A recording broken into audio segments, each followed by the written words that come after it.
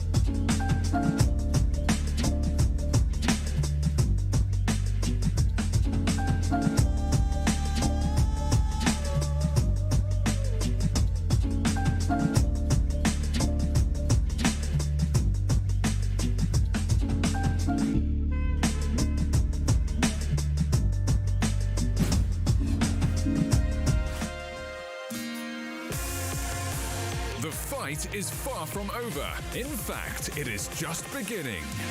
Welcome to the PUBG Continental Series 6 Europe Grand Finals. The 8 best teams from Europe West and Middle East and Africa have progressed from regional playoffs to the final stage. And now they come up against 8 of the best sides in the region.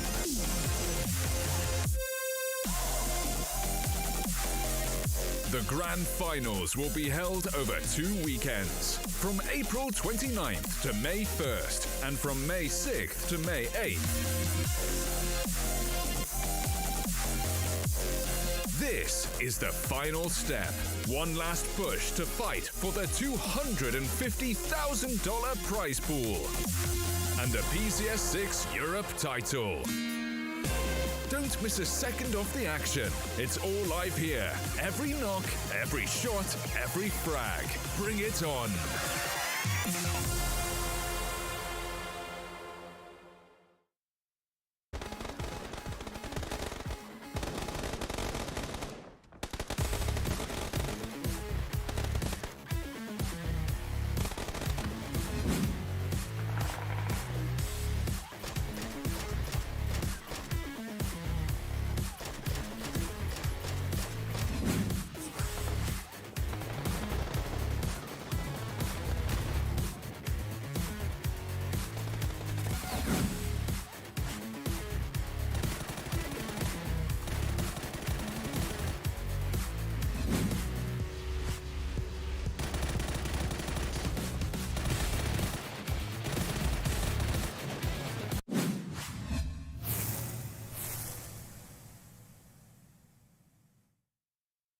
Third party, look at the nades prepped.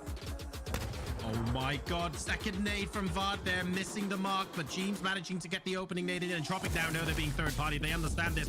Excellent pre-fire onto the door, gets Jeems and Vard as well. Nail up in with support, and this third party from Team Liquid is quickly turning into a disaster.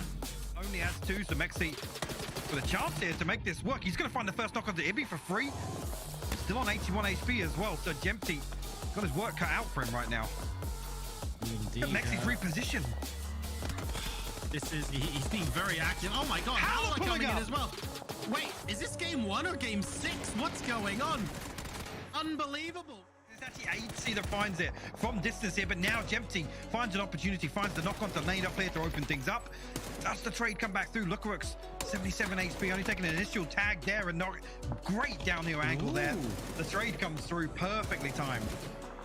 You know what? I didn't think Noik managed to close the distance that fast, managing to help his teammate as well, but unfortunately, 6 bullets in a dream. Wait, oh, we've got a Molotov too. there. This is insane. How is Jeems surviving in this bit? Okay, 300 damage from a grenade. There is no armor on Earth that'll stop that, but wow. How did Jeems do so much damage here? Ace is just going to have to give this up to the blue Joro. What the hell was that phase? So we're not going to see a back-to-back or anything like that. What a ridiculous grenade from Page. The triple bounce onto Tiksu there. That is most delightful stuff. And Heroic now are looking to tighten the screw.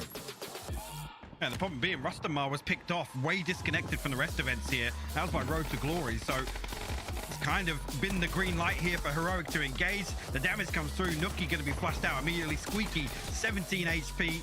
Nothing left to do there. ENCE eliminated. Off the circle. Code Marco has an angle onto T-Bone, but the car is in the way. His position will be given away now, and Smash finishes off SKADE. It's a 3v1. T-Bone goes down.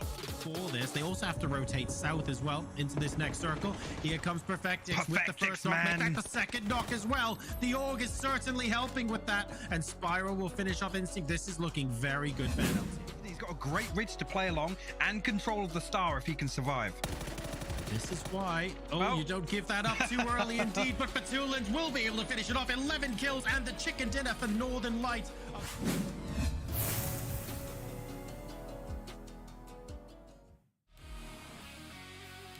Hello, ladies and gentlemen. It is the 6th and final day for PCS6 Europe, as we today will crown ourselves a champion, be it a new one or an old one here, as things play out in a turbulent tournament.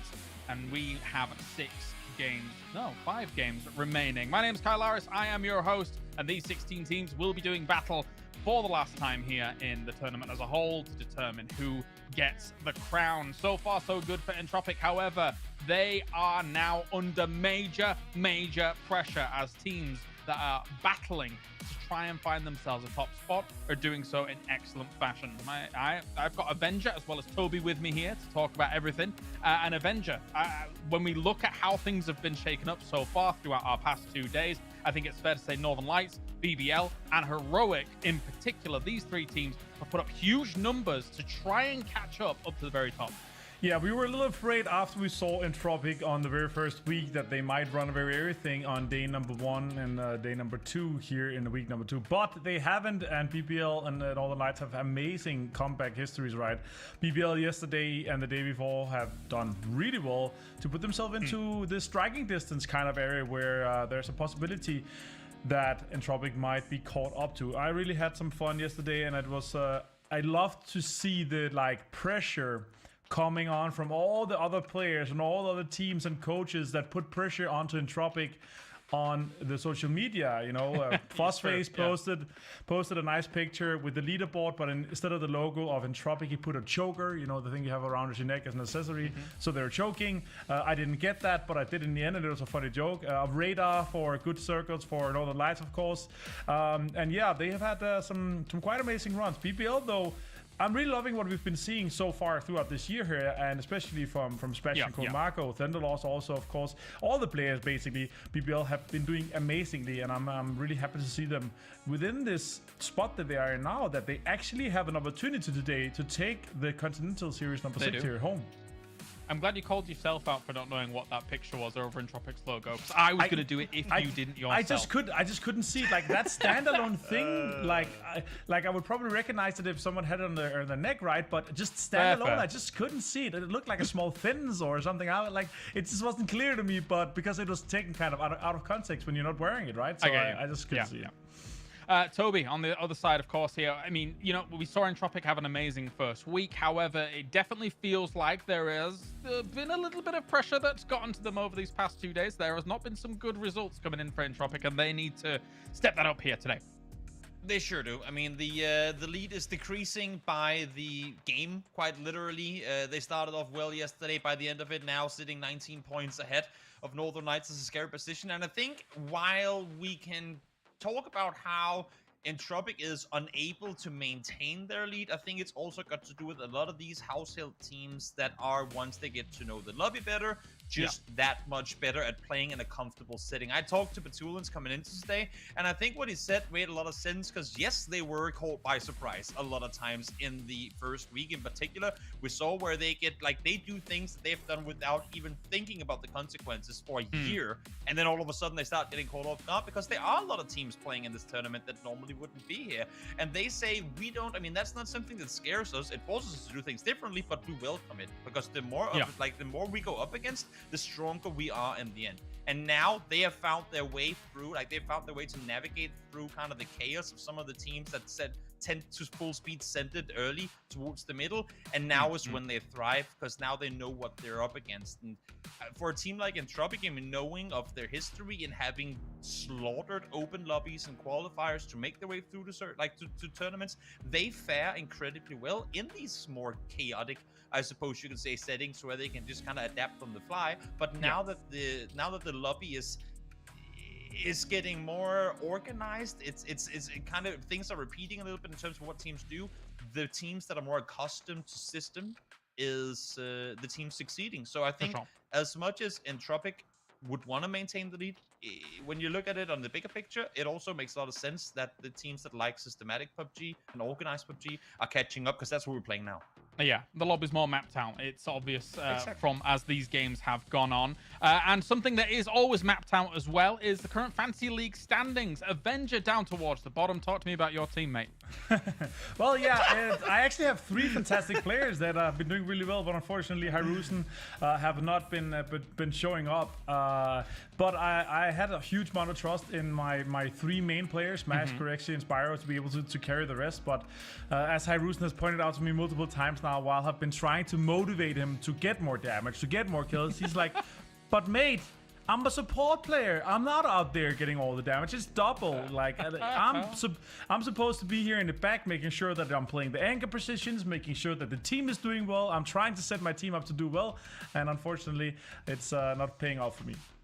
Toby, meanwhile, a little bit ahead of Martin, actually, but Martin closed the gap a tad. What are you thinking over here? I will say yesterday was scary double, actually, as a matter of fact, was one of my key players to stay in the race, and James as well. Been doing an incredibly good job at giving me a lot of points too. It's been scary though. It's been scary. In fact, it's clearly a Starlight player, but somehow manages to go down before the team wins the round, which of course is a minus in that regard. And then I think Varden team's double dipping. I'm still not against the fact that I picked that. I just think given that James and Vard tend to play their splits together, I should maybe have thought more in the lines of maybe take one from each side of the split. That way you kind of maximize the potential. And of course, bask in this man's glorious glory, Kalaris here in #1 when it comes to the talent. And, you know, I just picked the right players, guys. I don't know what to tell you. Oh, that's what it is. That's it. It's as easy as that, Avenger. I just picked the right players. Yeah, you were good. I mean, I love your team. It was clever to go, like, there's no denying that Mexi was a fantastic pick for 20k. Yeah. Spotting Ivers as well. You know, usually I was like, Ivers, is he gonna pop off? Is it gonna be Luca that's gonna pop off, or Naleb gonna be the only guy? But obviously Entropic had an insane performance, and you've been able to put yourself in a good spot. I will say though that we are pretty close to each other when all comes to all of us, except for maybe Kyleris is a little bit ahead. A cheeky tad ahead. You know, Frost thinks he can beat me, Toby, but I don't think so. I was 20 points ahead of Frost coming into yesterday. I need to, my guys, they need to shake things up today. I need them full on. I mean, Liquid is going out winning the whole thing today because they need to make me beat James. That's how it is. That's fair. That's fair. This is Tadam's roster. He is #1 currently. And again, we've had this conversation multiple times. But if you did not pick Nail Up, it's almost impossible for you to be at the top, right? Yeah, it's impossible, basically. Like, they have been able to do extremely well. Of course, sitting at the top. Yeah. Okay. So, let's reset everything though, because this is what is important coming into today, gentlemen. 5 games. Entropiq coming into this weekend here, Toby. They had a 50-point lead. That has whittled down. Northern Lights is looking to claim their championship once again. I think it's fair to say. It is, and it's terrifying, especially for Entropiq coming in, starting off today, I suppose, on Miramar. I mean, Northern Lights had 46 points in the final 3 games yesterday. Entropiq had 6. And we're starting off on a map now that Northern Lights got not back-to-back wins, but win and two of the 3 wins, I should say, on that map yesterday. If they start off with anywhere remotely near a decent game today, and Entropiq comes off like without the ferocity we've seen them be able to start this off within the last week, all of a sudden you already lost that lead. But maybe, honestly, I think maybe that's what it takes for Entropiq to then go back to playing how they normally do, because now we're back in the kind of in the big pack again. Now we can fight ahead instead of trying to keep everyone off our shoulders. Venger, just a few moments before we get into the game, what you want to see today, what you're looking for? I'm obviously looking to see if BBL can continue their performance in Northern Lights. Are they going to get ratted a little bit more? Is Batulin's going to get caught out in some of these positions that he's keen to play a lot? Or are they going to be able to step up and claim another championship? That's really what I got my light on. But I also saw Gustav that he posted a meme that he's going to bet as the PCS6 winner. So multiple teams here is vying in, and we have 4 potential teams that could take everything home here. I feel like it's a race for the top 4, and there's a huge amount of PGC points on the line. Northern Lights, FAZE, Clan, BBL, they're going to be challenging Entropiq at the top. Let's bring it to Hypoc and Jorasar for all the action. Thank you very much, gentlemen. A fantastic day. It's match number 26. 5 games remain in PCS6 Europe, and it's a 4-way race at the top. I'm Jorasar, joined by Hypoc, and I have to say, Hypoc, this big lead that Entropiq had after week number 1, it is far from certain here, and I cannot wait to see this resolved. I mean, it almost feels like a distant memory, right? The point where we were talking about, we can maybe fight for spots 2 to 7 or 2 to 8. Now I mean, the race is on. They've been unable to maintain. And that's the thing, is the drop off has been so steep, Jorasar. That's the crazy thing to really wrap my head around.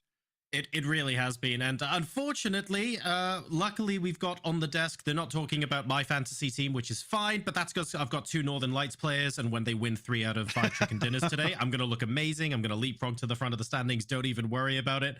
How are things going in fantasy land for you? Well, not good, because I didn't do one, because I haven't been on the desk, Jorasar. Oh, no! Not even unofficially? No. That's probably good. It means you can't lose. I'm well, currently in that position. There you go. I'm actually not going to lose out to Kalaris, and that's an accolade I will happily take up.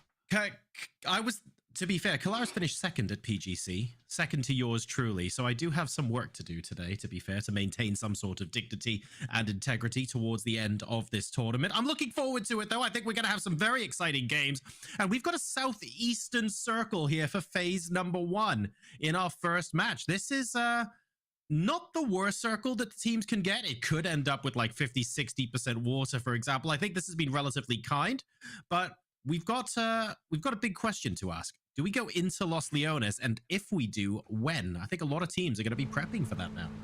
The last 2 days have taught me that we have very different ideas of what bad circles are, Joro, because again, we're in the part of the map that I hate the most on Miramar, and it's due to all that terrain down to the south side. We actually had the benefit of seeing the game yesterday with BBO ended up closing out. From the compound, it was obviously FAZE, Heroic, a couple of other 4-strong teams initially coming through to the end game, but it's just so tough to get there. And I mean, I actually remember talking about, FAZE and BBL's ability to position early, get towards a compound, some sort of safety, and just how apparent it is that is such a huge advantage, because these vehicles are out of the question. Come like circle 4, there's no more rotating in vehicles. It's these slight repositions, maybe a car fort here and there. But this is another one that's set up. I mean, it's almost at this point, now that we've seen a previous example yesterday, should we mix in a little city ending? I'm down for it today, honestly. Yeah, I look forward to it. It obviously ends up being chaos. You end up with 8 or 10 teams alive at something like the 28-minute mark. Let's take a look at one of the teams competing here today. HOWL, they've had their moments in this tournament. We've seen them come across with the chicken dinner, but they haven't really been able to string those performances together. When they can string those performances together, or when they are on point, they can be a very dangerous team to reckon with. It's just that from game to game, you never know which version's going to show up. And while it makes them inconsistent, it still makes them dangerous. I mean, HOWL, again, this is a team that I sort of have started putting in the pack of, similar to Futbolist, right? There's this tendency to want to scrap out and fight for positions pretty early on. I mean, talk about the observatory game yesterday on Erangel was a perfect example of that. That was fun. Where they are willing to kind of take these risks. It's just not really been reflected in terms of success and the overall leaderboard. That's the problem for me. I mean, they sit in 11th place, but we've seen them go toe to toe with some of the top teams, right? Come out on top in a few of them. I think the problem is PUBG is a game of consistency. You've got the really nice flashy wins, right? And you know, don't get me wrong, those are wonderful to see, and it's really, really good and uplifting for the players as well. But if you can't follow up a flashy win with another game where you at least get a respectable number of points and you're yo-yoing up and down over the course of the tournament, it's not going to bode you well. And if you ever need an example of why that's the case, take a look at Entropiq. They've had some poor games. They're still top of the leaderboard. People are catching them, but we can't write them off because of how ridiculous the lead was they had to begin with. So that's what consistency buys you, and that's what I'm hoping to start seeing out of HOWL as well. And that's the thing with Entropiq, I don't think it's really come down. There hasn't been a huge adaptation in terms of playstyle. They've kind of just stuck to the plan, and it's really yes, it's a shame because again in PUBG, I think there's always going to be that element across a longer series of games where teams there is that targeting element, right? If a team is running away with things, you see them in the kill feed. There's always going to be somebody that wants to intervene, right? But Entropiq haven't really made too many switch ups here. This is a third time actually BBL in rotation and getting pressured here. And wow.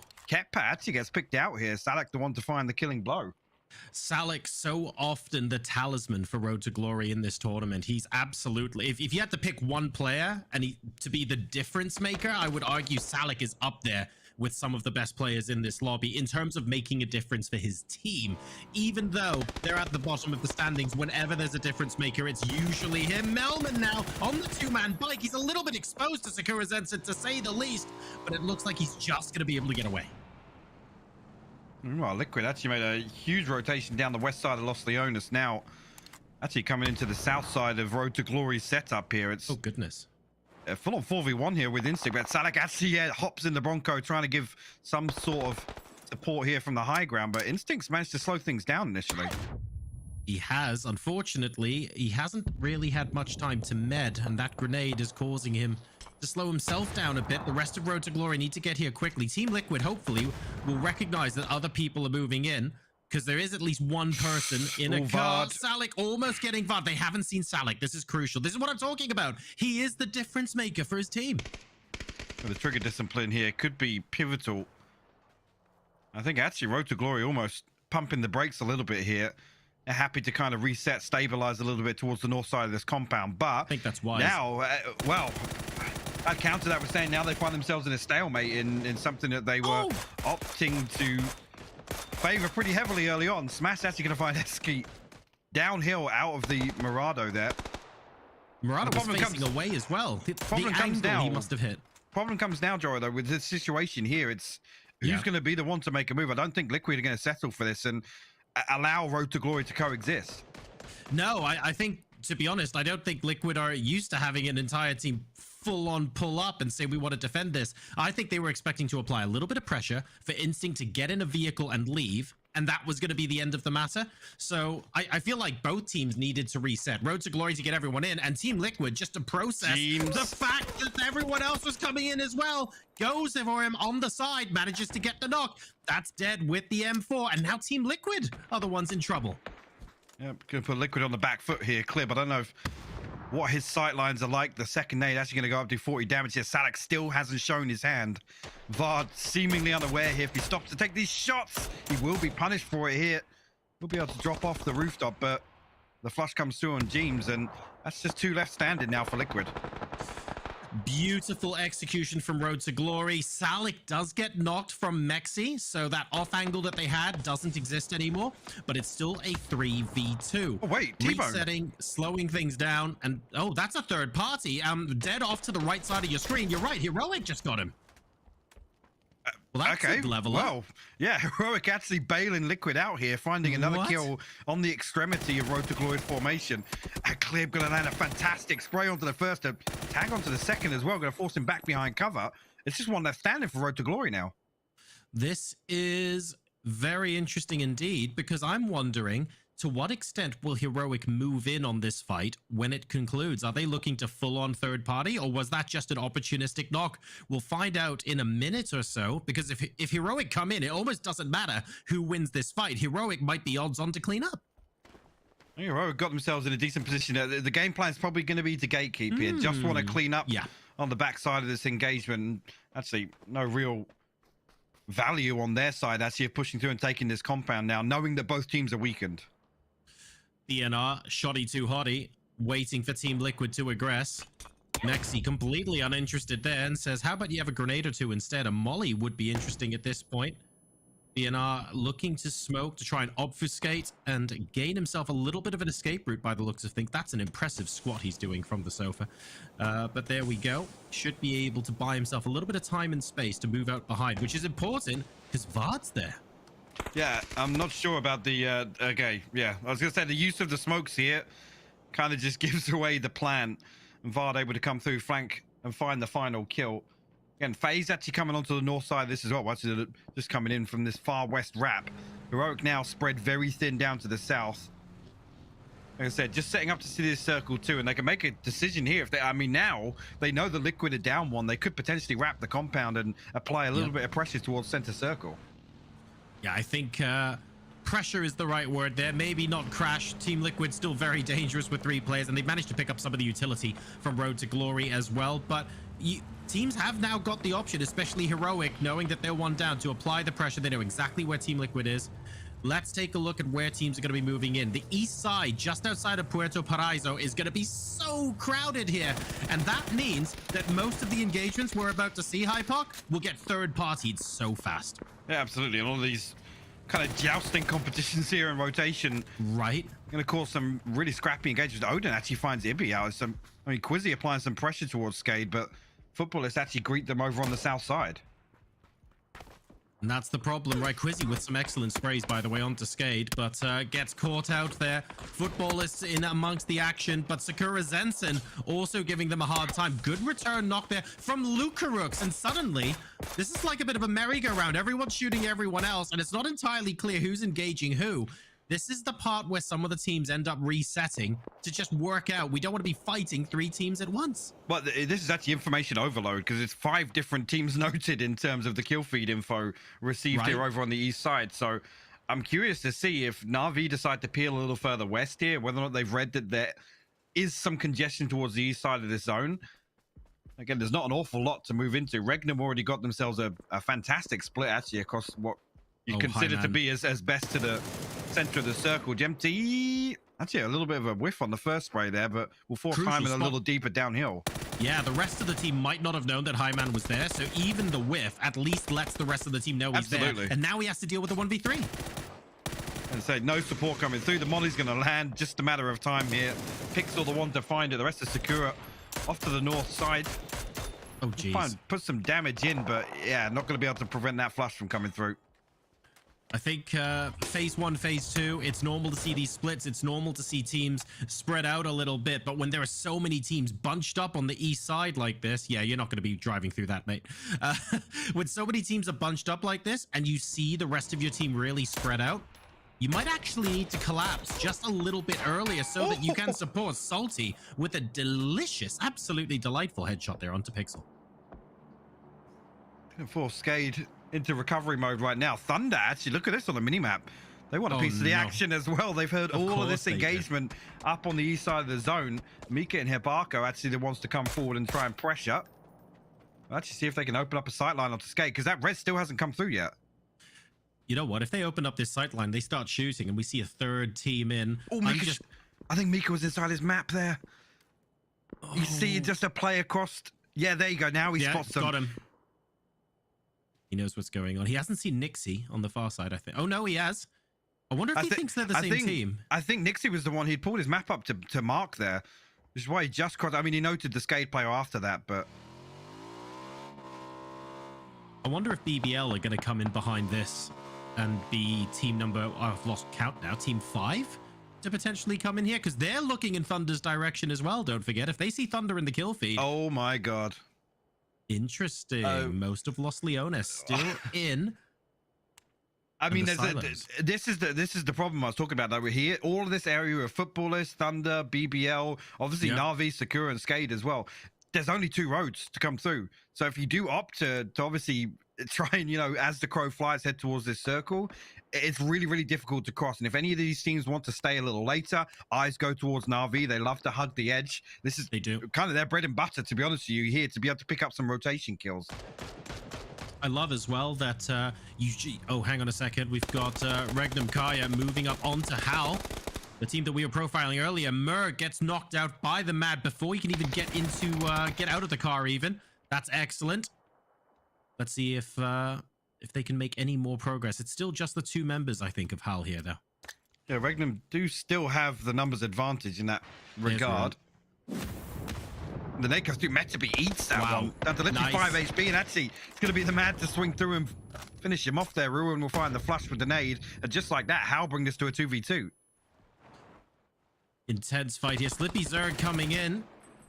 Is that him leaving or him coming? I can't tell because the engine was off. Okay, they're now going to be retreating by the looks of things. Apocalypse, though, in such an awkward position. Can Ruin spot him? Yes, he knows he's there. Very nice. Nice spray there. Apocalypse will fall. Actually, the response comes through. It's Smash from distance here, trying to third party from the compound just a little further to the east side. Then we just see it in the kill feed there. Sakura and SKADE getting into it deep in the blue zone here. Navi now set up with this camp on towards the crossroad. Whether or not they're going to be able to pick up these 2 members of Sakura coming through. Actually, yeah, we hop onto it just the right time. Quizzy finds a little bit of damage, but example, unable to convert. This is the sort of scenario I was talking about here, but actually Sakura able to slip the net initially. Odin the one to greet them on the other side. They will find both of the kills eventually. Ouch. Sakura Zensen then eliminated, going through Navi, and then Futbolist proved to be a little bit too much for them. This is the, if you like, the left road of the 2 that you were talking about earlier. BBL going through there, but we've got REGNUM and we had HOWL there. Fortunately, they've had their fight and they've depleted themselves in terms of number. I have a feeling that if they were 2 full-size squads either side of that road, BBL would be in a major pickle right now. But because they're not, BBL have access to this long building. They're not quite sent out, but they're in the next zone and they're fine. I mean, it's as good as, really, with how much the high ground kind of eliminates from what you'd argue is kind of priority area of this circle. I'm actually surprised nobody's kind of backfilled into this. Liquid should have had decent information on this. I guess just a little bit of preference to sit down on the south side of the road. Maybe anticipating this next shift to pull a little bit further towards the west. Maybe. Well, yeah. Yeah, just a little bit towards the west. Yoink, there we go. So, shift central here. At least we've got Los Leones out, so we know it's not going to be a full-on urban finish. So that much is already known. Fex within the warehouse compounds there, as example, takes a shot at Lyron, who's doing some beautiful ballet moves in midair. Will be able to survive to fight another day. Fex have got a 2-2 split, and they've got the warehouse compound just to the west of center. Entropiq have got the other one that you can see here. Now, this is good, but it's also a massive area to defend. If there's more than 1 team pushing in, it's easy to start losing track of where the enemy is.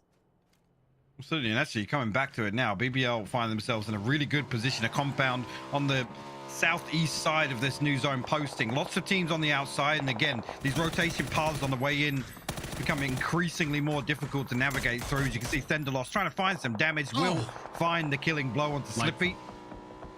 Jempty now on the send, going to try and actually shadow HOWL in rotation, but he's the one that gets, well, the focus at least from here. Oh, can he pull up? He's actually trying to avoid it desperately, but Ruin going to find it. That was some interesting stunt driving. First had to navigate their way through the ghost car and then died in midair. So HOWL there, able to continue surviving. They had that fight earlier, remember? Navi, oh my god, a couple more pirouette. That's fine, don't worry. The car's built to withstand this sort of thing. Right, On the other hand, I'm not sure about this at all, but they're trying to actually mount a push onto the compound here on the back of the knock onto Code Marco. Thendelos takes a ton of damage there from a tag. I think way downtown. Was that from Liquid? not sure. I think it might have been from Clip, maybe. Hopefully he can get healed up and rejoin the fight. Navi applying an awful lot of pressure here now.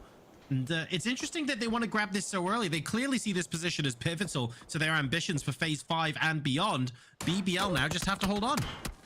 Yeah, it's actually, yeah, Clip, you're absolutely right to find an angle from the southwest here. Finds that one. Melman actually didn't want to flush it out. BBL down to 2 now. Just Code Marco and Smash left to try and recover it. Smash has been performing so well for BBL. Code Marco has as well, to be fair. They can still hold this, but Navi just sweeping through, trying to eliminate building after building to focus on where they are. Smash, I don't think has been seen. So the element of surprise there, him getting a critical first knock, ideally first 2 knocks, is going to be so important to BBL. I mean, it being a 2v4, you're right. I think he has to do at least a 3 knock disengage or find 2 for Code Marco to come through. This is tricky because Code Marco doesn't have good line of sight up to the top side here. And yeah, actually, the reposition fantastic from Smash here, but Quizzy still comes out on top. That was so good. I thought Smash had that in the bag, but now it's Code Marco as a solo, as we have an, oh my god, someone's playing tug of war with the circle today. We've gone to the T-junction, ladies and gentlemen, for the next phase of the game. And maybe Navi knew something we didn't, because they are absolutely right to grab this position. They now have about a quarter of the circle to themselves, with 12 teams still alive. Oh, Liquid coming out into the open terrain here, Joro. Lyran trying to find some damage, but no knock comes through just yet. And Odin and Lyran's position will be revealed, and the response actually from Mexi, 97 damage there with those 2 tags. There's so much butt clenching going on in this circle, I can't even begin to describe it right now, and all we're doing is observing. ENCE, vehicle's about to blow up, nearly knocked Tiksu actually with the car, but they managed to get into this dip. Not ideal, but they are almost dead center. I mean, look, one good nade. I'm so scared for ENCE right now. I mean, this is so similar to what we see ENCE do time and time again. They did it yesterday on the Sosnovka circle down on Erangel, where they just want to dive through, find somewhere that they can really dig their heels in, try and make use of the numbers in the late game, even though they're down to 3 this time around. But Evas is in utility range. He could post something into that dip. And I feel like posting 2 grenades should do the job there if you're not careful. Meanwhile, Thunder and FaZe Clan fighting on the southwest side of the circle. Thunder are the ones closest to being in. FaZe Clan do not have to cross this road. That's important to note. And we've got Heroic behind them as well. So FaZe are, if they want to cross the road, it's mainly because they don't want Heroic sandwiching them. They can stay where they are. We'll have to wait and see. But it's actually doing a ton of damage there, Odin, the last man standing. Trying to mount some kind of defense here against the 3 strong Liquid. And forces 2 first aid kits out. But again, only 1 smoke left now to deal with. Liquid would have to fumble here to give this one away. He's often been the difference maker for his team. And now Odin comes straight out. Mexi anticipates that move. Man. He was waiting, wasn't he? He was like, I know what he's going to do in 10 minutes. He knows, 10 seconds even. He knew. That was lovely. And meanwhile, actually, Heroic seemed to have found a knock onto Gustav here. Some decent follow-up damage with the nade as well. Going to allow Heroic to set up just outside this warehouse. But the push up top is going to be very difficult for them, Jaro. Yeah, they can't go towards the... Or if they go towards the road, Thunder have eyes on them. So they have to go towards the rear. Oh, Code Marco. That's, well, I think that's Sauna a little bit too hot for BBL Esports, unfortunately. They don't quite make it into the top 10. Navi again being so proactive, man. They don't want to even leave him kind of lingering as a threat once this next circle posts. Northern Lights up top. That's about Heroic either go through the vision of Thunder or Northern Lights here if they want to get to FaZe. This is rough, and they have to move as well. So suddenly, instead of sandwiching FaZe, they find themselves in an awkward position. They could technically take the warehouse. They've got the numbers advantage on FaZe, but they have to do that via going through Northern Lights, and that is, I'm afraid, a step too far for where they are right now. Well, FaZe actually recovered back to three standing here. Utility coming through from Entropiq, not able to find the flush just yet though. And Heroic desperately trying to navigate their way through, but it's Northern Lights from the north side now. They're going to be a complete spanner in the works here for both Heroic and FaZe. What do you think of this? Do you think, like, because take a look at that terrain. Northern Lights are having to cross some seriously barren terrain and hoping that both FaZe and Heroic don't have sights on them. Is there potential for this to be a bit of an over and extend, maybe? No, I think they've timed this perfectly. With Heroic tied up here and FaZe obviously conceding a knock, I think Northern Lights they've got their finger on the pulse in that regard. Okay. I think they should be able to wants to ultimately gatekeep this. Once the circle starts forcing players a bit further east into this warehouse, Heroic are going to have to engage FaZe. And remember, into circle from Northern Lights here is literally a giant field. So yes, they can gatekeep, but I'm not sure they want to gatekeep from, I don't know. They don't want to gatekeep from the middle of a field. I think they want to deplete the numbers here and be the sole survivors of this fight for the West. And that's their preferred way of getting in. But right now, Heroic and FaZe, they're pretty chill, and Northern Lights are starting to run out of time. Ultimately here, Spyro is tucked into play spoiler here, is almost Northern Lights giving him up to the slaughter. I mean, Lou, Batulins, and Perfectix still in a decent position. They have a better timing on the zone as well. So this fight between Heroic and FaZe has to come now. The longer they wait, the worse it gets. And Thunder are licking their chops, because Thunder can be on the other side of the road and just wait. Spyro tries to force the initiative. Excellent follow-up nade to get T-Bone. One more coming up, and you can't have a full disengage here because you have actually got FaZe Clan on the other side as well.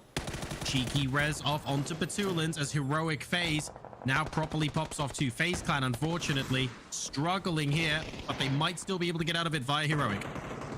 And actually Thunder trying to come over the top as well. Trying to make use of this timing. Perfectix in the back.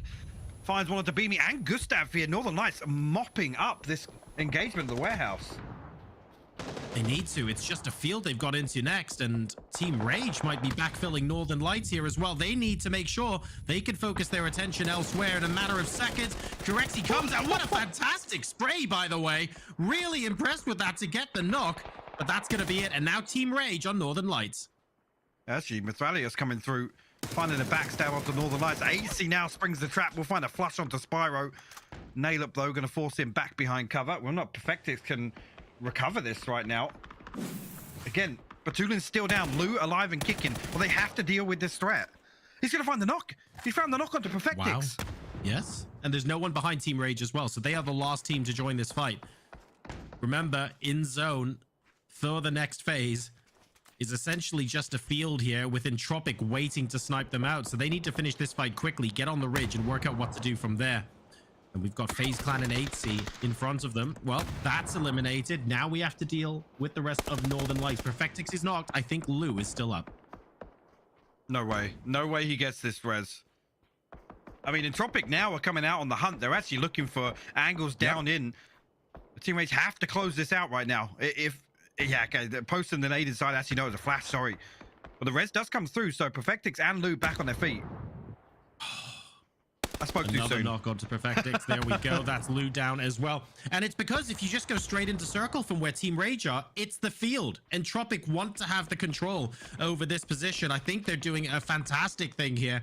Team Rage managed to get a whole bunch of kills precisely because they were the last team into the engagement, but that only lasted until Nailup got involved. And now actually the rest of the reinforcements coming. Entropiq want to make use of this time before Team Rage can get set up. Nailop takes a ton of damage here, but actually Schofield going to be the first to fall here. Mithralius just tucked behind, going to be able to get this first aid kit off, but the utility should be following up into these smokes. You can see actually going to force him out into the open. ENCE coming out. ENCE coming out of the dip. Yeah.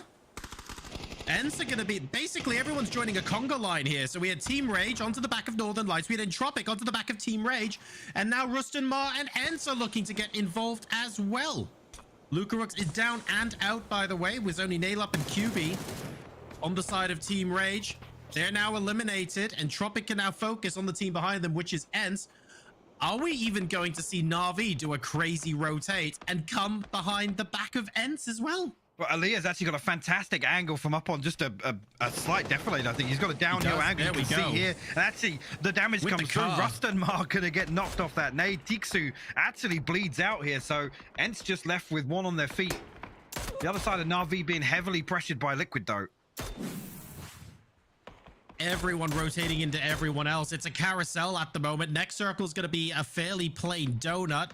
So ENCE are in, but it's not about who's in at this point. Everyone on edge is sniping everybody else. The tempo of the game would have to slow down dramatically for ENCE to consolidate an advantage here. Entropiq and Navi within nading range. They are able to snipe. And ENCE need to hope they keep fighting. QB just trying to thread the needle here, but can't find that last float. Actually, Clib will open up onto Quizzy initially. Mailman gets picked out by Squeaky as well. Aaliyah's just got to send it here. I think he's going to try and pressure towards Squeaky. Yeah, he finds him. And that is Alia out and Navi out, giving us our final 4 teams. We have Team Liquid with 3 players left alive. Entropiq as well. ENCE now down to a solo. And HOWL in that bowl, still alive with 2. I mean, finally, things will slow down a little bit here. Now, Liquid, I got to say, in the driving seat for this one. They're going to try and wrap around on the west side here. Entropiq 3 strong, 1 left from ENCE, and 2 remaining from HOWL.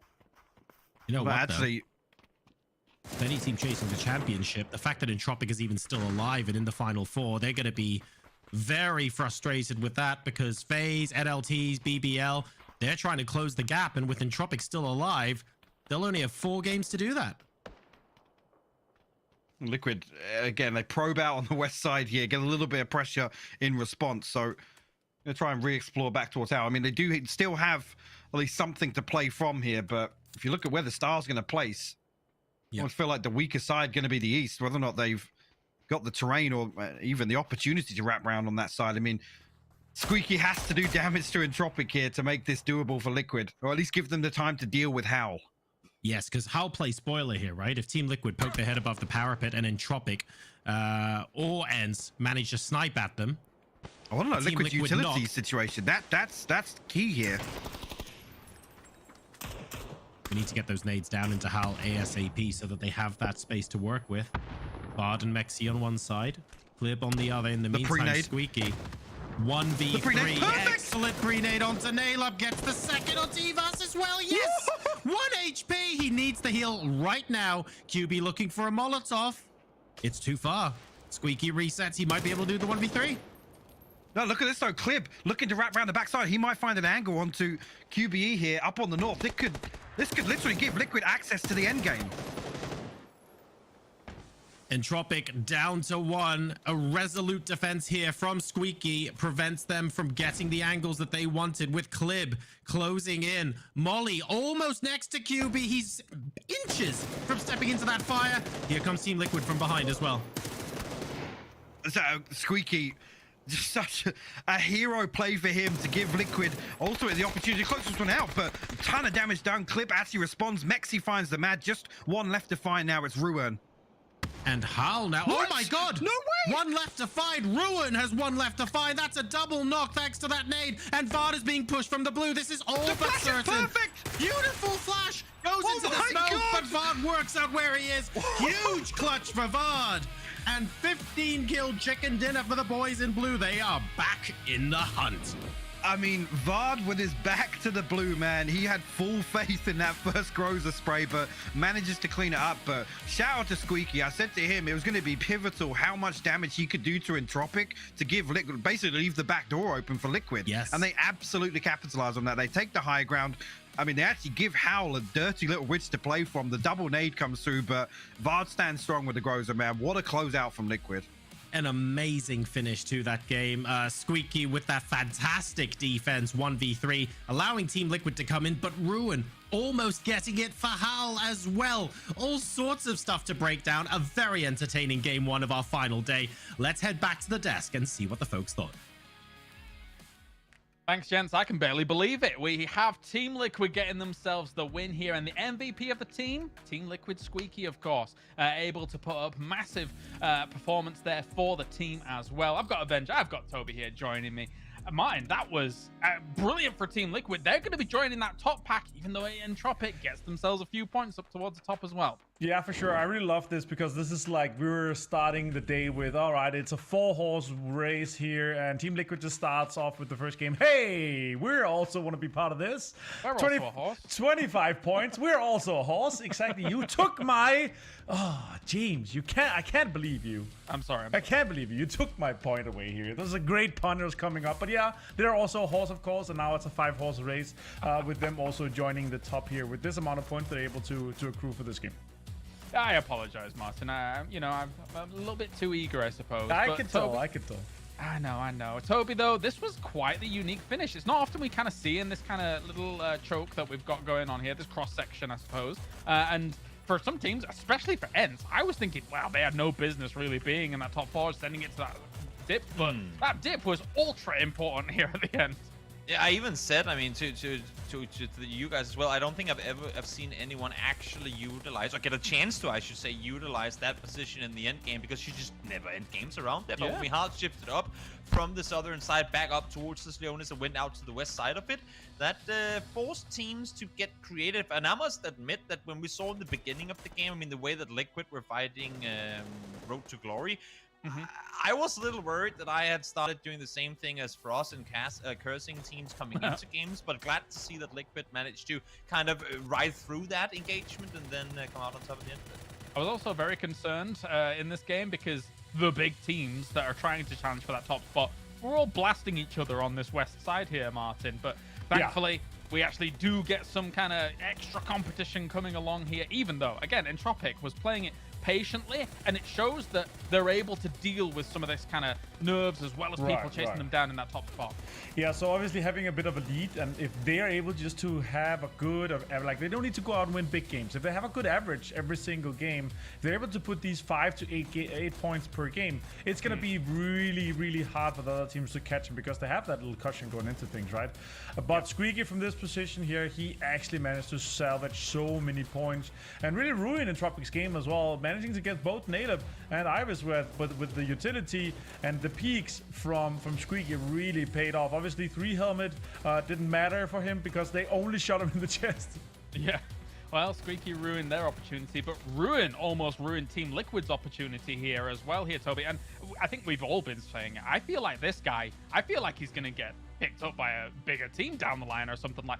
Ruin is making a name for himself, I feel, in this tournament. What do you think? It's safe to say that every time we've seen every time we see HOWL in a position where they either backstab, like in other ways ambush, or just mess with the strategies of other teams, Ruin oftentimes has a lot to say in those fights, and it showed here as well, almost 1v3 in Liquid in the end.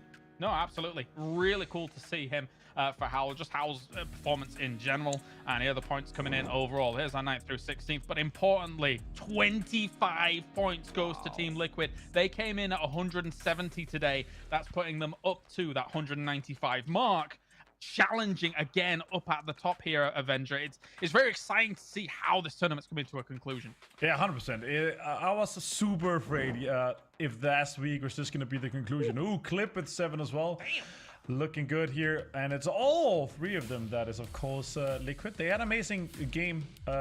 James actually didn't get any single kill, unfortunately. He died out early, and I heard a bit of... I could hear the screeches throughout the airy distance of the ether. All the people that picked James be sad for this, because obviously the 5 points from the win, but also the potential kills he would have gotten from this one. But yeah, for sure, sad for Heroic that they're able to start. They kind of caught out a little bit. FaZe Clan as well. BBL managed to get 4 points, I believe. So they're going to have a 4-point cushion down to Liquid in going to the next few games. But yeah, the 11 points for Entropic is big though, guys. This is a potential good cushion for them here. Like if they're able to get those 5 to 10 points every single game, it's going to be extremely difficult for NLT, FaZe Clan, or BBL, or even Liquid to catch them. Oh, definitely so. Clib putting up absolute numbers in this game here. Insane. Yeah, just a great performance from him. And it feels like every time you draw, the Team Liquid draws the attention here, Toby. I mean, yeah, they've got great players, and Vard is a brilliant addition, but Clib is that stalwart strength that this team always has. Always love to see a good Dane go out and play some good PUBG. It's safe to say. And I think, to be honest with you, I mean, for Liquid, they needed to start off like that, because while the race for anyone to catch up to Entropic was tough coming into today, Liquid starting off the day in 5th, they were, I mean, according to Martin's words, we have 4 teams that could potentially go out and win today. I think Liquid, in order to even vie for that top 5 then, would require a first game like this, just hoping to see that they can kind of thrive off of it. Yeah, no, definitely. And once again, I apologize to Martin for stealing his thunder with the silly horse talk about all of this going on. Now a 5-horse race, Martin. You got to be happy with that. You got to be happy.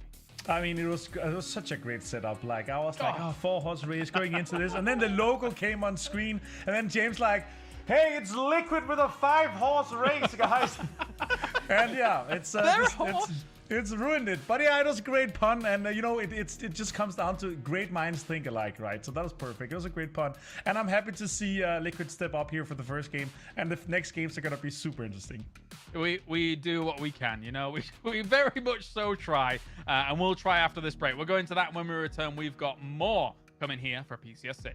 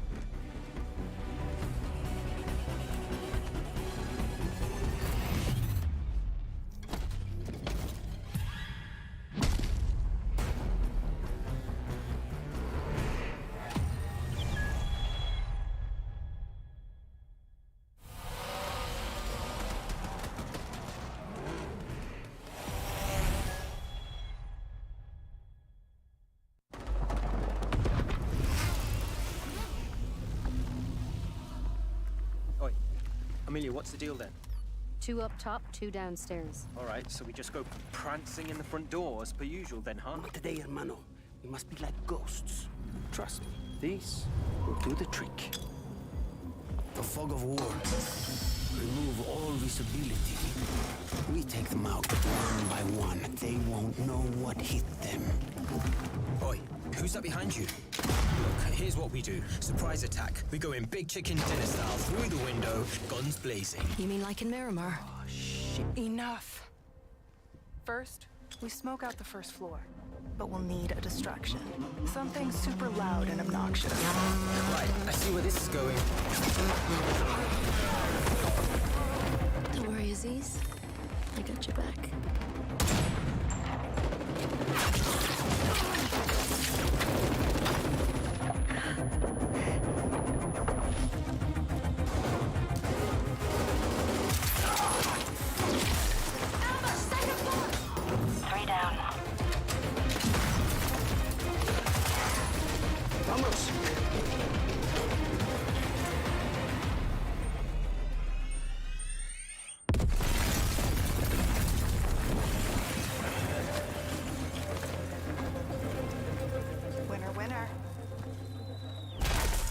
So, where to next?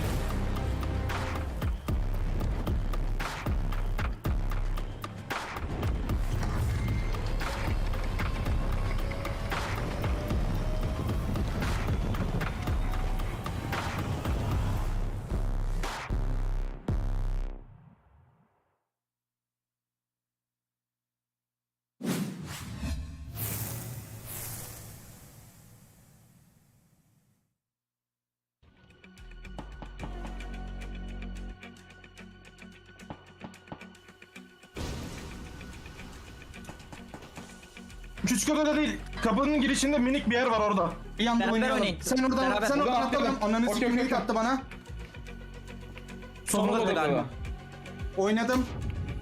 Gel. Flash atın, yok mu bir şey? Var. He's in the room. He need it. Flash. I'm blocking the doors. Giremiyorum. Yerde yatıyordu. Adam var solda. Gir. Gitti. Köşede. Oğlum niye girmedin? All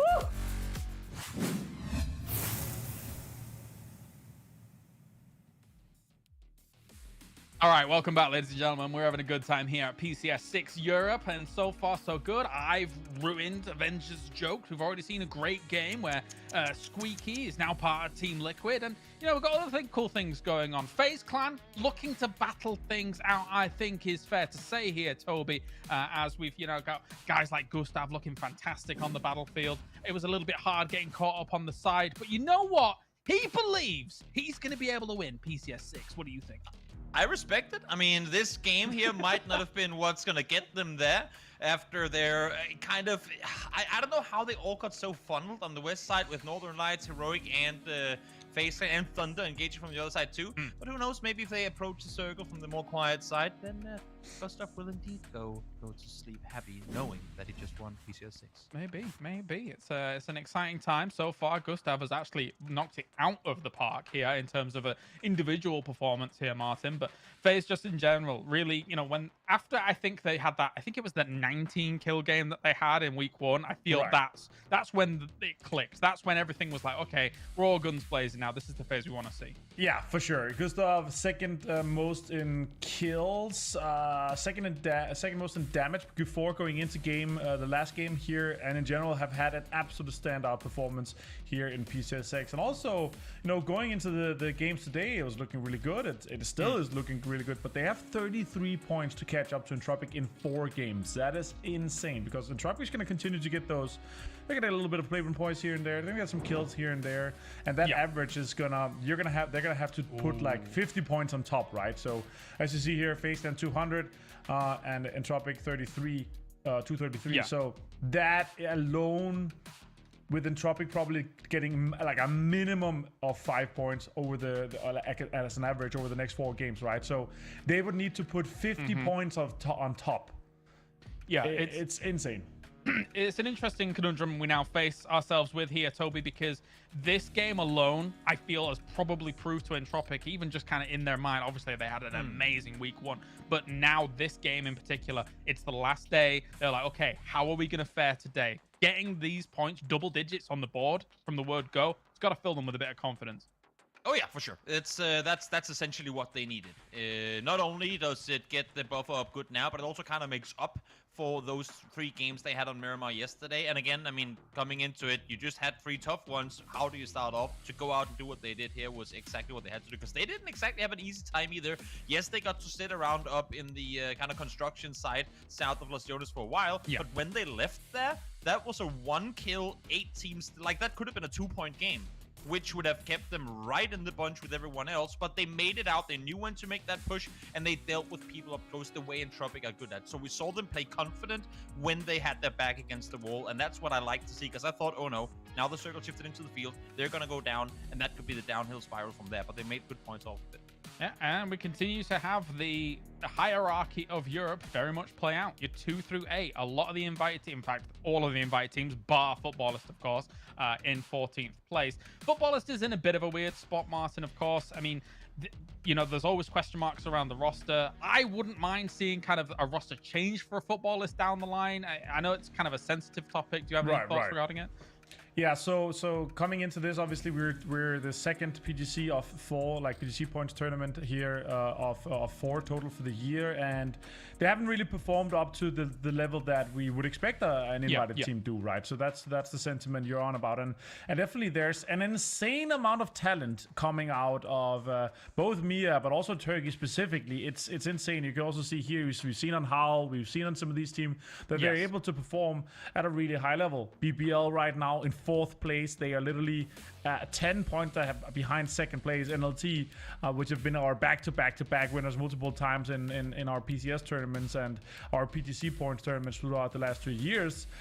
So it's insane to see, obviously, that BBL is up there, but I would definitely agree to the sentiment there that there's really good talent available, and what we've seen from Futbolist so far right now after G-Loot here, and what we've seen after the 5 days and this one game here, I would definitely love to see them in the top 10 here for being an invite team. Toby, you look like you were in thought. Do you have anything to add, or? No, just, I mean, they'll just be banging the same drum as you guys have. I think Futbolist is in a situation where there is a lot of talent coming out of the region, and I think, honestly, it's safe to say now that there's also going to be a little downtime before the next PCS event after PCS6 is over. There's going to be, I would assume at least, discussions had. No, I think it's fair to say. Obviously, we've got to look at the very top, but also looking at how things are going elsewhere in the tournament as it does stand. A lot of teams to talk about, a lot of opportunities to talk about them as always. And you guys can share your thoughts over on Twitter as well with the hashtag PCS6. We'd love to kind of check out what you guys are talking about as well. Going into this game, Martin, what are you looking out for once again? Is it Entropic doing well, or are we hoping for some shenaniganry? At this point, we always have our eyes on Entropic, right? We're looking for it, but now that it's a 5-horse race, obviously looking out for these teams, but also to see how it kind of rustles up in the kind of 5th to 8th place, because there's still a huge amount of points, both prize pool, but also PGC points difference from 8th place and all the way up to 5th. It's a massive difference, and this is literally what could cut you off from going to PTC or not. All we need is for ENCE to change from the Cthulhu logo to another horse, and we'd have 6 horses, but it's probably not going to happen. Let's go over to Hypoc and Jorasar here for the second game of the day. Thank you very much, James. We are back off to the races with match 27 here. It's going to be a 12 to 6 o'clock plane path, almost perfectly bisecting Miramar. And the teams not going to be complaining too much about where they're going to be dropping here. Nice and fair, but I'm looking forward to another electric finish. Hypoc, they asked for thoughts. We need to have thoughts now. Oh, I have so many thoughts. Excellent. There isn't enough time on the broadcast to share all of them. Unfortunately, have the thoughts one on top of the other. You're layering those thoughts. The biggest thought to echo the desk though is now actually if Liquid can really propel themselves off that, because again, there's a few teams up there in that previous game that haven't put up enough to kind of double down on the performances we saw yesterday and obviously on the previous days as well. But Entropic again, man, I feel like that's another game that slipped through their fingers. It was one that they were forced to play a little passively with that position down to the south side of Los Leones.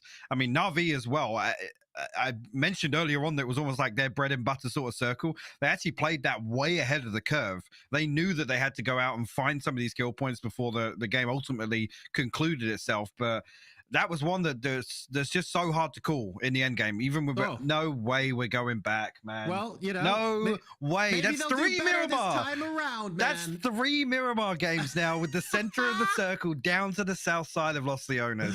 Oh my goodness. Maybe they will do better this time around. We'll have to wait and see. But you're right though, because Navi, was it phase 3 or phase 4 when they deliberately went into BBL? Like, anticipating that was the position to take. The thing is as well, I mean, they're obviously anticipating some congestion towards Los Leones. Some teams obviously just ratting out if they've taken early casualties. It's almost like a very safe spot to hit Los Leones early and then only come out once the circle forced it, right? But Navi had the high ground up towards the campsite, which is a really strong position. They can put so much pressure into the circle, and I think initially that knock comes through on Thunderlost, and they feel as if the crash is the right option. I mean, they reap the rewards of that massively, because the BBL, the remaining 2 aren't able to get through and hold the same building. We talked about obviously the line of sight issues where Navi are able to isolate a 4v1 basically. But it just seemed so offbeat for what we'd expect Navi to do. And I think they were so conscious of missing out on the kill points to kind of buffer out, you know, that game where they are going to maybe pick up a few. So it's interesting to see, because I remember casting with Toby last weekend. We were talking about Navi making slight adjustments to their game plan. That previous game, actually, I think was another really good example. We'll find out if it ends up paying off for them. They obviously want to get a big points haul in this game. Time is running out to build that momentum.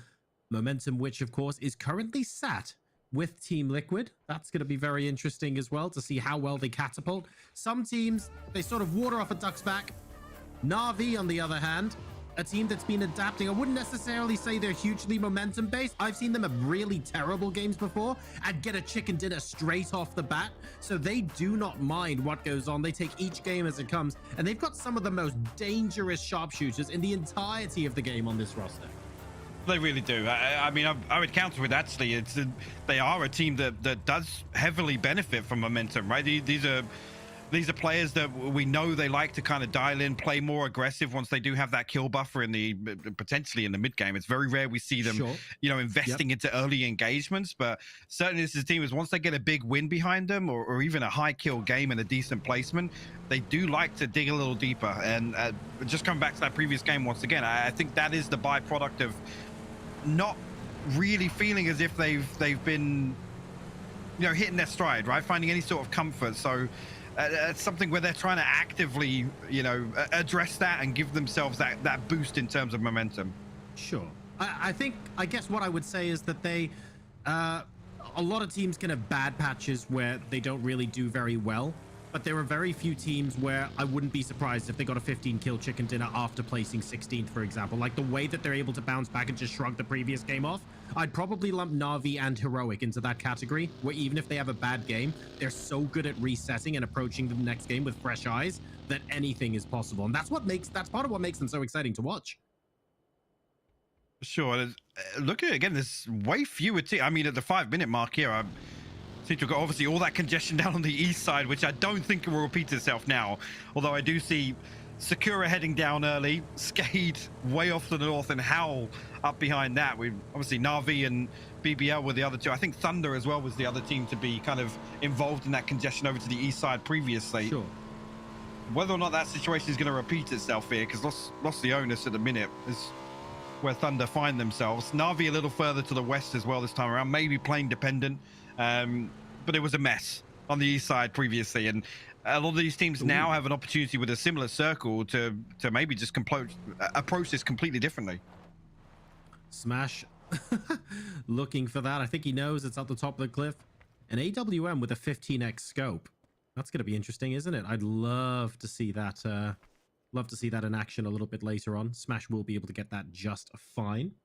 And yeah, not that many teams compared to last game rushing into circle. It's almost like the teams have collectively said, you know what, Hypoc, we're done with these circles. We're gonna go in late. We're eating some blue. We're coming in via the north side later, or we're gonna do a big wrap round west.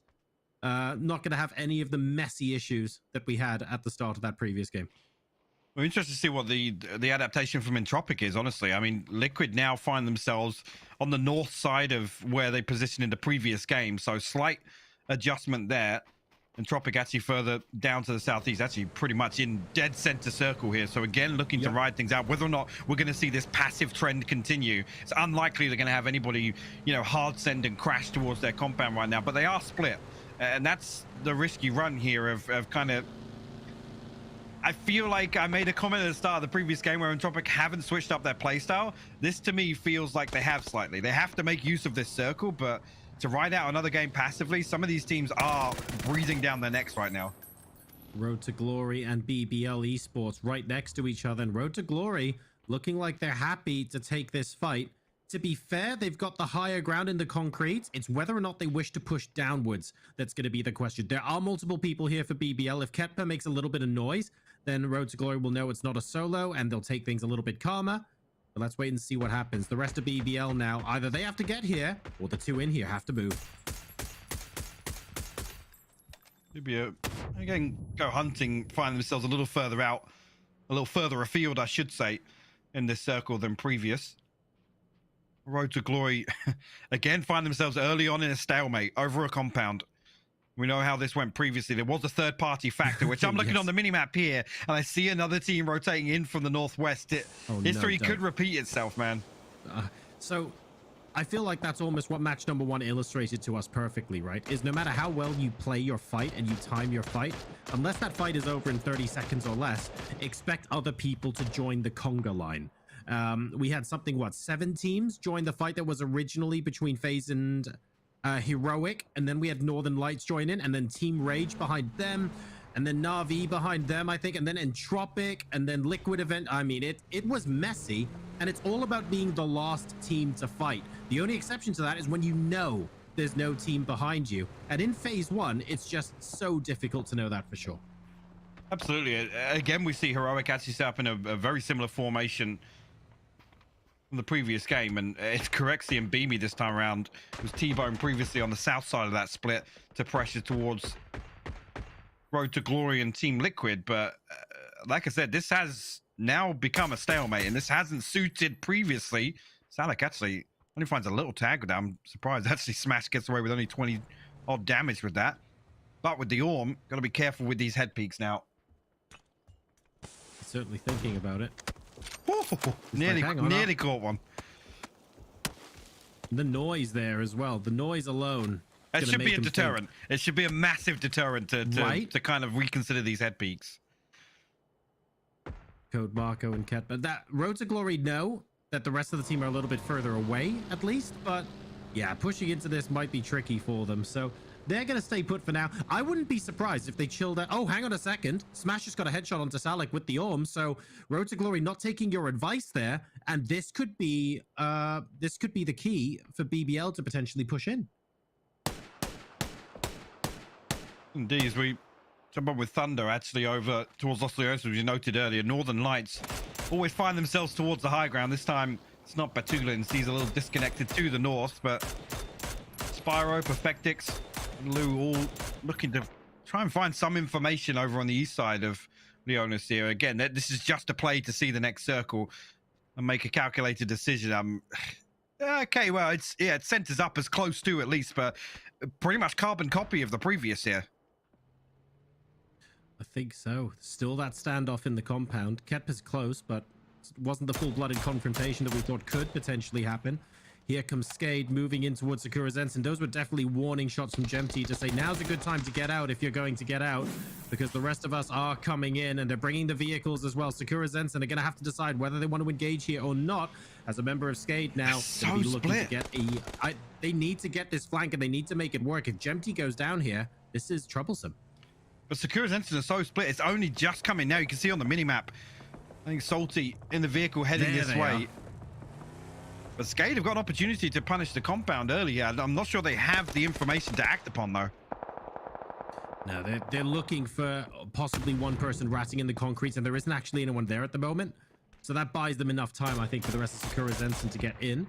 Code Marco getting headshot there by instinct, but able to go to the other side of the roof and heal up. BBL now all there. Well, this is what we were waiting for. Yep. 15x Orm. Thank you very much. Insta-bank. Just a matter of time, man. Just a matter of time. Satisfying as well. I think that's the first 15x kill we've seen all tournament. They don't come around too often.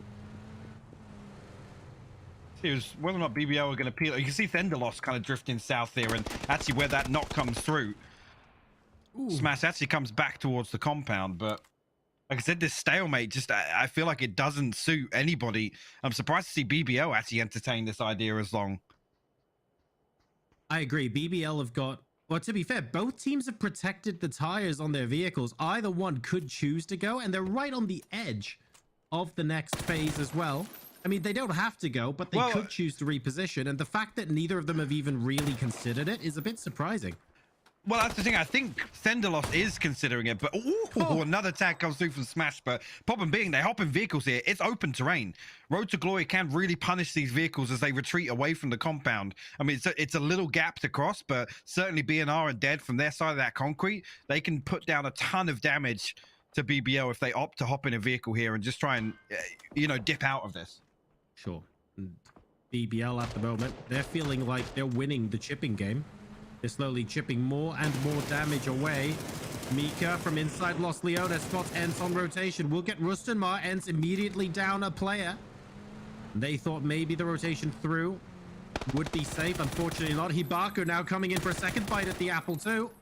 Looking for Squeaky, won't find him. Nookie's gonna rotate further away, but double gets Tiksu. This is the problem with rotating through cities, guys. Very easy to get in, very difficult to get out, and unfortunately, that's Squeaky getting the return on double, making this very interesting indeed. Barco actually responds here, but ENCE down to 2. It's just Nookie and Squeaky left. That knock will slow things down. Not sure actually how easy this res is going to be. Double finds himself in a very tricky spot. He's desperately trying to call back towards Red Brick, but you can see here he's almost about to bleed out. Fortunately, don't know if there'll be enough time. You can throw the smokes, but you need to rush in and get it there. That's a great grenade. Squeaky putting that absolutely to rest there. He's inside that 5 stack now as well. And Thunder have to decide, well, Do we want to play against this? And they're going to end up spending a protracted amount of time hunting down a single player when they could be getting information elsewhere. That's Mika now. Maybe focus a little bit too much there, and Nookie finds an angle on him, so ENCE level the playing field. Yeah, that's pretty devastating for Thunder, not going to lie. But what's also devastating is this circle shift all the way down to the south side. Still a little bit of water in. FaZe very quick for the reposition here. And actually, Vard going to get punished in rotation here. Team Rage was just following here, but they're going to rotate past Entropic and take a ton of damage. Evas finds the first here. Jeems desperately trying to land the drive-by here, but it's Mexi and Clip to find the damage. They're moving back as well, but bear in mind, Entropic did so much of this damage as well. This is very high risk because Entropic could be on this on a moment's notice. Team Liquid now mopping up, and there we go. That's what I was talking about. Jeems goes down. That's from Lucarux, and Entropic here. They're going to follow up with more damage. And again, as soon as they see this in the kill feed, this is Entropic looking to pile on the pressure with utility, but no confirmation comes through just yet. Clip going to be able to put down a smoke. I see a little bit of a distraction here in terms of where the placement is. BBL finally look to take the initiative in this engagement. Instinct way disconnected, dead. Well, yeah, dead to rights almost here, way out in the open with BBL breathing down his neck now. This is the east side of the circle. We've got Northern Lights and Navi occupying very similar ground. NLT have to move through Navi to get anywhere further in, unless they choose to go for the southern highway, which is possible. Navi now trying to make their way away. Problem is that two-man bike is very open to the sniper of Batulins. Manages to land a couple of shots, but that is that, and Navi live to fight another day. What did you say that? Looks like Northern Lights are looking to follow through on this, yeah. What? At least give us 20 seconds, guys. Oh, wow. Well, that's a great answer. Alya from that new compound gets the immediate knock onto Batulins. Now it's Northern Lights who have to play stall for time a little bit until the team gets back together. Yeah, Batulin's way out in this terrain here. No way, REGNUM, or at least Apocalypse going to send it through here. James finds an initial headshot, but no follow-up damage just yet. Clib, I don't think he's in a position to find that, but Lyran will confirm the kill. REGNUM out in 15th place. So a couple of pretty close-knit fights at the moment. Futbolist just targeting people from range, blowing up the vehicle from afar of Team Liquid. We've got Navi and Northern Lights here. SKADE and Sakura Zensen are pretty much on top of each other. And a donut with no more water in the circle. That's about as fair as it gets after some rather brutal hardships, if I don't say so myself. I feel like the teams are going to be happy with this. Clip going down means Team Liquid are so low. Yeah, just James left. He did drift to the north a little bit here just to try and play spread the risk a little bit, but gonna have to prone this one out here. FaZe actually looking to mount an offensive against Thunder here. It's actually Corexy to find the knock onto Hibako. Instead, Northern Lights now looking to try and put some damage onto Navi as they retreat away from the compound. Again, actually, Batulins did get res, so Northern Lights still 4 strong. Navi as 3. Gonna move a little deeper into this circle now. There's a good play there. Almost an understanding between the teams. They got the knock. They regrouped. They went, okay, we are actually going to aggress onto this now. And Navi had a next compound in mind. BBL, in the meantime, after winning that protracted fight against HOWL, I do believe, are now moving up onto Futbolist as well. And they do not want to give up this position. Code Marco, with an excellent angle, manages to flick. And together with Thunderlost, they down 3. Great work, actually, if they can come through and actually close this one out. The push onto the long building comes through. And whether or not actually look at the counter swing there from Code Marco to find Nail Cop. Futbolist just down to 1. It's Gluttony on the outside of this building now. 75 HP, no boost ticking through. Actually, BBL going to have an opportunity to reset and find these first aid kits. And now it's almost impossible for Gluttony to get anything done at all, but a decent amount of damage, but it's all but done there. Smash comes through to close things out. Futbolist will be wiped out in 14th place. Nicely done there by BBL. There are teams that are happy to play passive into the mid to late game. BBL don't mind going through a couple of teams, and they've managed to do that and keep all 4 alive, by the way. That's going to be so critical for their chances here on the overall leaderboard. That takes them to 205 points, if not more, by the end of this game. So they're really trying to keep the momentum going. And so far, I have to say, they're making a name for themselves here and doing a fantastic job at PCS6. Instinct. Feels as if he's got a decent read on the sound cue. Actually, that one should be on the money. Squeaky going to get knocked off that. Nookie now has to come through, try and counter this aggression, but it's so difficult to find angles here with how many teams are able to just put pressure in from distance. Instinct looking to double down on this, or at least continue applying pressure, but he has the same problem. He can't overpeak this reach just yet due to the pressure coming in from Entropiq. Molotov first falling short and then going just a little bit off to the left there, unfortunately. Just on the edge of the smoke where the car is, but that's not where the res was taking place. And now Dead is suffering from a little bit of third-party action. It's actually Entropiq that are hard shifting over to the east side. That's going to be useful for ENCE once they eliminate them. Fantastic spray and play from Squeaky. The transfer was perfect there just to close out that engagement. We'll be able to get the res through, but with this new circle, and then find themselves pretty far away from this one. Entropiq already with decent knowledge. Yeah, they need the vehicles. I'm not even sure what state they're in, but BBL already drifting to the north, I think, to clean this engagement up. BBL on the hunt for kills, Joro. They're looking very active now that they've got a little bit of space to work with. They've dealt with 2 full squads, and now they want to deal with just a little bit more. The confidence is with them. You can tell from the way that they're playing. Team Liquid eliminated by Entropiq, by the way. They've got the northwestern edge. They're playing relatively passive, but they're also more or less a shoo-in to get into the placement points at this point. They've got excellent hard cover. Their vests and helmets are probably fine. They've got some utility. They've been sniping people from range and gotten a couple of kills as well. So they're looking okay. It's up to the other teams now to show what they've got. ENCE again in a position to influence the leaderboard here. Down in 7th place, but it's BBL and Entropiq here that ultimately can find these kill points. BBL actually peel away as I say that. I'm just looking back over the map stream, and they do actually come back towards some hard cover here and looking as if they want to take a direct route towards the circle. They didn't like that cross in the open, I guess, with Entropiq finding a sight line to pressure it. Page now taking some, I have to say, excellent shots. Have hit 3 so far, including a headshot. And dear, oh dear, Beamy with the headshot Bolty. I feel like that's been a bit of a theme for Heroic. And they're coming into their own right now as BBL get caught out on rotation. Excellent timing there from the Heroic boys. A decent amount of damage done, and BBL now will have to lick their wounds, try and recover inside the circle now, but again, Heroic with fantastic information of where they've repositioned to. Hyruzen actually lying in wait. You see he's heard exactly where they've pulled up as well. Nookie's just looking to deny. Don't want to give away this kill point to anybody at the top of the leaderboard. Decent amount of damage comes through. It's actually Tekka's from afar. That's Sakura all the way up on the northeast side of the circle, Joro, that finds that knock. Wow. Yeah, that's miles away, actually. Managing to get that. We'll see if a potential res is forthcoming. They haven't got players on top of them just yet. Never mind. They have now, thanks to Entropiq. That's QB on Ketpa to eliminate BBL from this game. So BBL, they've got a decent share of kills from this game, to be fair. But they haven't out-survived Entropiq as we now move into 10 teams remaining. You said they were shoo-in for placement here, but I feel like playing this out as passively as they have.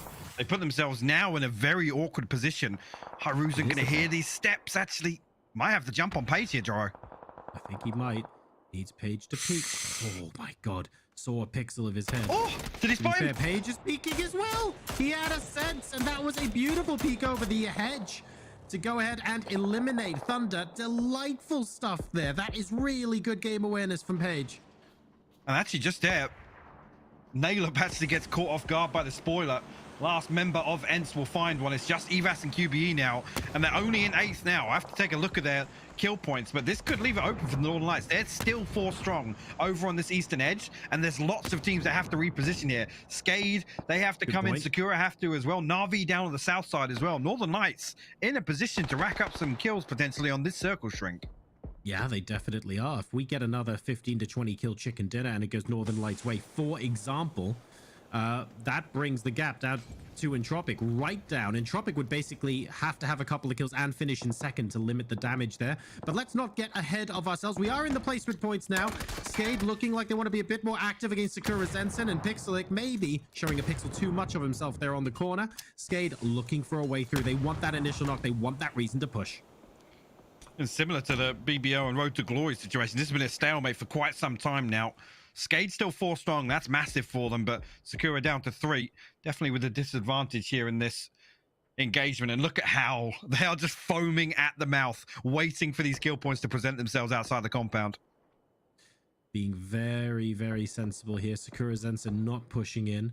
SKADE holding all the angles they can inside the concrete, waiting because they want the highest percentage chance to win this engagement as possible. They don't want to do anything reckless. Here come the rest of Northern Lights now. They're rotating into the west side of the circle. And, east side, pardon me, because over here to the west, it's a different team in purple. It's actually Heroic and another Orm as well. We've seen some delightful shots from that gun this game. This is getting really, really uncomfortable now. The blue actually going to be the deciding factor here. Neither team able to take the initiative and conclude this engagement before the blue comes through. SKADE actually looking to cross in the open. Sakura going to be, I mean, caught with their pants down now at the compound. SKADE have managed to slip the net. Yeah, they're struggling just a little bit. And look at all of this. Northern Lights are looking their way as well. Is that Heroic from the other side? I think it is actually Heroic as well. Taking a look at the beautiful nade from Eski. That's 3 different teams shooting at them just now. SKADE managed to make it in. Here comes Northern Lights. Eliminated. Northern Lights looking for this now. You can see them drifting north a little bit. Batulins and Spyro looking to apply a little bit of pressure towards SKADE. It's going to slow things down in terms of this team fight here with HOWL as well. Northern Lights, I gotta say, I've seen a couple of moments here where I feel like they would push through and try and put some kills up, but they've opted not to, Joro. I've opted not to at the moment. I don't know to what extent all of the teams are aware of which teams are behind them at the moment, but SKADE want to eliminate HOWL as quickly as possible so that they have access into the circle. They're getting constantly peppered from Heroic on the other side.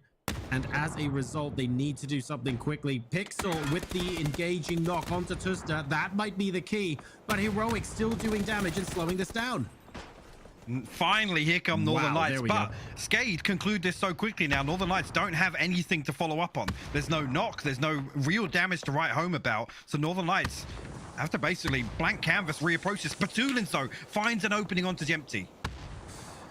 And this could be the opening they needed. Exactly. SKADE finished that fight so quickly that they would be able to reset, so Northern Lights needed to make something happen. Pixel manages to trade onto Batulins. Pixel having an excellent game, by the way. The rest of Northern Lights continuing to push forward. They know how important it is to get this done quick. That's a beautiful nade from Perfectix, and that leaves only Ibby up. They might even get Batulins as well. SKADE eliminated at 6. Oh, the tag comes through from Beamy. Navi now looking to follow in Northern Lights' footsteps, but Spyro, he's going to find the tag onto Aaliyah. One more member, Quizzy, actually tagged up from some damage from Heroic. Northern Lights now in a position, like I said, to put some key kill points up on the board. Entropiq still has 2. They have to ride this one out, Joro. You know who we haven't spoken about? FAZE in the valley in a compound, literally smack bang in the center, and they're involved in none of this. Oh, indeed, find themselves 14 points behind Northern Lights. So again, unfortunately, they have to just sit back and watch this in the kill feed. And I mean, now at this point, they're almost pot committed. They have to wait for these placements to come through. Example going to open up though. The knock onto Perfectix could slow things down. Quizzy, an example. What damage can they do? Batulins walking into a Molotov, slowing them down a little bit more. I think with the circle here, realistically, we're not going to get a revive onto Perfectix. Spyro looking for a knock with this nade. Can't find it, and Quizzy now. That's the second knock on Salou, and suddenly Northern Lights are bleeding. They need to stem the flow. They can't at the moment. That's 3 now. Man. Make it 4. Navi just cleaned out Northern Lights. Literally 2v4'd them. Lights Absolute out. perfection there from Example and Quizzy. So well played. They will be the victors of the east side of this circle, but now comes through. There's a little bit of terrain to cross to get towards FaZe's compound. That's the next step for them, depending on the circle. And yes, absolutely confirmed there. The stars align for Entropiq, though. They get a favorable shift here, Joro. Right, here we go. Entropiq don't need to move much. FaZe have still got the compound. It's Heroic and Navi who need to come in, and Navi with a 2v4 clutch of the game so far onto a full-strength Northern Lights. I have a feeling that Navi and Heroic are going to be battling each other while FaZe and Entropiq just continue to conserve for the end game here. FaZe might have an opportunity to come up, but because they're in the low ground, I don't think it's that likely. I mean, FaZe have to choose their battles very wisely here. Yeah. Ultimately prioritizing Gustav playing a little bit disconnected. He's almost in a little rat spot on the south side of this compound just to make sure Navi can't wrap. Heads up play here from Gustav. Try and control this risk over on the east side. Yep. Again, once they secure this, their back is then clear. They know that they can turn their focus into the circle. Beamy overlooking this. He's got decent angles onto Navi as well. The molly's perfect! Oh my What is that? Well, I guess we're pushing faster than we thought, and here comes Gustav. That's one. Are we going to get two as well? Looking for the trade. It's Heroic that actually come up against Gustav. Example stay in the smoke. And this is potentially a big problem for Gustav now. He needs to finish this quickly indeed. Underhand grenades and volleys, but he's missing the mark. Example down. Navi eliminated. Gustav there with both kills. Great play from him, just to be the insurance policy there on the backside of the compound. Now that FaZe's back is clear, I mean, Heroic forced back to the north now. They're going to turn their focuses towards Entropiq. QBE knocked first. HOWL actually finds some damage onto T-Bone. This could be really interesting here. I mean, Evas actually pays. He finds the response. Brilliant stuff. Page there gets AC and QB. They're fighting both teams at once now. They don't even care. Heroic are looking into the smokes. FaZe a little bit defensive. Fantastic molly onto Evas. Is that enough? Will he get the med off? He does not. That's Entropiq eliminated. It's still in third place, though. We'll talk about the points in just a bit, though, because it's now Heroic versus FaZe, and Diggory's found Corexy. Yeah, Heroic up to 8 points now. 8 kills, sorry. Down to 2 players, just Page and Beamy standing. Can FaZe find some angles here? I mean, Page has to get something done, but you're almost hoping that Beamy can cause enough of a distraction here. He's spotted crossing in the open. Fex with a tag through. No confirmation just yet. No, wait. They're going to get this res off. Beamy had the Orm, and he had 4 bullets remaining before this engagement. I don't know how many he's got now, and whether he can use one of those to clutch, but FaZe know exactly where he is. Diggory spots him out earlier. Molly's gonna fall short. I mean, it's almost perfect. Now look at where it lands. So close. It's getting hot in here, but he's good for now. Diggory moving in. Doesn't spot Page on the off angle. Manages to get Gustav down. FaZe down to 3. Heroic with still 3 up. Beamy! He springs the trap! Here we go. No, wait, look at that. He finds the knock on defects now. Diggory desperate to try and find an angle on the side of the smoke here, Joro, but Beamy finds another one. Yes. It's just Diggory left. Diggory had to look in 2 places at once. That was the power of Beamy's position. He's looking at T-Bone. Now he's looking at... Oh, Beamy actually could have sprayed at the same time, and that would have been that. But he comes through it anyway.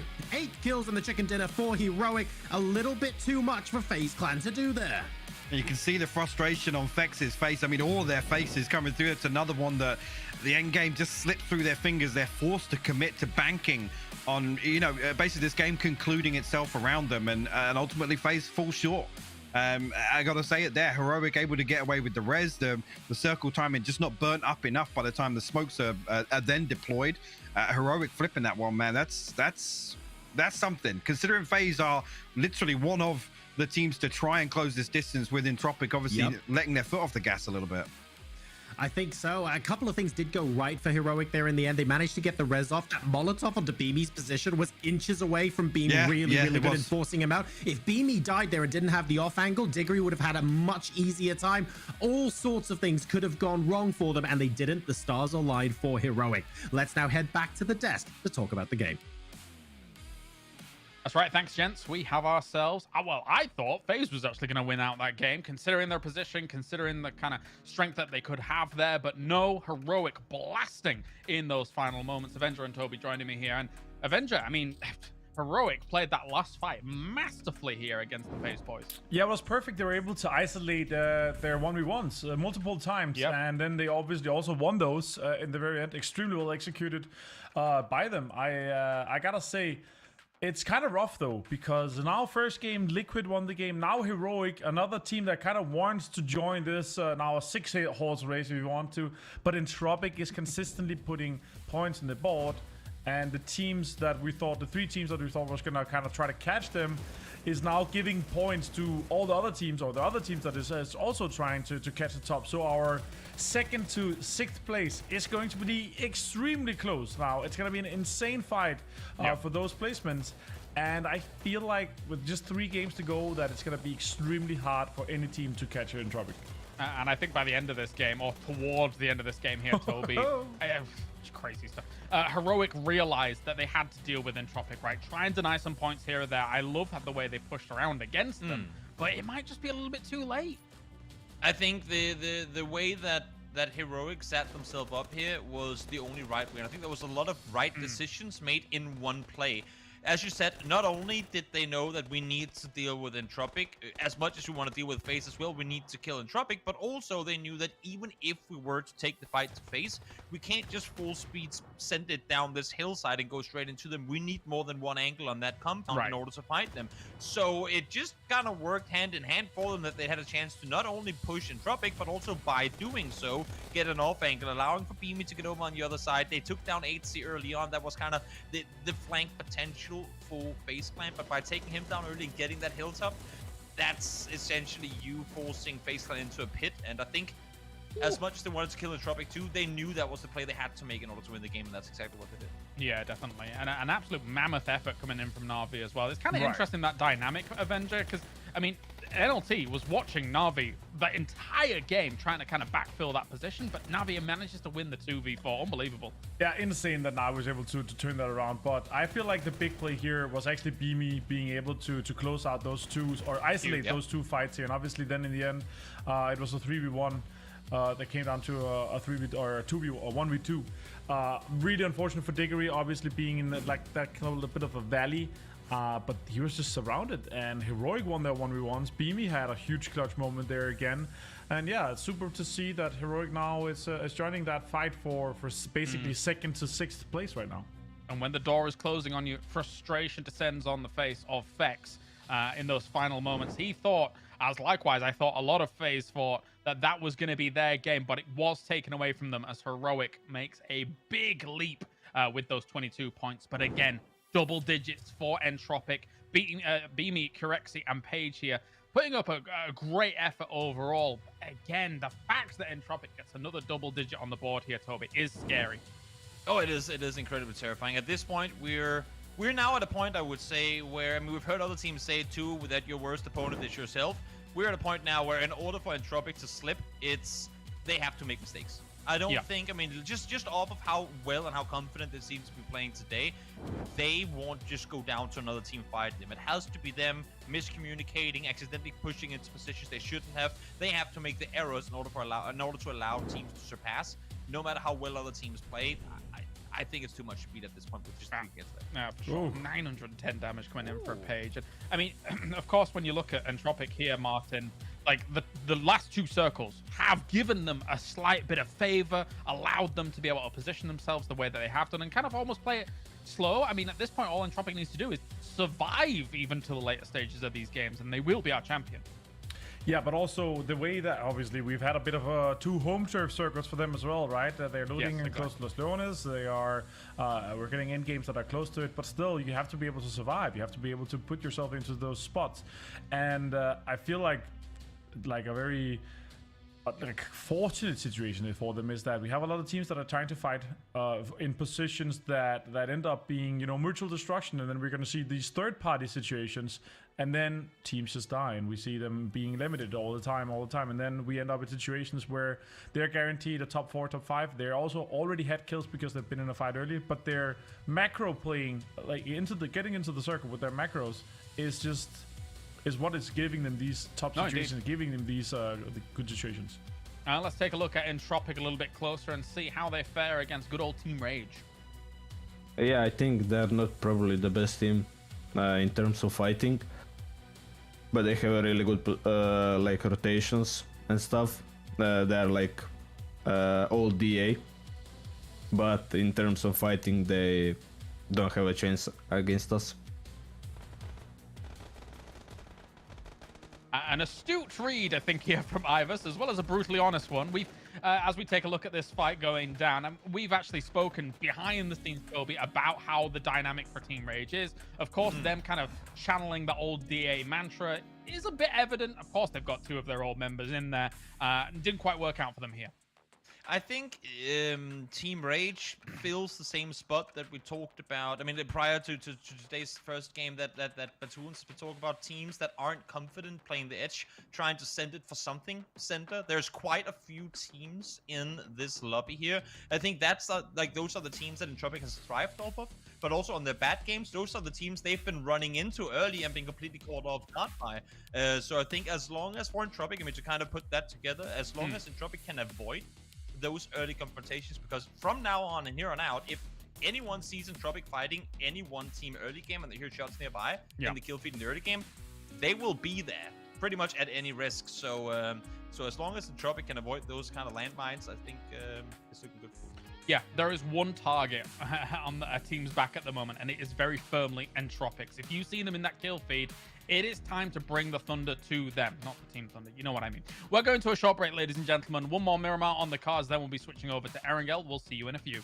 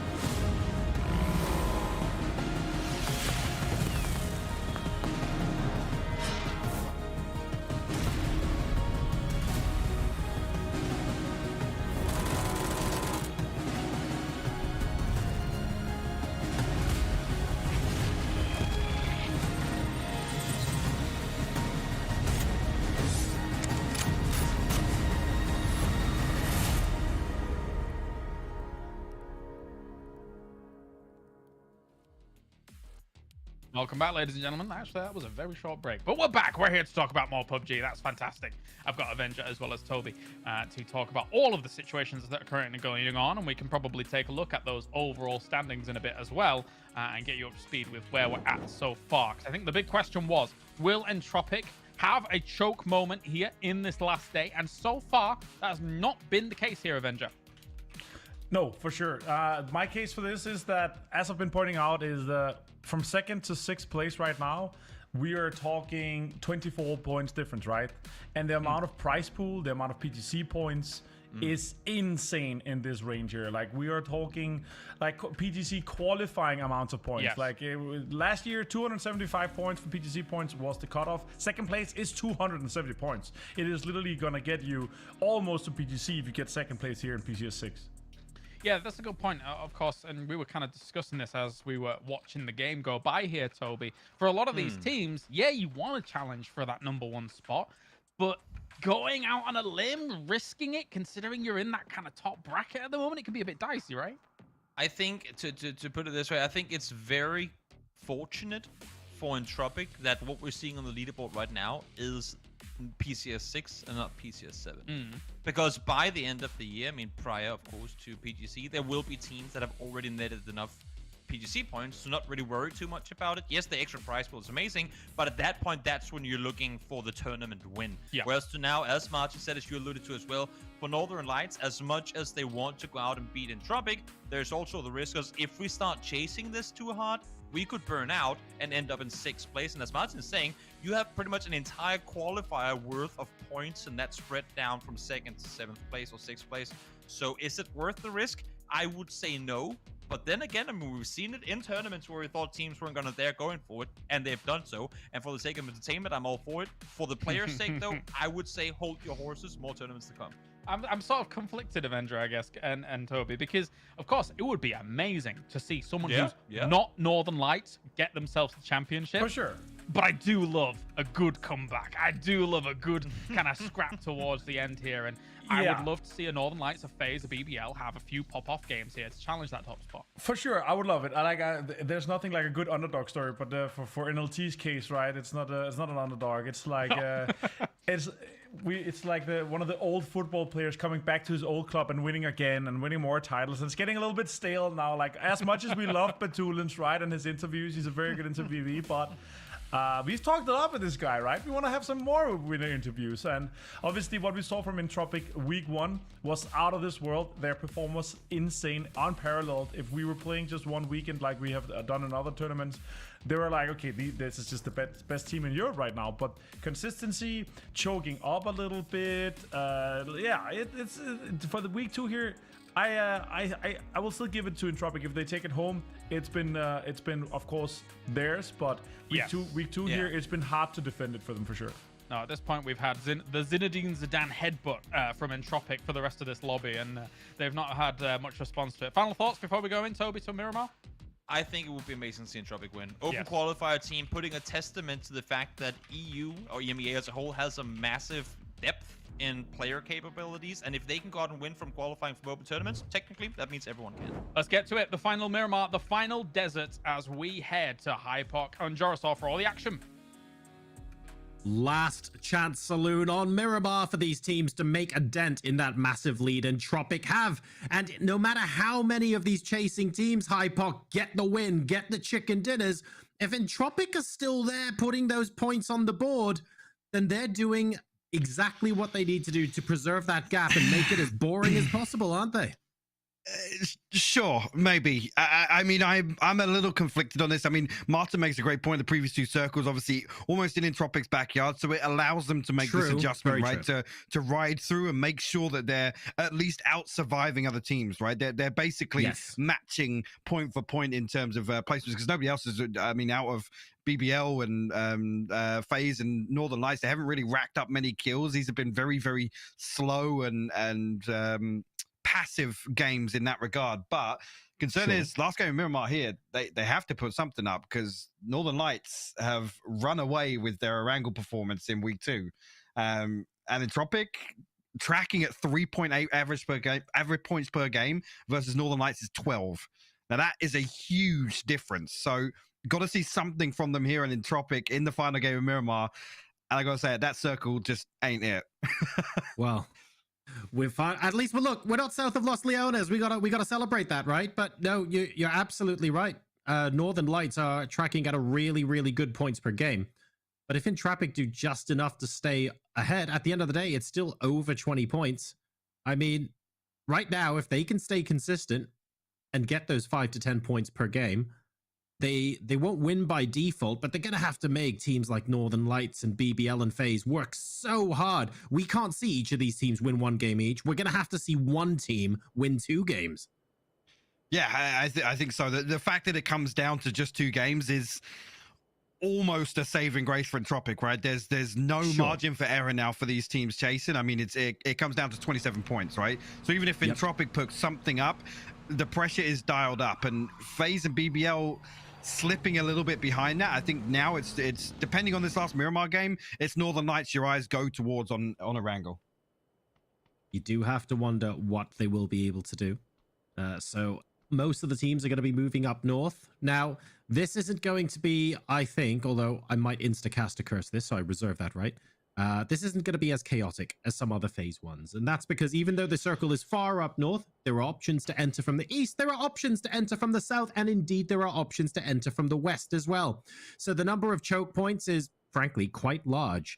So we shouldn't see teams have to go out of their way too much to find a way in without disagreeing with someone else. I fully expect the teams to be okay, but I think that lasts only a couple of minutes. One team looking to take advantage of that and try to out-survive and grab a couple of points are REGNUM CARYA Esports. Now, they haven't had the best PCS6 so far, but they have had some really interesting isolated incidents where they've been able to take out some really strong teams, and you can tell that when they get it together and the comms are on point, they've had the potential to take out some of the best teams in this lobby. But their problem, honestly, has been able, well, first of all, it's consistency, but secondly, quite often 1 or 2 of them get picked off. It's not super often we see all 4 of them in the fight at the same time. It is. It's almost kind of a skewed data sample in that regard. It would be great to see, you know, a few more examples of how they handle the late game as 4, but they've had lots of problems in terms of from a macro standpoint. I think obviously you can see here on the left side of the screen, no wins again as a team. The average damage really lacking as well. So I think that's a byproduct of where we've seen them really come up short. Well, we'll see if obviously they're not going to be rocketing up the leaderboards because we're 20-something matches in and there's only 2 left to go. But it would be nice to see them make an excellent impression in the final couple of games and maybe give us a taste of some improved performances to come. We're certainly looking forward to that as and when they do happen. FaZe Clan, in the meantime, having a minor argument with Road to Glory that's turning into a major disagreement there. BNR down and Salik running for his life. He's got to actually hit a little bit of a Tokyo drift on the way through the valley here. He is able to escape. Maximum points. He's sticking it, man. He's sticking it. Love it. We've got Fenderlost moving through now, and this is through Thunder territory. So Thunder, by the way, are on the northern road. This is a very logical place, honestly, to rotate in from. And Fenderlost actually getting out of the car. It's not quite busted. I feel like he could have gone slightly further, but bear in mind his teammates are about 20 seconds running this way. So I guess that's the reason why he should be able to get to the rest of his team okay. Well, you say that. I think this is here. BBL already taking a casualty early. The problem's going to continue here. You can see just exactly how it went down. Mika and Hibako pulling up just on the backside. Bus. Well, that's the problem with that They're just here to have a good time, man. BBL now, I mean, they find themselves in a great position, but as 3, again, we've talked about this a few times with a few teams, great early positioning, but as 3, they're not really going to be able to be or remain as active through this mid game here. Yeah, that's right. They'll be picking off the odd kill from afar, but less certain on what else this is going to bring. Road to Glory and Dead. Okay, this is going to be interesting indeed. Come back to that in just a moment, though, because Fenderlost gets caught out by They hunt him down, man. They actually hunt him down before he gets to the compound. That's crazy. I did not think that would happen. Dead here. He's opening and closing doors, making so much noise. I thought when FaZe Clan were rocking up, he'd get in his vehicle and run away straight away, but he committed to staying or didn't get to his vehicle fast enough. Either way, he's going to go down. FaZe Clan do lose one in the process, though. Well, Gustav should be able to get rezzed here. An instinct with the oversight from the north here, but not really able to have a hand in this engagement whatsoever. And actually the trade onto Salik, I think, is what saves Gustav's life. He'll be able to get a smoke down here, be able to get this res off comfortably, and FaZe will remain 4 strong for the time being. Actually put up a couple of crucial early points here. We've seen them just settle for positioning previously, just hoping to out-survive who they're chasing, but this could be the catalyst here for a big adjustment on their part. Navi here to the west of Cruz. Casually 4 strong, giving them a crate as well. That makes them so dangerous going into this mid game. They've got a good position in circle as well. Most teams have found their way in. Just 1 or 2 teams. Entropic among them, mind you, who are going to be taking their time and coming in here late. Slippy Zerg just looked back at the window and went, how did that smoke grenade end up inside? Yeah, Squeaky actually looking to pull up on the compound, maybe to apply a little more pressure in that regard, but again, it's actually Slippy. Oh, wow. Rustenmar with the off angle going to find that. Great grenade. Let's see. Yeah, perfectly done. And REGNUM, and their problems continue here, but Sakura actually with the third party here, a little bit of pressure onto Rustenmar is going to slow things down. Sakura actually looking to engage on this. This is going to help out a little bit. That nade is so close to Rustenmar, but it won't quite do damage. Not just yet. Salty getting closer and closer, though. And REGNUM, the remaining 3 members of REGNUM are making their way out. Run! I think you can outrun flames, right? That's a thing. Salty's going to see him, though, I think. Oh, no. Rustenmar opting for the stop, drop, and roll here, but he's on the underside of this ridge, and Sakura looking to actually close through on this. Nuki finds a crucial headshot though to slow things down. Actually converts it into a knock here. Salty will fall. I think Salty wasn't 100% sure for a second where that shot was coming from and backed in to Nuki's sights for a second and third shot. Attackers will be able to get the revive. Now Rustenmar joins the rest of the team as well. Sakura, Zensen, they're posting up. They're in positions where if they get knocked, they can get revived relatively easily. ENCE down to 3. They've got a lot of hard cover. Honestly, with how close to the edge they are, I'm thinking rather than commit to a fight here, I'm expecting to see a disengage. I mean, they do have the option to peel west here, but there's nothing really to play towards. So I think for the time being, if they can hold Sakura at bay, wait to see circle 2 and make a decision off that. And I mean, almost hope that Sakura rotate away from this. It doesn't really benefit anybody with where we are positioned down to the south side of Toria Muna. But Nixie actually finds an off angle here, connects with the first couple, actually finds the knock. Second knock. Rustamar will fall. Again, difficult. Oh, no, he didn't burn down the first time. He's good. I was going to say, difficult to actually find the flush here, though. Rustamar should be able to get res. Whether or not Sakura are going to engage on the back of this. He's not knocked. He's just been casually on fire for a period of this game. Sakura Zensen looking to push in on this. All right, so they're going to be significantly more aggressive here. 2 members of the team in the vehicle. Squeaky having to back off just a little bit. He's got to go huge. He does. This is a commit. Actually, Metabeat from distance. He's going to find Salty. It's just Tekka's left now. Squeaky's got himself a 1v1. Doesn't get down to Salty in time. Wouldn't realistically have had time anyway. Oh.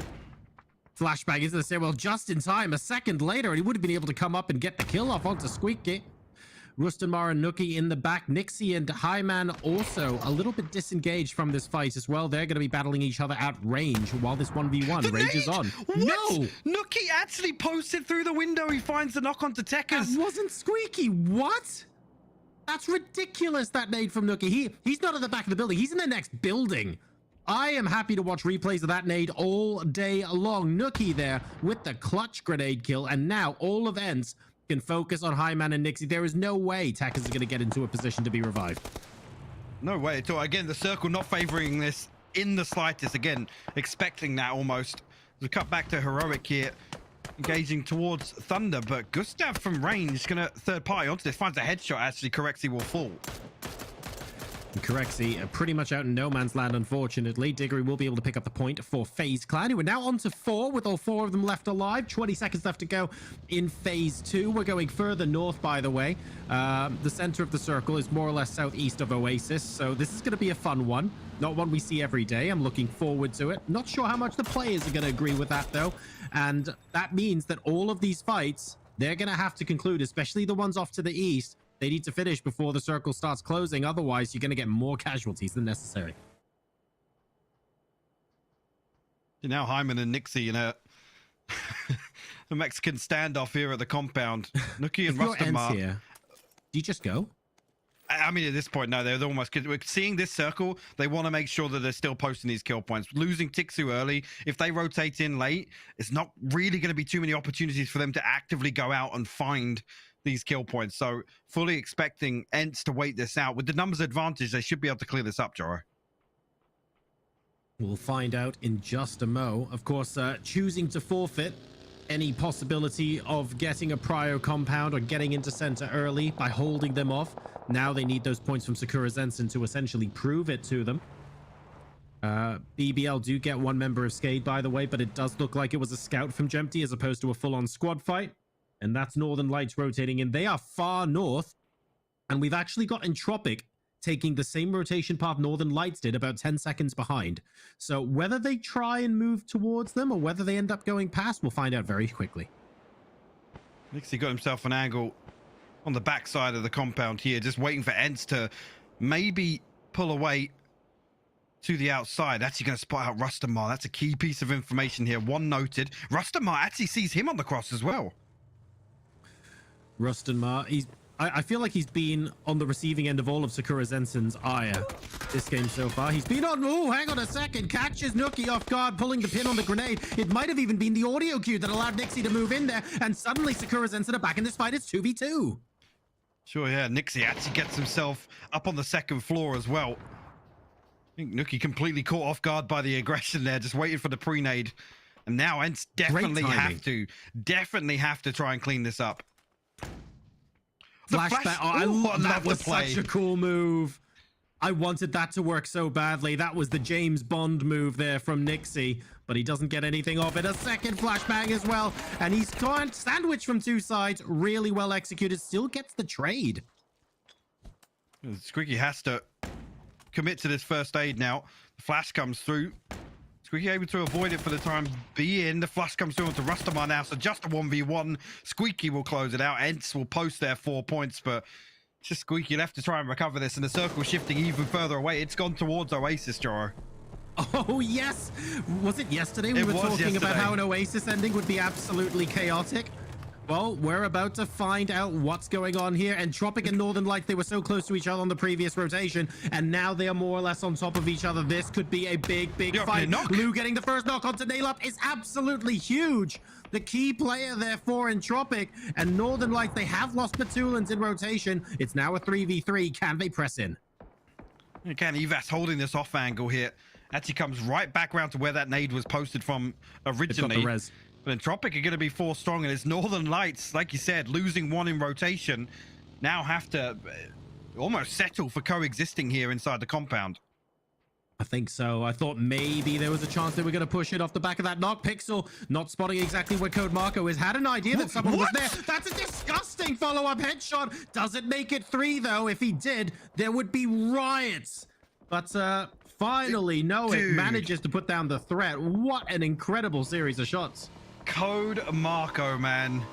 That was absolute filth. You see now, actually, Smash actually hops on the 2-seater. He's going to come back across. He feels as if he can actually reset away from this. He'll get Pixel, I think. Yeah. Well, they should find this flush close, and they should find the res pretty comfortably here. Again, actually, Fex finds the re-knock onto Ibby. This is going to slow things down even further for SKADE.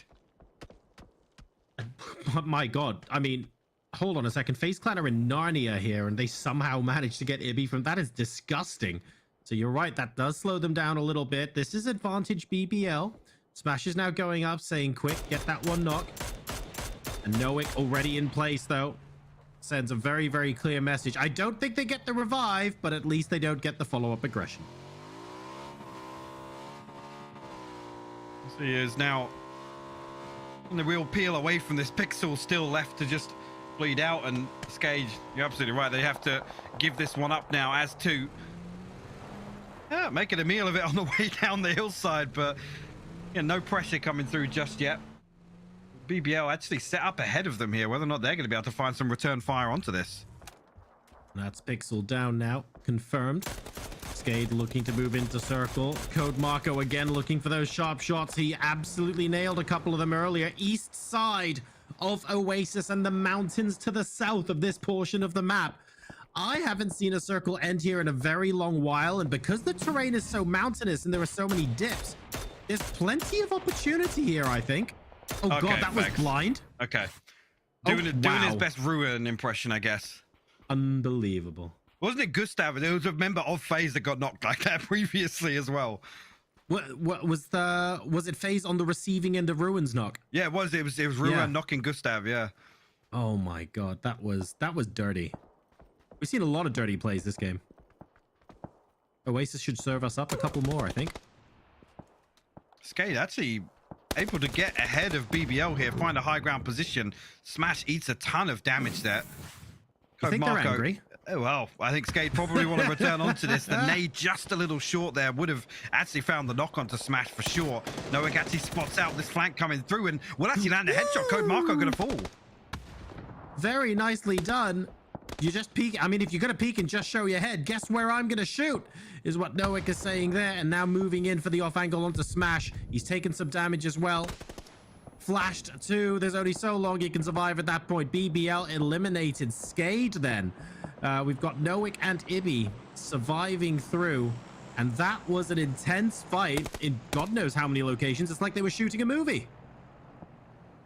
You know, I'm intrigued to see actually how this now concludes itself with Northern Lights and Entropiq, because Northern Lights have the advantage in terms of this next circle posting, whether or not Entropiq are going to identify this space to the east. But with Navi actually running the gauntlet to get to this position, have to see whether or not they're even going to have a fighting chance to defend it versus Entropiq. Exactly. Yeah, look at this. Lukaruk's he's sending out a little bit of a probe, but he's going to be forced back towards Northern Lights.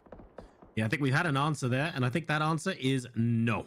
So Entropiq caught out a little bit. I believe that buggy has had to be abandoned as well, which means that Lukaruk doesn't have a vehicle.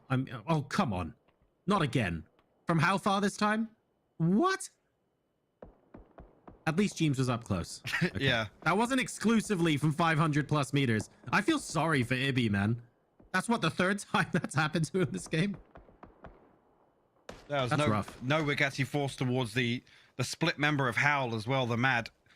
It's kind of playing inside this terrain here, whether or not Nowick's reposition has actually been noted or not.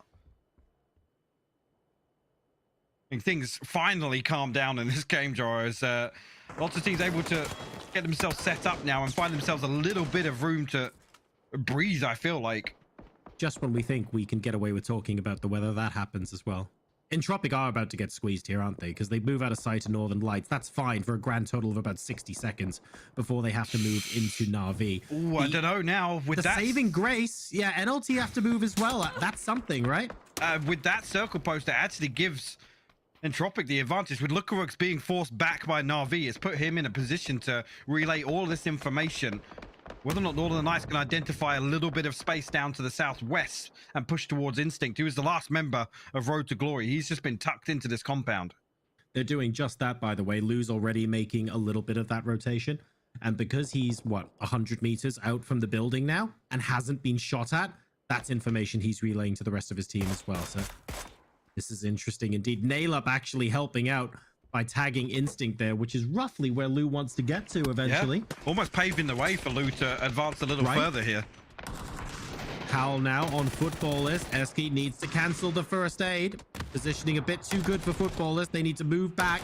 Problem is, I think Futbolist are being third-partied. Is that Reg who manages to get a knock? Not a knock, but some damage onto Gluttony there. Ruin and Tuster with an excellent Molotov. Does that hit Gluttony? It got Nail Cop. If that hit Gluttony, that was a knock. Coming through, it's actually Thunder looking to put some pressure in. Yeah, you can see it confirmed there. Gross. High Ruzen actually finds an angle through it, but Ruin committing to this angle just now. Liquid actually coming over the top. James has got open sight lines towards the backside of Futbolist. Whether or not they decide to try and cross the road here, as again, things slowing down now. This is almost garbage time for both teams. Great nades there from FaZe Clan onto Team Rage. Second nade. Oh no, that's Schofield getting Fex. I beg your pardon. Matralius does go down in the meantime. Gustav and Fex, though, both down. One of them managed to get hit by a spray. And Matralius! Wait, that was Schofield and himself as well? He must have been holding it when he got knocked. Yeah, he's dropped a nade there. As he gets knocked, it's going to confirm his teammate. And obviously find the knock as well. But Gustav falling. FaZe will be able to recover as 3, but it's another game where they've had to kind of opt for slowing things down here as opposed to being able to clear up some of these kill points. So they're going to be desperate for this. That nade could be perfect. It does a ton of damage. Finds the re-knock. Lazar down to just 10 HP as well. Follow-up nade, almost exactly the same location for the mollies. Lars are now going for Schofield. I mean, the floor is lava. I didn't realize you could play it in PUBG as well. And Futbolist, having to use all their smokes just to get into phase 5 in open terrain. This is not ideal. Odun, you've done so well for your team on occasion here, but it would have required a major miracle, unfortunately, for you to get through there. Team Rage also eliminated now. FaZe Clan finishing the job. Actually, Northern Lights did manage to get into the compound here, but Instinct seemingly has found a knock, but he is spotted out here. Northern Lights need to close this out quickly, though. They need to be able to recover from this situation. Will be Spyro to find it as well. Road to Glory out in 9th place. We're into placement point territory now. And the circle pulling further away from Entropic and Northern Lights once again. FaZe only 1 point behind Northern Lights now. This is really tense for the battle of second place. Team Liquid had the opportunity to move up onto FaZe before, but it's actually Thunder who moves up onto Team Liquid. And what this does, by the way, this opens the door for FaZe Clan to come in behind Team Liquid and try and catch them as Thunder manages to deplete some of their utility. Look at that. There's Fex. There's Diggory right on cue. First flashbangs come on in. They've got a good spread, though, does Team Liquid. They fall back, and they know Thunder aren't following them here, so they can fall back and focus entirely on FaZe. Actually, Mexi going huge there to slow things down, finds that opening knock, and Vard looking to double down now after finding the first aid kit, but little trade-off of damage, and he's back down to about 60 HP. Actually, Hibako with the third party coming through with the nade. Clip's gonna fall. Vard's gotta hit the deck. And he's right on the other side of the smoke where Fex is being revived. It looks like a little bit of a lull. And that lull is exactly what Thunder needs. Unfortunately, though, Mexi had other plans. Gets one, traded out by double. And this is good news for FaZe Clan. They're 3 back up. Vard's behind them. 1, 2. No, Can he get 3? He gets 3. That's the triple for Vard. FaZe Clan eliminated in 8th place. He's the last man standing here. Clip gonna bleed out, but Thunder come across. They are the ones to throw a spanner in the works here in this engagement between Liquid and FaZe. But Vard, man, goes absolutely huge. You see, he had to hit the deck on the other side of that smoke, and he makes FaZe pay for it. Massive play for Vard. I mean, even prior to joining Team Liquid, I would say 1v3s and 1v4s were his specialty. He does produce moments of magic, and crucially in this game, we saw a moment of magic from him here. Twin nades almost exactly destroyed both of Navi at the same time, and they are now under some serious pressure from Entropiq to make it into the northern part of the circle. It's still a 4v2. The rest of the team aren't here yet. Yeah, I was gonna say, Navi are so split right now. Melman's actually gonna be picked off in open terrain. Aaliyah has to defend this point now. Entropiq coming down. Quizzy, desperate to find some damage, will find the headshot onto Evas, which should slow things down a little bit. Nail up tagged up. Can they get a nade into these smokes? Alya needs to find something along the edge. He does indeed. Gets one. Not going to be enough though. Nail up into the smoke. Insta-res, banking on the fact that they have the time. And Alya still in a bit of a pickle, but the smoke's obfuscating everything. Entropiq are going to come out on top of this one. The nade comes through from Alya. A little bit of damage there, but Lukarux closes things out. Entropiq doubling down now. Navi fall in 7th place, a 30-point gap. Northern Lights, 2 of them knocked right now as Heroic look to push 4th. Northern Lights get eliminated. wiped. Yep, that's it. We're into the top 4, and guess who's here once again? Entropiq into the top 4 with all 4 alive. They've got a very tricky position to be in, though, and goodness knows this is not going to be a fun entry into the circle. Thunder have 4, provided they get the revive. Heroic 3, and Team Liquid with Vard, the solo hero, down to 1 player. Don't count him out just yet. We've seen what he's done already this game. Whether or not he can come back, actually, a lot of space to work with on the west side. He could even slip through to the backside of the compound. You can see Paige actually conscious of the possibility as T-Bone and Beamy go hunting a little deeper inside the circle. Paige might even catch sightline here. Yeah, I think he spotted him out, yeah. You see now Paige actually repositioning back. He wants to make sure that Vard can't make it into this compound. Good, really, really good information gathering there from Heroic. Super important. They've got about a third of the circle worth of control. Entropiq have to make their way in still. Thunder are fine on the south side, but I don't think they've spotted Vard. So the fact that Heroic know Vard's here, I'd almost argue that's okay. It's Thunder that need to be worried about him.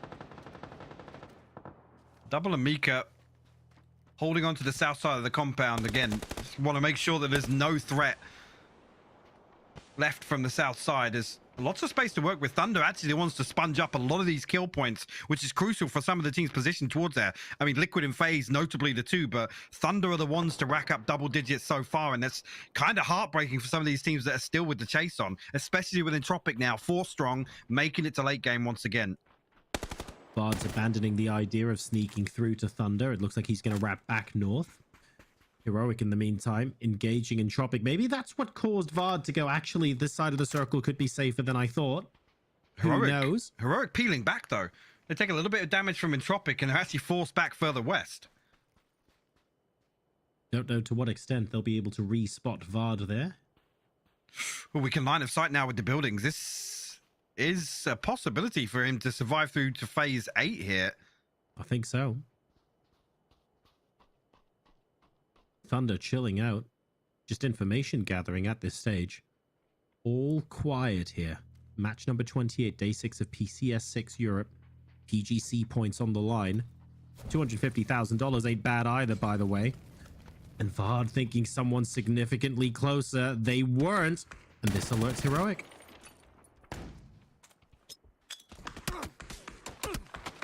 A little bit of a trade-off back through here. It's actually Thunder to come through. Put Vard down to 4 HP here.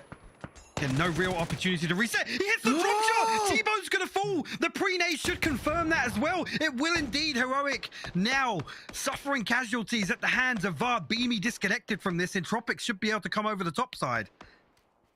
That is absolutely huge. Entropiq need to take advantage of this situation, but BB doesn't miss those. He gets one, he gets two, and now we've got, unfortunately, third party coming in. Double puts him down, but what a couple of shots from Beamy. That's it, yeah, Entropiq. This is Thunder's game. Yeah, trying to recover from this here, but well, they're even going to be able to get this res before Hibako and Hyruzen come through and find some more damage. Lukarux does get Naylor back on his feet, but should just be a matter of time. Actually, Lukarux swings out. He gets traded out by Hyruzen. Naylor desperately trying to stick this first aid kit now. Thunder coming in onto Entropiq. Hibako goes down, needs to find Hyruzen as well. Doesn't. Entropiq eliminated in third place. And Thunder managed to get the revive as well. It's a 1v4. Normally, I would say Bard wins these, but I'm not so sure about this time. Looking for Mika, gets the headshot, needs to heal instantly to try and grab the rest of the... I mean, how many kills has he got already? How many points has he got from the team? This is incredible. Double's coming through, getting a little bit horny for this one, I gotta say it. Whether or not Vard's gonna be able to find an angle here. The pop flash looks perfect here. Can he swing on the outside? Oh, a double comes so through. Good. Almost with the drive-by, but what an effort from Vard. That was absolutely ridiculous, and Thunder posting an absolute boatload of kills. And like I said, this is so crucial in terms of the leaderboard. So many teams that were positioned around Thunder, Jorasar, were desperate to put up this sort of performance, right? Thunder actually come through with the win and double-digit kills.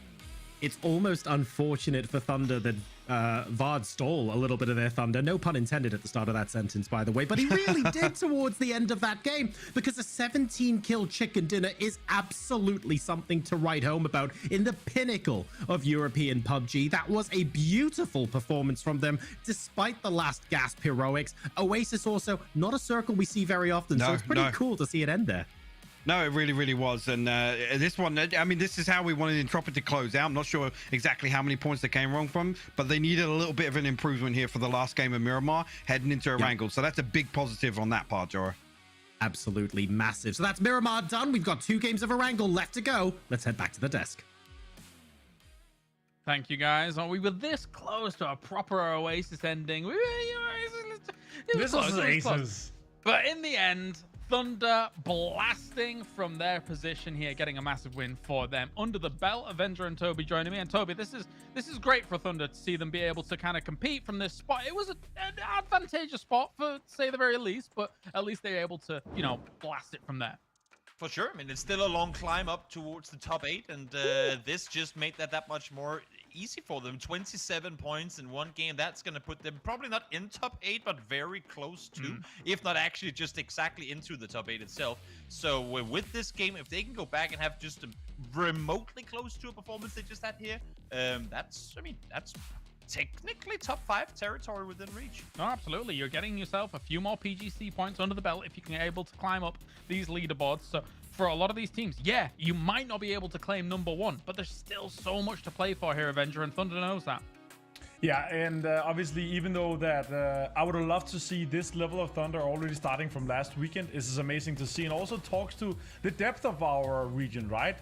Being able to come out of the qualifiers, being able to come in performing like this, especially against so good players and veteran teams that have played at this level for so long, and 17 kills is a huge accomplishment for these guys. Double have had an insane performance so far as well. Like, even though he's been farming ADRs, been farming the kills and everything, he's one of the top players in terms of points in the fantasy. He's one of the best ratio players in terms of him being like super cheap. Toby obviously loves him right now because he's been giving him tons of points too. What do you think about that, Toby? No, it's just correct. I mean, talked to Double, said, "You're gonna play well?" You said yes, and I said, "Well, you're on my team then." Nice. Easy as that. That's fair. Fair assessment. The manager. Easy as that. I get a cut of his points, so it's all good to me. Oh, nice, great. Yeah. I think what's fair to say for Thunder as well is it's not like they kind of were given that position at all. They wrestled for early game. I think is fair to say there were fights early game, Toby, for them to have to go through, and so them having that spot to be able to play from overall, very nice. I mean, Thunder set themselves up in a position from where they knew heat was going to come their way, and they not only fought it off, but also made the right rotation at the right time when the next circle hard shifted north as well. They would not have been able to, though, make that rotation had they not alleviated a lot of the pressure that came in earlier. Because we saw the fight with them at BBL, had that prolonged, that would have been them being stuck in the compound, similar to what we saw with Sakura Zensen on the east side, and everyone else get to kind of leap them and go in and take the prior spots. But there, This was, I mean, Martin, you literally called it coming into that fight. Yep, we're about to see mutual destruction, and that is, well, essentially what happened. Yeah. Vard's performance in this game was insane. Yeah, I have the pleasure of often playing with this guy, and like his mechanical skill is just through the roof. I believe he's like 100% one of the top 5 players in Europe when you look at mechanical skill, and he's so clever the way he plays, and you can see he's just doing it so smoothly. The way he moved around inside that shack, completely destroying T-Bone, like naded inside, went out, went back in, T-Bone went in, dropped to the floor, took out T-Bone. T-Bone shot there. Yeah, and T-Bone crawled out into the nade as well. Beamy also, look at that. He tried to get one more. He got 2. But yeah, it's good to see that we have so many clutch moments here in PCS6. Vard's loving that. Laughing it up. He knew he was white. He knew he'd blinded him, but there was nothing he could do. But again, what a performance from Vard coming in. Here are the points from this last game as well. And for teams like NLT, it's not going to be enough to try and catch up with Entropic. Another decent game from Entropic here, Toby. This one is pretty much in the books.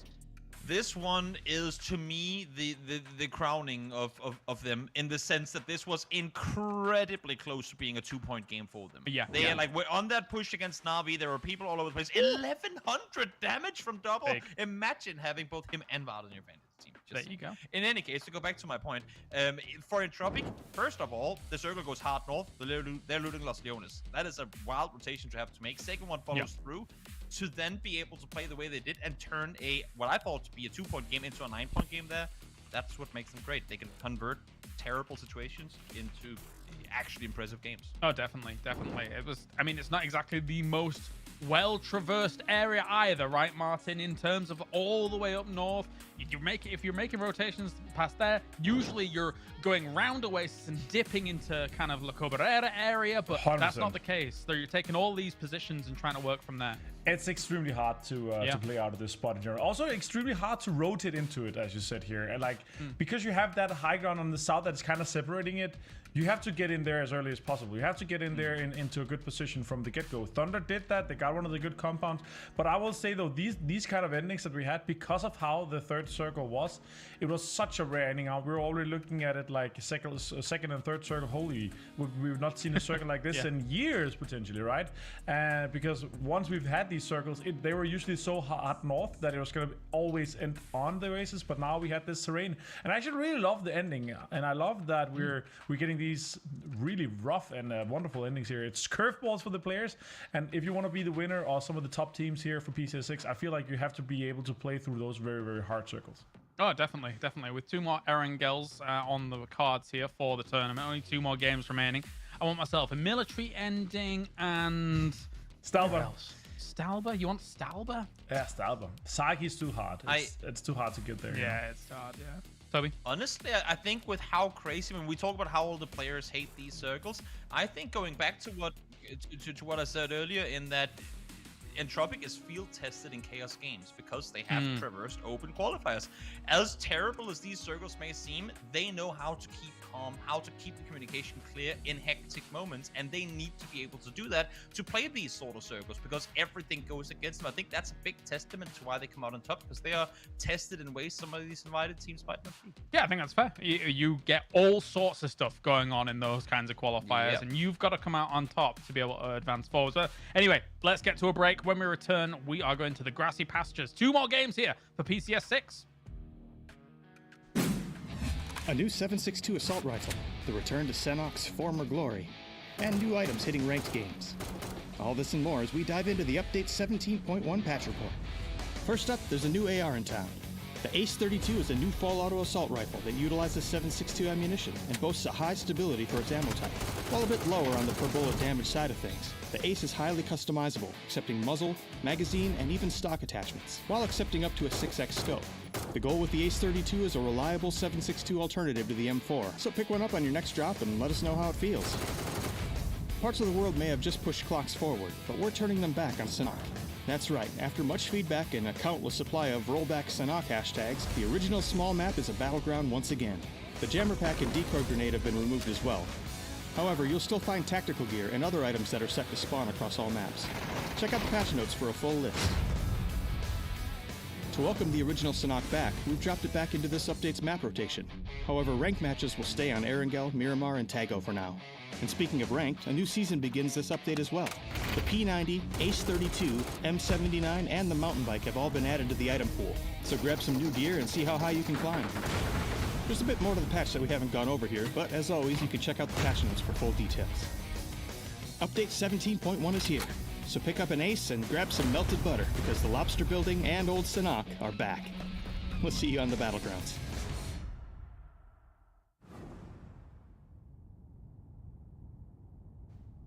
Two more games here, ladies and gents. Thank you for sticking around here for the entire time. And you know what? Here at PCS, we leave the best to last. We leave Europe to last to close out all 4 regions, and we bring you the fiery games, as we have Entropic currently sat very much so firmly at the top. But will we have 2 big pop-offs from some of the teams that are trying to hunker down on their position? Avenger, we'll take a look at the overall standings now, and Entropic has a sizable lead. Yeah. It's looking a little bit rough for anyone to catch him on. Also, not just because it's 33 behind for NLT, but it's 34 for FaZe Clan. It's 40 for Liquid, and there's a huge fight from 2nd place to 6th place, right? And there's a massive, like a monumental change from 2nd to 6th in terms of PGC points. It's from 270 down to 105. In prize pool, it's 35,000 or 14,000. Like, that's a huge difference, a huge chunk of change for the 2nd place. I would say, like, if a team like FaZe Clan or Liquid, Northern Lights already have 200 points from G-Loot, right? If they get 2nd place, they have already guaranteed themselves BGC 2022, I would say, from the European. Like, I think it's enough. I think it's going to be a little bit higher this year. It was 275 last year, right? So I think we're going to be around the 350 point marker. I think it's going to be the cutoff if the current trends continue. And also with the prospect of Entropic taking the sizable chunk here for PCS6. But that will also mean that Entropic, with this PCS6 win, most likely have guaranteed themselves a spot for PGC, which is great, because last year they were on the cusp. They missed out barely, and they have performed out of their minds in this tournament. No, definitely. Very exciting for them, I think, here at this point, Toby, considering that, again, rumblings are, this is a roster that really deserved a spot, almost I won't say a permanent spot, but a spot. And they have come out and shown just how much they can do given a lobby like this. And it's been so good to watch. Oh, it's amazing. I don't think anyone doubted their capabilities. I think, obviously, with last year, it was tough to credit how good they were at the style we're seeing them get to play now in Entropic. That isn't, and I think it's amazing to see that they didn't get knocked down by the amount of games they had, where everyone else said, "Yeah, we all know that you're the greatest," but that didn't show in the way that the system was. And I think for them now to be able to go through with that, to still play, to still qualify through the opens, and now to be on top in a format they play to and love. That is, it's amazing to see. I love how PC you are about it. I love the way the system was. I'll come out and say it. Thank God Chicken Dinner Rule is gone. I am trying here. I'm trying to not get... Yeah, don't worry, man. I'll say it. I'm happy. Toby was about to leave, just get out of his chair, be emotional about how rough he was having a time with the most Chicken Dinner Rule. Like, yeah, the teams obviously love this as well. And you can see with how, like, our invited teams, the most veteran teams right now, they are in the top. They are doing extremely well right now. Like, we are talking nearly double the points on the top compared to the bottom half of the leaderboard, right? No, indeed. But, theory for a moment. There is still a world where it does not go Entropic. For sure. Some of these teams, Toby, are very capable of having 2 big games, and Entropic could, in theory, just get single-point games here. I was just gonna say that. And now, of course, it's a little different when we have a 30-game final. There are just more games to be played, but we have had, in my memory, if my memory serves me right, more 15+ kill wins in this tournament than we have in a long time. So teams are fragging FaZe. Sitting at the cusp right now, they had themselves a 19 kill win, right? That's 29 points. Give just a 1 or 2 point game to Entropic, which again, last game very well could have been had things gone differently. All of a sudden, you're within 5 points to the final game. So as much as I wanted to crown Entropic off of them maneuvering their way through a very tough game to still get close to 10 points last game, do not rest on your laurels, because these teams are hungry, and with 2 games left to go, they're more hungry than ever. And that's the thing, right? Whichever way it goes, it's exciting. Either Martin, you have Entropic getting themselves this championship, which is pretty unprecedented considering Europe, it's NLT's territory. This is what happened. Or you have one of these teams have an insane comeback against where Entropic was, considering the barrier that they'd set up against all these other teams. Yeah, for sure. And we love these underdog stories. We like these comeback stories, right? We have 2 more games, and I would love to see a team pop off. Like, even with a record-breaking game, like 23, 24 kills, something like that, and a win, right? And they're straight into it and taking it to the last game. And then all the guys, they tweet before the game starts. It's like, all right, guys, it's a BO1 for PGC 2022, right? Like, okay, let's see how it goes. But yeah, they had a 50-point lead going into this weekend here. The first couple of days, it didn't really look like it, but now it feels like they're getting back to the grasp, and I feel like they're at least going to be putting, minimum amount of like 12, 15 more points to the rest of the next 2 games. So they have to have massive 2 games. Continue on with our equestrian analogies. They're back on the horse, I think is fair to say. Right. Toby, before we get into Erangel, final thoughts? I don't want to see chaos early game for the teams that might not have all that much to play for in terms of, there is obviously still PGC points all the way down, but don't YOLO rush into things, especially with just 2 games left to go. You might not have a lot to lose, but the teams that you crash into sure as hell do. Definitely so. All right, let's get to it then. The grassy pastures are on the way. 2 more matches remain here for all of these teams to try and catch up to the green wall at the top. Let's head over to HOWL and Jorasar. 2 games left to go. Let's find out what happens. A little bit of a change of scenery here as we head back onto Erangel for the last 2 games of PCS6. It's match number 29. We have a little bit of a western skewed playing path, 11 to 6 o'clock here. Are we finally, HOWL, gonna see the military circle? I say finally. Well, again. you say finally. I was going to say we had probably one of the worst circles we had on our Erangel yesterday. Well, it was so far over towards Novo. Really the prophecy difficult. Hasn't been fulfilled, so maybe we have to do it again. Well, but okay. FAZE only came second. Sure. Okay. We're playing off that observatory play once again, I guess. Absolutely. Oh dear. Well, to be fair, they're going down that way, but yeah, things are looking very interesting indeed. Entropiq continuing to post just enough points to keep things out of reach of everyone else, with a 30+ point lead in 2 games remaining. Like, I would love to see someone get up there, but my God, it's a Herculean effort. I mean, it's, for me, it feels like they're barely keeping their head above water, right? It's still a lead, yes, but the big concern being is where the peak of Northern Lights' performance has been on these Erangel games, and the disparity between this week's performance between the 2 teams. There is a real opportunity here where Northern Lights just nip in at the 11th hour to find this victory. I mean, Entropiq need to, I'll be honest, they need to maintain, which they have struggled to do this week, and particularly coming across into Erangel. I'm hoping that maybe they can still find success in this very, very passive play that they've now embraced. I mean, look, let's be I don't actually disagree. I'm going to play devil's advocate here, though. Yes, they need to find a way to maintain, but doing just enough is still enough. And at the end of the day, that week 1 play that we had, the fact that they were able to hit the ground running and keep it up, that's something that no other team was able to emulate. And they're reaping the rewards from that now. Another 5 points maybe in this game and another 5 in the last one. And barring a miracle, they must be thinking about their home free, surely. For sure. I mean, this needs to be Entropiq returning to that week 1 form, because what was it? I mean, week 1 they got like 2 chicken dinners. I'm pretty sure. It was insane. But the kills were what racked up. Across week 1, it was 69. Nice, 69 kills across that week 1 on Erangel, where they were way more active, they're way more decisive, and that's something that hopefully can suit them. The problem being, like I said, we've seen a real adjustment on Miramar in terms of their approach to these games. Yeah, I mean, NLT have found a way to just be there at the end of these circles and make sure they rack up the placement points. If you take a look at the adjustment and you take the placement points out of the equation, really the kills is where Entropiq have got their lead. 170 versus 130. It's that week 1 performance was just so huge for them. That said, building a big mountain for other teams to climb. The good news is these are the best teams in Europe and they're absolutely capable of climbing it. So I'm still a big fan of anything can happen. And speaking of anything can happen, a team that sometimes is boom or bust, but oh my god, one of the scariest teams to possibly face when they're a full 4-man squad towards the end of a game. It's hard to look much further than Heroic.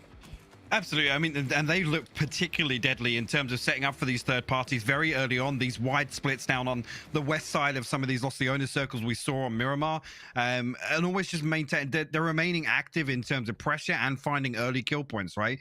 And even coming through and closing out one of those games on Miramar when I feel as if they were a massive disadvantage versus FaZe, right? So you can never count these guys out. It's been great to see them kind of continue that trend. I know Froz was talking about on the desk yesterday was just how deadly they can be. I mean, think back to how active they were through the chicken dinner format and how they were able to put up absolutely ridiculous kill counts. They just were unable to convert those to wins, but just don't forget how deadly Heroic can be.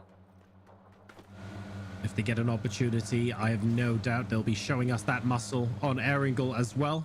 A couple of chances for them to get an extra bunch of PGC points, and I suspect they're not going to want that to go to waste. Road to Glory just trying to dissuade SKADE here from moving on towards their position. A little bit split as things stand. They just want to be able to hold those compounds for future use in case the circle swings by towards them. It's southwest of Everest, by the way, the center of phase number 1. So some teams rotating in, but quite a lot of teams taking it pretty chill. It's not like there are only going to be 1 or 2 choke points. The fields are massive, and okay, the sight lines are great as well, but chances are people shooting at you will be doing so from very far away indeed. I mean, eyes immediately go towards Observatory. We saw an absolute bloodbath up there previously in a similar circle here, but Liquid this time, I mean, yeah, they find it, I guess, uncontested initially here, but that didn't mean too much earlier Uncontested is bad. That means everyone else is behind you. That means everybody else has kind of got their sights set on it, potentially. Oh, that's gonna... Just quickly, actually, Josh, Entropiq have got themselves split in rotation here. HOWL have actually come right in between them. So, I mean, Nailop and QBE have got to be really careful about this, and Lucarux and Evas as well. I mean, potential here if it goes the other way, HOWL could find themselves pinched, but also, I mean, one side of this split could be punished here. We need Lucarux to make a lot of noise as they go past, hopefully, and maybe force HOWL onto the beach. And if they do that, the rest of Entropiq will get through fine. But HOWL have liked these early engagements. If they hear a gun and go for Lucarux, Entropiq could be in trouble. So all sorts of stuff could go on here. Heroic have got the southern triple near the crates, and they're firing a couple of shots the way of Team Rage. Ideally, you don't want teams sharing that. If you're holding this position, you want to be able to split it between those warehouse compounds. They're going to be fine. Sakura, Zensen, by the way, no one's near them. That was them coming across the West Bridge. Lucarux doing the job he needs to do, and this allows the rest of the team to easily close up on them. All right, HOWL goes to the beach.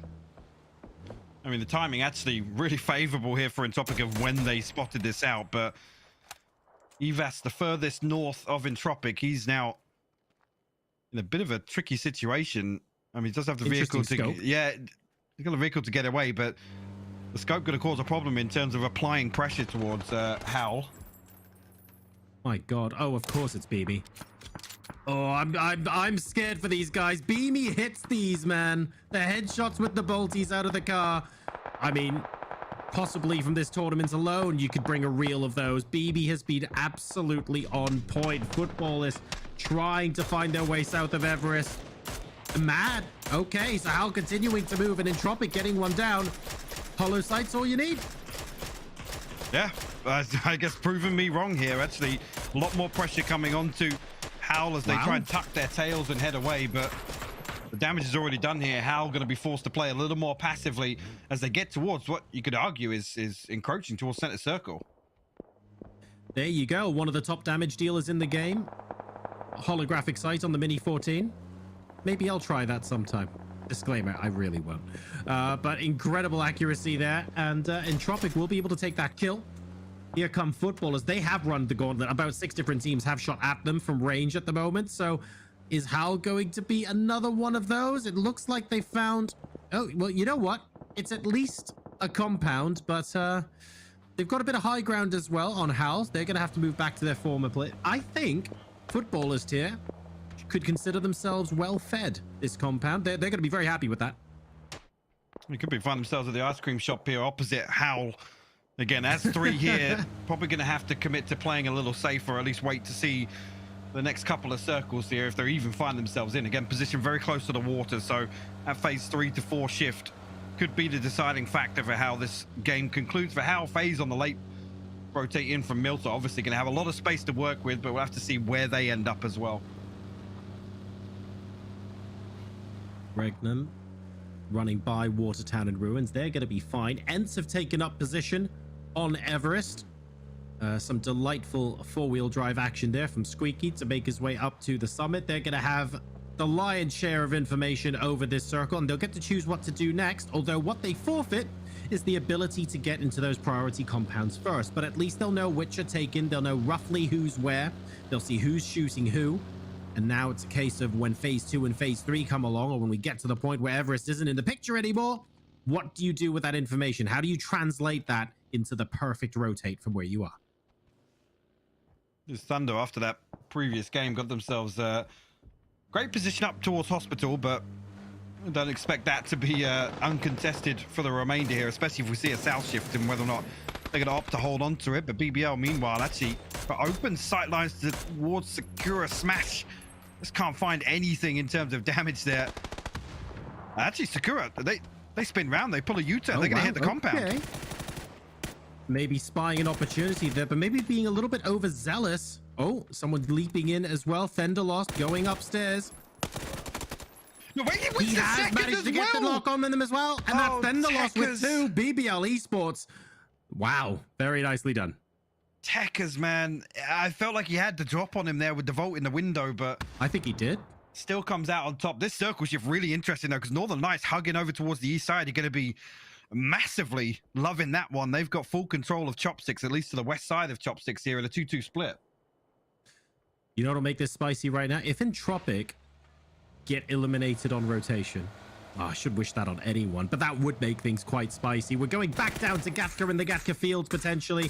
We could see some Chopsticks action here in match 29. God, man. Lyran.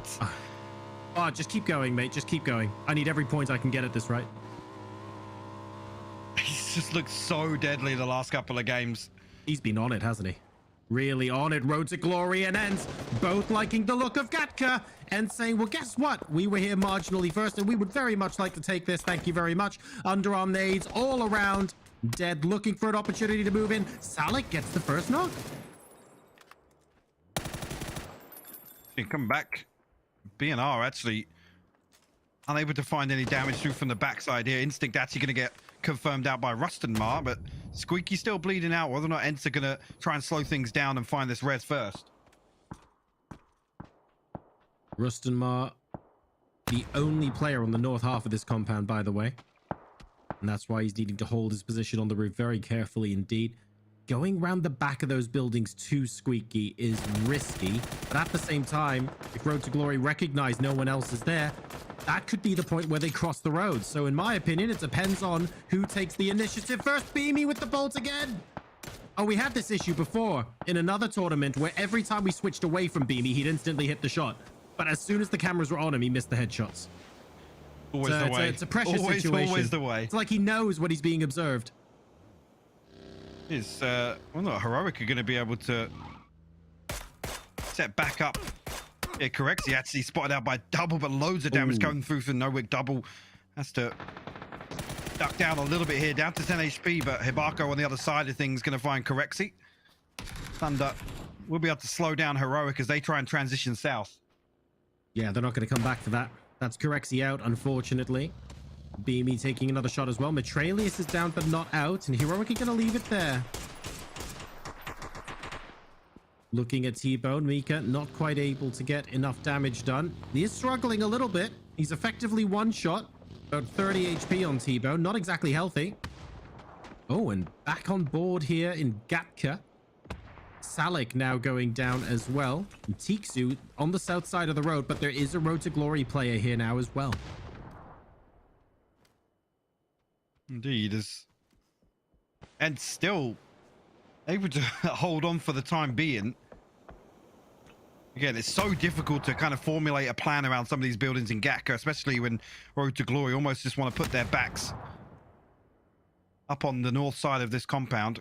Salak bleeding out, and you got to be careful here. I mean, no smoke cover to actually make this cross doable. There you go. He's going to invest the smoke to try and get this res on now. Teeksu using a lot of those grenades to try and dissuade Dead from moving by. Dead calmly waiting for 3 or 4 of them. Playing this well, actually. I mean, very diligent, very diligent. Molotovs in the smoke too. ENCE really don't want them to get that revive. But yeah, Dead playing a very, very cool, very patient game. SKADE and Thunder at Radio Tower. SKADE are trying to make a move, so Thunder might be happy just taking the position. SKADE have immediately conceded there. And the next circle does go down southwest of Chopsticks. So yeah, Ibi actually getting knocked out, but yeah, the circle actually, again, Northern Lights find themselves in so much space here. HOWL actually looking to pull up onto FAZE, and Gustav going to be the one to find Tusta. And actually, it's going to be the second casualty here for HOWL. Actually, another knock comes through elsewhere, so Ruin the last man standing now. ENCE alive with 3. Squeak it down. And BNR, the last surviving member of Road to Glory. ENCE have been playing this quite split, but they've been winning their 1v1s, and as a result, this is now a 3v1. And I'm pretty sure they know which building BNR is in as well, so they have the opportunity now to regroup. See what they can do from there. Rustamar just spots the cross up the stairs, but no damage coming through. A couple of those shots look bang on there. I thought he hit those. That must have been like a pixel off or something like that. But now they're surrounding the building. BNR looking for a knock, looking for any reason. Code Marco actually finding some damage on. That's a reason. You're going to force Rustamar away from that peak off the rooftop. Another headshot there, this time from BNR. He's not down to bandages, but he's got 1 first aid left and wants to save it for when he really needs it. He's holding his own very well here, but how much longer can he hold out? Oh, he's got a shotgun. He'll be fine. That's how this works, right? That's it. Entropic getting pulled up on by Thunder here. We find the first knock on to Mika, and actually Hibako trying to just vault in the window. Yeah, an absolute sitter for QBE to find. Lukurix comes on the outside, so massive kill points coming through here, especially if they can find Haruz in here without losing anybody. They will indeed. It's 5 on the board now for Entropic. FaZe, Northern Lights, and even Team Liquid seeing this in a kill feed know that we've probably got to try and make a move. Entropic still very split though. Look at this positioning they've got. Extremely split indeed. Hearts must be sinking as they see Entropic get those kills back up to 258 points. Sure, they lost a player, but that's little consolation at this point. Team Rage here. Whoa, whoa, whoa, whoa, whoa, whoa. Oh, that was close. Mert just escaping death. Not sure really. I mean, Team Rage are here so early that there's no real chance of them surviving. I've got to be honest. Schofield going to get knocked out by Clib. That's all the way from the west side here on the high ground from Team Liquid. Mert going to stick the res, but this is just delaying the inevitable. You ready for some top tier analysis, Hypark? Go on. This is not an optimal phase 2 position. I've got no idea why they decided to stop there. Nope. BNR with the shotgun now, trying to defend against ENCE. Unfortunately, still flashed as Road to Glory are eliminated. Actually, Kobako trying to hit the drive-by here. More damage coming through. BBL also on a similar situation here. Got to pull up in the open field here. Kepper going to get found out by SKADE in transition. Smash pulling past here. Going to try and find the damage. He's going to close out the kills onto Team Rage, but BBL don't really have an awful lot to do now that they're out in the open. Absolutely brutal going through those fields. SKADE now moving past Navi. Headshot coming in. 2 headshots, 1 for each of them. And that's disoriented Noik somewhat, but he's tactically using the floor of the car as a shield. Oh, should have stayed in for a bit. Noik gets knocked by Quizzy. Will instantly finish as well.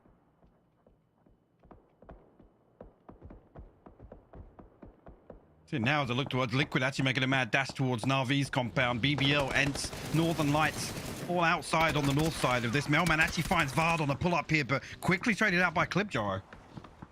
They're going after the drop as well. This is going to be very intense because the rest of Navi are close. Melman has been knocked on the drop. Clip moving in with 3. I think it's Vard that's knocked at the moment, just off of screen. And they're asking themselves, how close are Navi? Where is the rest of the team? Liquid, 3 together. Navi now outside. They didn't spot Example until it was a little bit late. but Example doesn't get the knock. Unfortunately, elsewhere, clip goes down to Alya. Navi taking a ton of damage here. Aliyah actually down to 4 HP. Example onto 47. But Liquid seemingly coming out the worse off from this engagement. Clip and VAR bleeding out. Can James find anything here from the 2-story? Actually, the third party. Look at that. Gustav gonna find a knock onto Quizzy. This could be helpful for them, but BBL saw who was in the kill feed, and they're moving up here as well. ENCE actually going to be moving up on BBL. Great headshot from James onto Alya there. Absolutely pixel perfect. And now ENCE versus SKADE. BBL, you can see them in the background. This is getting really messy. 5 or 6 teams are absolutely collapsing on this position as they're desperate to eliminate the competition. And that's the Example going to find James trying to hop out. Actually finds the second as well. Mexi will fall, and that's Liquid out in the 11th place. Now, again, another team kind of caught up in this engagement as Northern Lights now up on the northeast side again find themselves in lots of space. Favorable scenario here. FAZE split 2-2 down just to the south of them, and actually it's going to pull away from Northern Lights. Ooh. I mean, they have to force the issue here. They have to come towards the compound, Joro. I didn't realize that Entropiq have a blue zone uplink. With their position on the leaderboard, I'd argue they don't need it at the moment, but that's ENCE eliminated. That was SKADE, by the way, and Pixel in that compound with him. QBE's been knocked. What? How has that happened, Joro?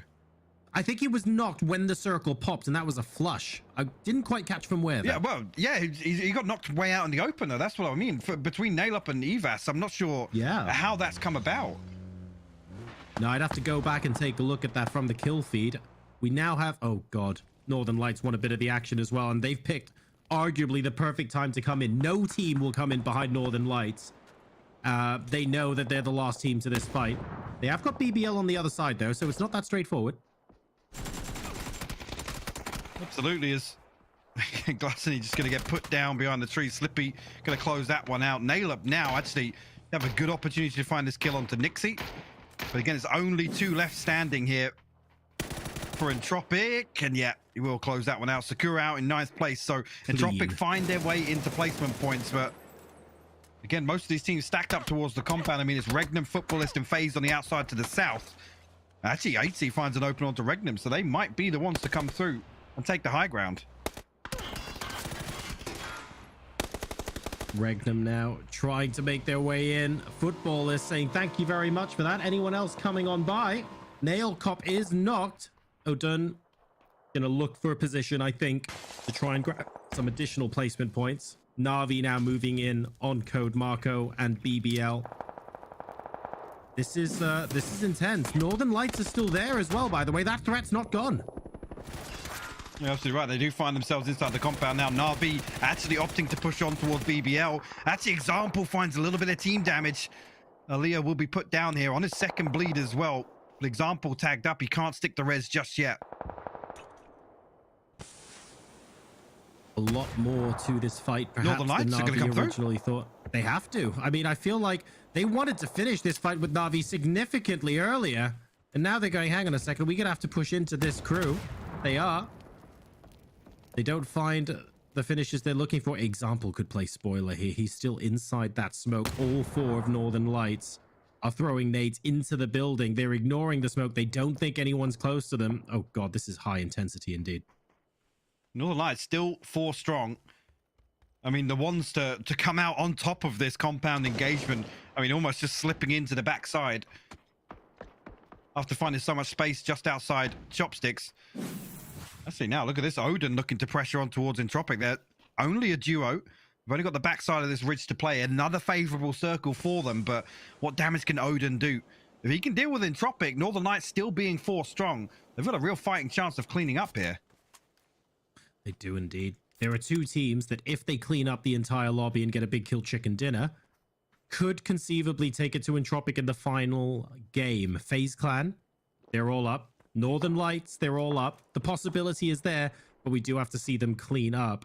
In the meantime, BBL are playing shotguns with SKADE. That could be, I feel like that could be rag to a bull for Northern Lights to try and go in. but I feel like they haven't dealt with Navi enough yet to be certain. This is great from FaZe as well. Reading that there's a little bit of space on the west side of this circle. They want to get proactive, deal with this ahead of time. Naileup actually the one to find Odin, but that's going to give away. It's going to be a glaring neon light here for FaZe to come down and collapse onto Entropic. The damage comes through. Initially, HC finds the opener, Jaro.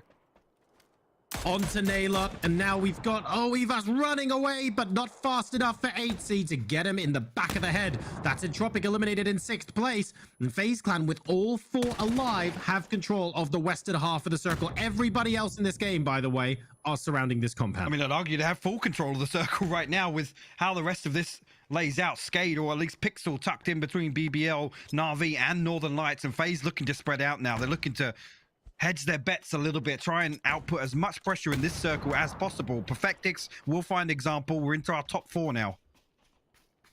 Nice and clean from Northern Lights. They don't want to take any damage en route here because they know there are multiple teams in this compound, so they're trying to maximize the number of kills, the number of points that they can get without sacrificing their utility, their vests, their helmets. So that was nice and clean, albeit a little bit later than they wanted onto Navi. SKADE still hiding out here because BBL had the western half of this compound. That was FaZe Clan, I think, onto Code Marco as well, as Northern Lights look to continue their aggression.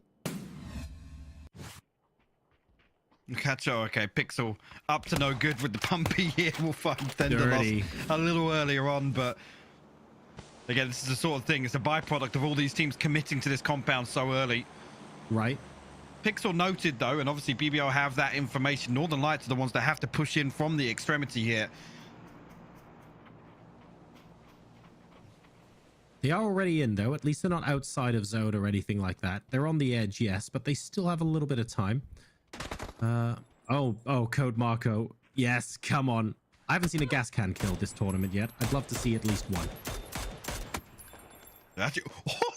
Lou actually finds a response onto Diggory. That's going to pull Fex a little further back here, or potentially Gustav down for the res. Fex has to make sure that he has control of the north side of this circle now. A little bit of a response comes through from 8C. The circle actually pulls back towards the compound here. FaZe, all of this space now have to be given up, and you got to question actually, what does their next position look like? This eastern shift, Northern Lights could not be happier. They were worried they'd have to run out into the open or go through both of the teams in that compound. They no longer have to do those things. Great spray from range from Lou as well with the AWM, with the barrel. It doesn't matter. He is taking names right now. That's the Fex machine down. Let's see if they could respond. And Fex, the one that ultimately I said he has to be the one to control the north side of this. So FaZe have to respond in kind here. 8C finds a little bit of damage, but nothing really to force Northern Lights off these angles here. And this is going to be the key fight. Like I said, whoever comes out on top here is going to control the lion's share of this circle. Don't expect Pixel or BBL to be making moves anytime soon. This straight up 4v4 should decide the game, honestly. Fex still down for FaZe Clan, significantly further forward than the rest of the team. It's going to be a mighty struggle to get anyone there in time. I reckon he's just going to bleed out, unfortunately, unless we see something like 2 knocks right the heck now. And Northern Lights are not giving FaZe that luxury at all. 1 minute 10 until FaZe 7 completely closes up, but Northern Lights can afford to play for time a little bit here. The circle has been in their favor this time around anyway. They can afford to wait a little bit, see if there's any chinks in the armor. Importantly, they've got an Orm. Just try for a second hex shot. Wait, Lou actually finds a second onto 8C there we go. here. Yeah. That's it. He's going to actually knock the furthest south of FaZe, so they're getting picked apart right now. Fex, slight overextension here to try and gain the advantage. That's punished. Now 8C playing back deeper, almost on this anchor position. Well, not Diggory now. He can't give away any damage here. Like I said, I'm curious to see where FaZe's next position looks like, how comfortable it is, because they're burning up a lot of utility right now, Jory. They're not going to have anything to break these lines of sight. No, and that's a big problem. They're using some of their smokes now. How much more of it are they going to have? There's Lou. There's 8C. And we press the delete key. Oh, that is disgusting. And that's the second time he's done that. I mean, these guys, they know what they're doing. That's no fluke. He's still got a bit of HP on his level 3 vest as well. Luke can afford to peek some of these. Absolutely. Definitely got the advantage here, and FaZe, with that shift, it's so detrimental to all of that space that they had previously. And again, they're going to struggle in the end game here. These circles ultimately just, they don't want to give it to FaZe, man. They know what's at stake here. Ooh. 8C needs to be wary of his teammate in front of him, doing some damage back to Northern Lights now. No one's third partying because BBL and SKADE are in the compound, happy to pick up extra placement points right now. They're completely fine for these guys to completely take each other apart. No issues whatsoever. They're happy to come in at the end. Wow, I mean, I question the utility usage so far, but FaZe still has so many smokes. Actually, a little trade out there. Gustav onto Batulin. Spyro responds in kind. Actually, Lou now finds a crucial tag. Code Marco actually didn't want to come outside the compound here. He's going to find the knock and the flush onto Diggory. This is a big problem indeed. 8C and Gustav, the two players left alive for FaZe. This has been a war of attrition, but Northern Lights at the moment are winning it. They've still got the Orm, remember, and a knock now could signal a collapse. More utility coming out from FaZe. They might as well use it. 2v4. And Perfectix even chucking a couple of bullets the way of the other teams. That's Lou with the third hit, by the way. That's the third Orm knock he's had onto FaZe. What an impact. 80 now has to stick this first aid. No smokes left. 4 frags, 1 Molotov, but he's got to try and reconsider his approach here. The last man standing for FaZe. Let's back up. I don't know if he's going to be able to get a sight line towards the compound here, but like I said, Smash and Code Marco were looking to take active angles. Pixel, actually look at him now with the pump tucked up on the wall. Perfectix there, ready to defend any push coming out from the compound, but Batulin's pushing forwards. They're going to get another upgrade here off the crate. Oh my god, that's fresh 3 gear and a Mark 14. Yeah, because that's what Batulins needs at the 30-minute mark of a game. This is properly skewing in favor of NLT now. There are still ways for them to lose. Batulins is quite far from the rest of the team, but we're going to have to see some pretty impressive stuff come out from the rest of the lobby to deny NLT. Is Pixel going to start that? He gets a spray onto... No. He gets a spray into the smoke, I should say, and Perfectix finishes SKADE off. But nothing to come through there. 8C going to give up to the blue. Just Smash left now. Joro finds himself in a 1v4 against Northern Lights.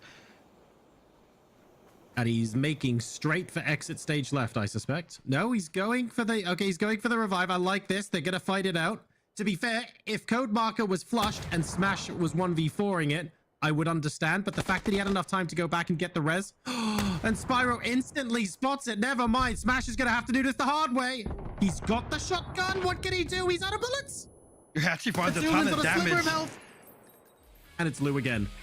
Lou, absolute monster this game as Northern Lights take the chicken dinner with 8 kills. BBL in second place. I mean, that's pretty good. We have Northern Lights, we have BBL, we have FaZe. A lot of the contenders there, Hypoc, in there at the end. So they're giving it their all. Yeah, big kill count for FaZe, and that's crucial because that's the sort of thing that's really slipped through their fingers previously. I mean, particularly today on Miramar, where they're forced to play out a little passively, bank on their position, ultimately favoring them into the end game. But Northern Lights, man, just you're coming in from that northeastern edge, so deadly, and again, so composed as well. They don't get overzealous. They're so diligent in terms of how they set up there, allowing actually, you know, all of this to conclude inside the compound, and they have free sight lines towards FaZe once that space comes through. So that was the penultimate game of PCS6 Europe, ladies and gentlemen. Just one more Erangel to go before we crown our champions. Let's go ahead and head back over to the desk. That's right, Northern Lights, another win on the board here. And, I mean, actually a bit of a weird stalemate towards the end, unless it wasn't for the Orm. Sorry, actually, I'll do an ode to our friend, the Mean Green Machine, singing its song over the battlefield here. Very impressive stuff. Avenger Toby joining me. And Avenger, that was, yeah, that was all Lou with an Orm and Northern Lights blasting. Yeah, you'd love to see the big boy gun in action, of course. It's a bit of a throwbacks for that. I love to see NLT here again. It's we were coming into the day. We were like, okay, is it gonna be a comeback story? But it's all the big teams that wants to have a chunk of this. They're winning like time on like it's just insane. Like I can't believe that we're coming into this and we're gonna see all the teams just fighting for seconds or sixth place instead of trying to get Entropic out. And Entropic just quietly like, oh, okay, all the teams want to win this. Okay, we'll just let them fight each other. FAZE and NLT here in the very end just completely destroying each other, and NLT actually managing to salvage it, get their knocks up again, and also take BBL out was actually fantastic. But these Western shifts in the Western circle here proved to be like easier than I expected to be. I was like, okay, this is going to be a super hard circle. This is going to be a lot of teams dying early. We're going to see a lot of fights, but it ended up being a little bit more well considered and a lot of top teams getting a lot of kills. Yeah, definitely so, Toby. Looking at how these things play out towards the end, and for Entropic, just another few kills here and there, just solidifying their position. Yeah, but again, I mean, as much as I want to, with every single kill they get, gotta call it over and done with, I can't help but think that the two teams that are chasing them are arguably the two teams who, if any, are the ones who could potentially go out and turn things around. Northern Lights, we're looking at somewhere around a 12-kill win, considering that Entropic would 0-right next game. FAZE looking somewhere around, I think it's 15 if my quick math is done correctly. It's not impossible. I mean, we've seen bigger wins from both teams, even with a little bit of wiggle room. But that would, again, require for Entropic to 0-out, and they have yet to do that across the entire day, even when met with extremely tough circumstances. So it's going to be up to Entropic to lose the last one, essentially.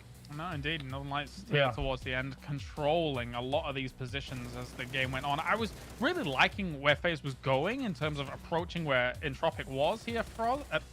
Avenger. I'm not Froz. No, you're not Froz. I'm dealing with both of you all the time. This is what I have to deal with, all right? But like, then they kind of get stuck on that west side, and it's a little bit rough. Yeah, in general, you know, you come into these circles here. That shift that shifted towards NLT and the compound here in general was what gave them this win here. If it shifted towards FaZe Clan, they would have had this ridge. They would have won the game just having this ridge here. But that eastern shift was literally what set it up everything for it, right? And then Pixel trying to play for points, BBL trying to play for points. They're doing exactly as they're supposed to be, being only 1 and 2 players.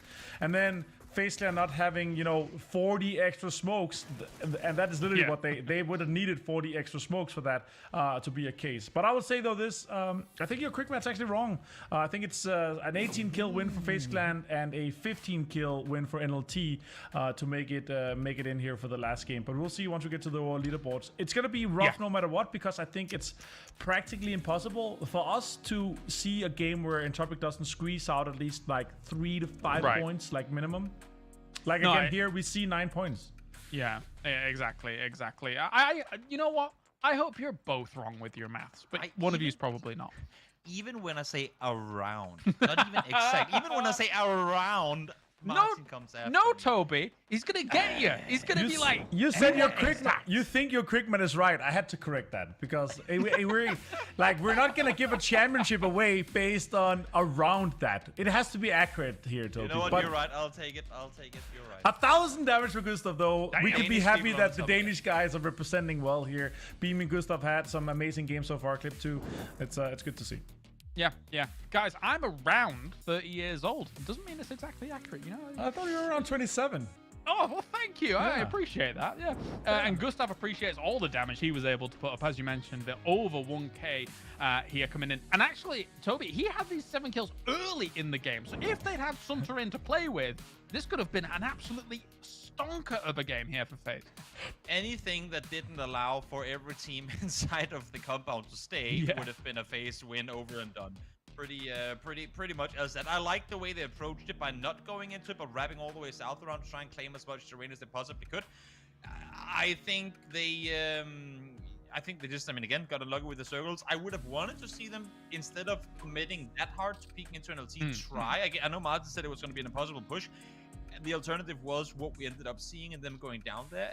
Try to see if they can make the southern wrap around back underneath into the compound. But again, that would be them going up against then both NLT and the two BBL players, making it more hard. But, you know, hindsight. All right, well, we've got one more break, which means then we have one more game remaining here for PCS6. Join us after this.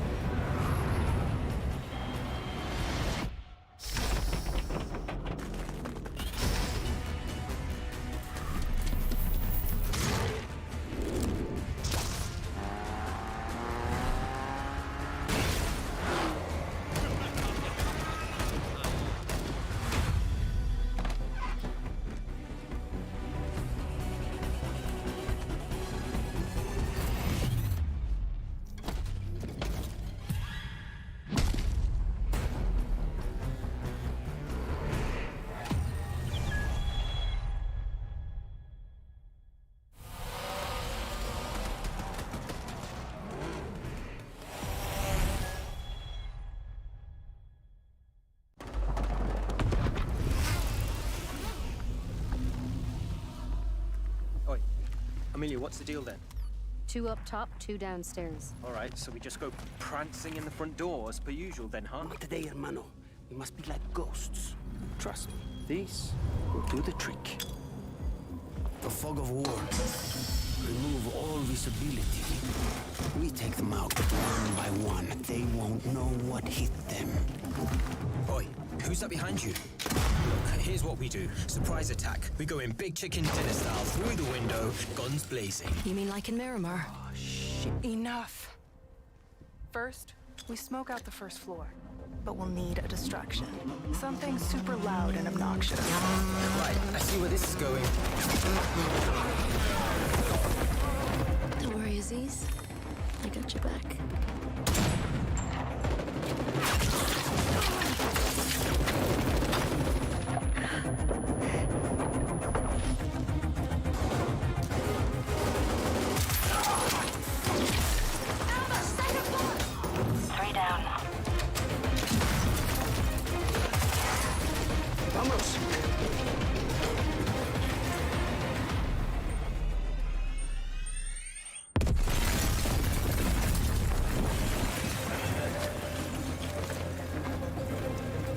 Winner, winner. So, where to next?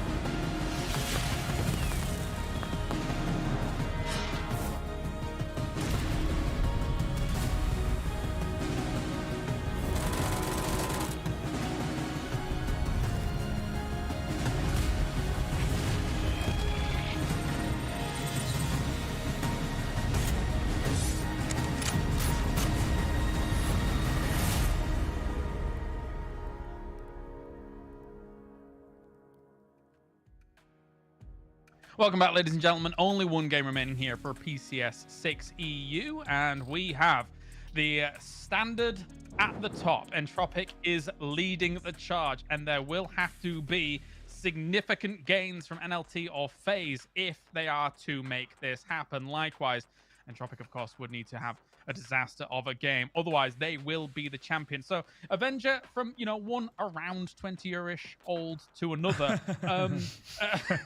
what are the stipulations here that we're looking at? So, Entropiq will need to have a 0-point game. 0 kills, 0 placement points, and then NLT will have to win the game with 15 kills. FaZe will have to win the game with 18 kills to take away the first place. So it's looking very good for Entropiq right now. But what is really interesting, of course, is potential that this could happen, but it's extremely close on second to third place. It's 3-point difference. Again, massive points in both PGC Points and prize pool, but also our 4th and 5th place, 4 points difference for BBL and Liquid. True. Heroic can have a massive game with BBL and Team Liquid going out and could potentially jump both 4th and 5th place. So there's a huge amount of on the line here in general. Like our 2nd to 5th, so to 6th place is so close, and we can see shuffles on all those places with some big games. And I just want to point out, as Toby kind of observed, is that you said that you think it's the most, like, it's one of the biggest times of the tournament here that we've had so many games where we're seeing these 14, 15 point kills wins, and I think it's accurate. Like it's and I feel like it's not hard to say, but I feel like it's because our top end of our teams, top 9, top 8, is doing so much better than our bottom half that they're kind of taking out so many of the bottom feeders, if you can put it that way, right? Because we're looking, if you're like just going on the other side of the board right now, Liquid nearly has double the amount of points than Team Rage. Entropic has double the amount of points than HOWL, right? So it is very, very top heavy right now in Europe in a grand final here for PCS6. And I think that is one of the reasons as that our top is getting even better, and the bottom teams that have qualified here for PCS6 is having a really rough time against these veteran teams. Yeah, a big contrast, I think, is fair to say, Toby, here, when you look at this and how it stands. But what are your thoughts coming into our last game? No, I couldn't agree more with Martin. I think I'm very curious to see both what FAZE and NLT are going to do, and also, of course, how Entropic are planning to play on this.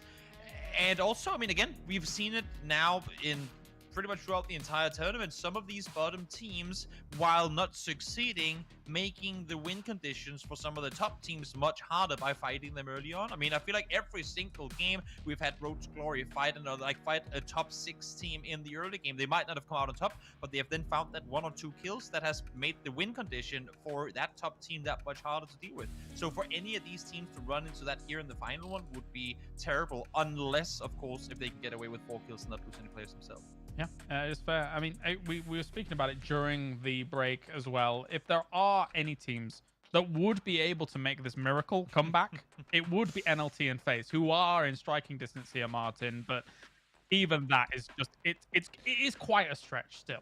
It is, it's a big stretch. And also the other thing is that usually when we've seen these cases where a team has a possible chance of catching number 1, you know, go back to PGL 2018 where FaZe Clan hot dropped in Pochinki to try to take the win away.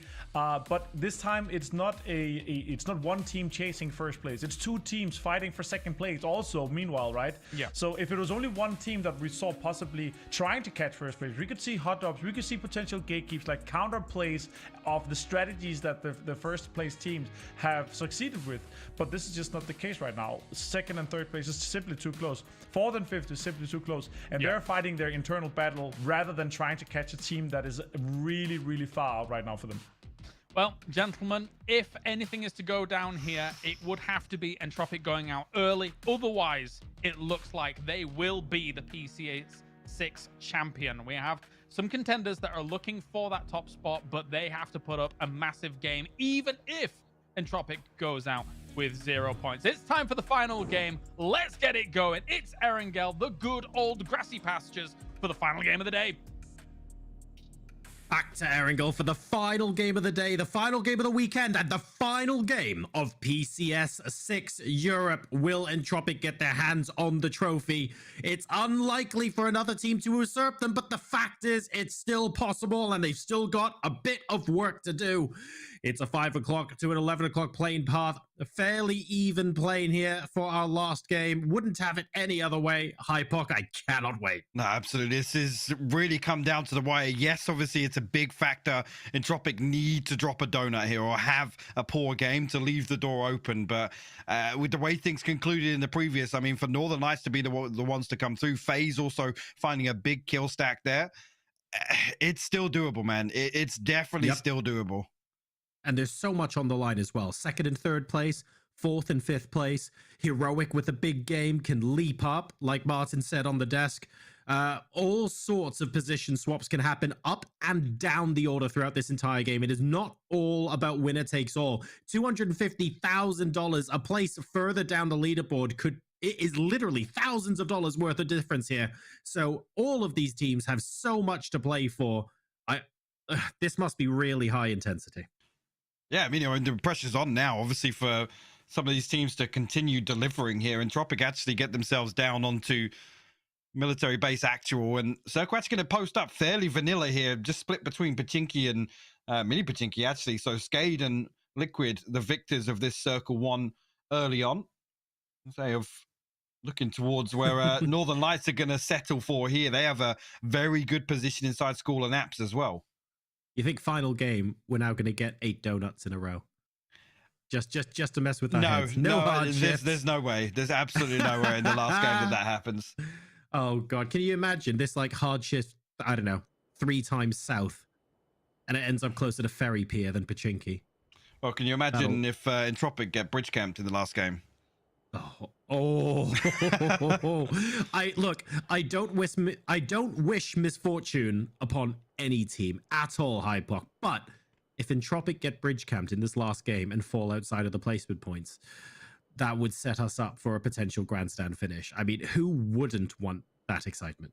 Well, Entropic, perhaps. Well, yeah, I guess anybody actually hoping that Entropic win, but you're right. The rest of us, yeah, I'd like to see it because we've talked about it a couple of times here. As soon as teams see what is going on in the kill feed, you can see them flip the switch and have to, you know, really play these games on the fly and adjust accordingly. So that could be a major factor here if it does come to fruition. But I mean, how long HOWL decide to stay here over on the West Bridge is someone I have to keep our eye on. Not really known for, you know, setting up some of these traps. Well, speaking of some of these traps, we saw Vard absolutely perfectly execute one a little bit earlier on, but all members of this team, Team Liquid, of course, can do wondrous things. We've seen them do fantastic things as well. They're in Pachinki at the moment, nice and calm in the middle of the circle. One of the mainstays of PUBG and consistent good performers as well. You never know when they might spring a chicken dinner, and this could potentially propel them to a couple more PGC points. That's the thing. So we're going to not really see anybody invest too much in the early game here, take too many risks, but Liquid with certainly a good opportunity here with this circle one. It goes without saying. Yep. Have to see where they opt to settle up. And again, previously, actually, I was casting with Toby last week. We were talking about Navi's slight adjustment in the early game, whether or not that's going to play any sort of part in Liquid's decision making. I'm seeing. I've got to say, I have my eyes glued towards that bridge, Jar. Like I can see Lookerworks going forward now. This is actually pretty important because he's going forward and he's going to be able to potentially sniff out any sort of trap set up by HOWL. Ruin over on the west side of the actual bridge crossing itself. He's in Glasshouse, so okay. The problem being he has no teammate with him. So if Lookerworks can spot it out, there's a potential here for actually to punish the one member of HOWL out on the extremity. It's all fairly quiet in phase one, and because the circle is so central, teams will be able to come into circle from all sorts of angles, by the way. So just keep that in mind. Entropic now getting into vehicles and thinking about leaving military base. And if they get to, I'd say, a quarter of the way across the bridge and Ruin still hasn't been spotted, there's an opportunity here for them to lose one early. But the rest of HOWL, no, they're getting into vehicles. I don't think they're going to bridge camp. Yeah. And that's so important for Entropic to allow them safe passage back onto the main island. Again, no early game risk here for them. All right. HOWL not committing to the bridge camp. Here with Northern Lights, 5 wins. If you want to understand the numbers that just lead to, oh, hang on a second, REGNUM CARYA and Sakura Zensen smashing into each other in phase 1. I mean, this is unusual, I suppose. Sakura Zensen need every single kill they can, and REGNUM CARYA languishing towards the bottom of the leaderboards here, but I did not expect this at the 5-minute mark. This nade should go pretty nice. Yeah, I was gonna say pretty close to where meant to be set up on this vehicle, but the flush comes through onto Slippy, and actually on the backside, Salty with a great follow-up nade here. Apocalypse looking to post the Molotov inside. That should actually find the knock here. It will. Salty will fall now. Apocalypse getting the trade. REGNUM. It's well, they're very split at the moment, aren't they? Mur and Apocalypse on opposite sides. Nixie not quite getting the drop there onto Apocalypse, allows him to move forward a little bit further. Maybe Mur will be able to team up now and get back. That's Metabay flushed. REGNUM CARYA fighting for their lives now, trying to punish Nixie, and he successfully does so. Nice job. We come through just high man left now. Actually, Nixie finds the martyrdom from the grave there. The knock onto Mur. And Hyman down to 21 HP. We'll find a little bit of damage onto Apocalypse, but I say it's going to come down. I don't think either res really feasible here. Apocalypse got a cross in the open to try and find it, and Salty still bleeding out inside the ice cream shop. He's giving Hyman information, trying to let him know where he thinks Apocalypse is, listening for the audio cues. You can see he's facing the direction Apocalypse is in. But he hasn't got much time left, unfortunately. Because Apocalypse hasn't pushed, Salty's going to go down, which means if REGNUM CARYA win this fight, they could go back up to 2. But no matter what happens here, Hyman is solo. No, I think Hyman's definitely trying to control this cross. He wants to prevent that res from coming through. Apocalypse almost with the advantage here in terms of the information game. Hyman actually gonna try and bank a smoke off the tree on the backside. That's clever. Actually, Apocalypse finds the headshot though. You're gonna hold the angle. Again, yeah, actually the damage crucial here, but Hyman hears the cross. He's going to get a ton of damage on. Apocalypse will fall. Sakura comes out on top there. I think, I mean, heads up play from Apocalypse. After the headshot, he knows that that's his best chance of crossing. Unfortunately, Hyman reacts to the audio cue just in time. They wanted to overtake HOWL, who was still 2 points above them, but Sakura Zensen there. Unfortunately, 3 members of their team have fallen. Road to Glory have heard the commotion in the compound, and Hyman's thinking, maybe we can make something out of this. The fight is over. Road to Glory know that it's not a full team here, so I think they're going to try and push in. This will be their last hurrah. Unfortunately, the gap is such that Road to Glory won't be able to get themselves off the foot of the table, but they can at least win a couple of these fights to begin with. Are they going to crash in, do you think? I mean, it doesn't make sense for Road to Glory to do anything else here. Like you said, the leaderboard all but concluded in their regard, so... again, the decision making not really gonna be too impactful here. Smash actually posting an aid onto Ruin. HOWL actually did make their transition north away from the bridges we talked about earlier, but they find themselves in close proximity to BBL now. BBL pushing ahead. Remember, all of these teams want big wins. They don't just want to win, they want to get as many kills as possible. HOWL defending their position, 11th on the leaderboard from Sakura Zensen, who have just lost 3 players. They aren't that close to each other in game, so they won't have heard the audio cues or anything like that, but this could end up being close for them as well. BBL, they want to move in, but they want to move in safely. They want to be able to get maximum number of free points at this stage of the game and then back off before it gets too risky. They don't mind only getting 2 or 3 kills and then backing off, provided that they also get all 4 alive still. Road to Glory and Thunder now, unfortunately, rotating through each other. Salak with an actually making it work there. BNR actually finds the tag with the bolty, but unable to close that one out. The other 3 members of Road to Glory have fallen already. BNR down to 24 HP. Tries to find the spray. He's actually going to put Hibako down. Goes for the no-scope, but yeah, his days are numbered. Thunder going to be the ones to wipe him out. Actually, Squeaky coming through with the flush onto Salak there, finding a kill point, but Circle posting up, centering up here. Again, not expecting too much movement after these early engagements now. It's the second donut of 8, mate. It's happening. It's compensating for all those shifts we had earlier. The Circle's like, okay. Let's just calm down a little bit. Game number 30, though. Is this the time to do it? I don't know. Most teams are going to be in Circle. Northern Lights are going to try and move a little bit closer. BBL as well on rotation, deciding not to take the rest of that fight. They got their kill point. That's fine. Let's post up somewhere else, going very close to Heroic. They have to be a bit mindful. Code Marco in particular. It's getting dangerously close to T-Bone, but he gets out of dodge. Heroic actually wrapping on the west side once again.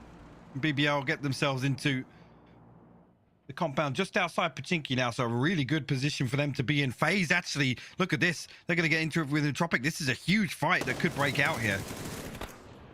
I'll tell you what, if Entropic wipe FAZE to begin with in this game, that'll all but seal the deal. Gustav knocked at the moment. Vex immediately running back to engage. Knows that this is the fight they have to win. Also, if FAZE win this fight, Entropic could go home with 0 points from this final game. A lot riding on the next minute. Yeah, Gustav actually down to about 30 HP, almost confirmed off in the flush here. Diggory now coming up. The reinforcements have arrived for FAZE, but Nailep actually going to confirm Gustav putting FAZE down to 3 members. Critical point there for Entropic, every single point. They're going to peel away. Entropic are actually another finger on the trophy. They're happy with it here. They're happy to get that kill point, weaken another contender, and actually pull away. 8C unable to find any damage there. Entropic get away with murder there. Almost daylight robbery, Joro. That is the ultimate frustrating move for FaZe Clan. Entropic, though, that is some seriously smart strategic play. They have... the blood must be rushing to your head, right? We can eliminate one of the 2 teams that can realistically overtake us. We can do it right now. No, get the 1 point, back off, see what they do. Let's play this slowly. It takes a lot of maturity and a lot of experience to calmly reach that conclusion there, what Entropic just did. Sure, now, I mean, they put a kill point up. They can slow things down a little bit. They got lots of space to work with on the south side. I mean, they almost have been a magnet for the circle previously, so right with that control on the south, it could convert into a really dominant position for them. If this is a 6 o'clock hard shift coming in now, I mean, that's going to be bonkers. Entropiq, especially in the early game, they seem to have a knack for those phase 2, phase 3 circles that dictate the nature of the game that's going to happen in the second half. They seem to know exactly where that goes. But we'll wait and see.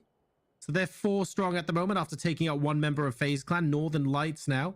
School and Apartments, they, of course, are still 4 strong. And they're the team closest in points to Entropiq. Not yet finding those kills. Yeah, the problem being Northern Lights are in a position with this circle, it's not necessarily a high traffic area, so they haven't really had an opportunity to find anything in the early game. It's in comparison to Entropiq down on the south, but where is this one going to go? I mean, if it comes towards Pachinki, we could see another mad dash. A couple more teams opting to dive in here. Well, I think that's exactly what's about to happen. Yes, absolutely. Going to be chaos here. Entropiq, though, still with an opportunity. I mean, FaZe coming ahead of them now. Futbolist still set up on the south side. They're actually going to give up Pachinki Hill here. I mean, Heroic, they might not be able to read this, but I'm curious to see where FaZe end up. I like this position from Heroic. They have the option to go for the hill. Everyone rushing in as quickly as possible. They haven't got far to go, but it's important that they get that stuff down really, really quickly because so many teams are going to be shooting at you if you don't.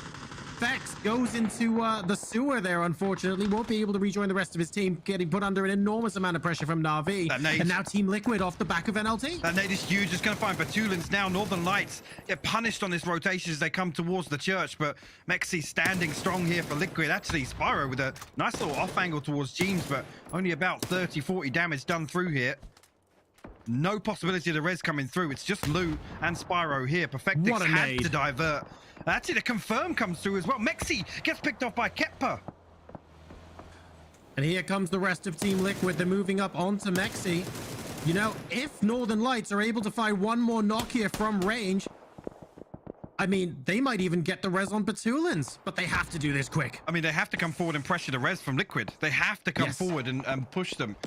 And that's so difficult. The smoke cover not really benefiting them. Perfectix, yeah, he's isolated. Out in no man's land now. They're going to lose use of the vehicle as well. Northern Lights could fall to 2 here. Unfortunately, this fight isn't going as quickly as Northern Lights needs it to. Team Liquid getting the res off.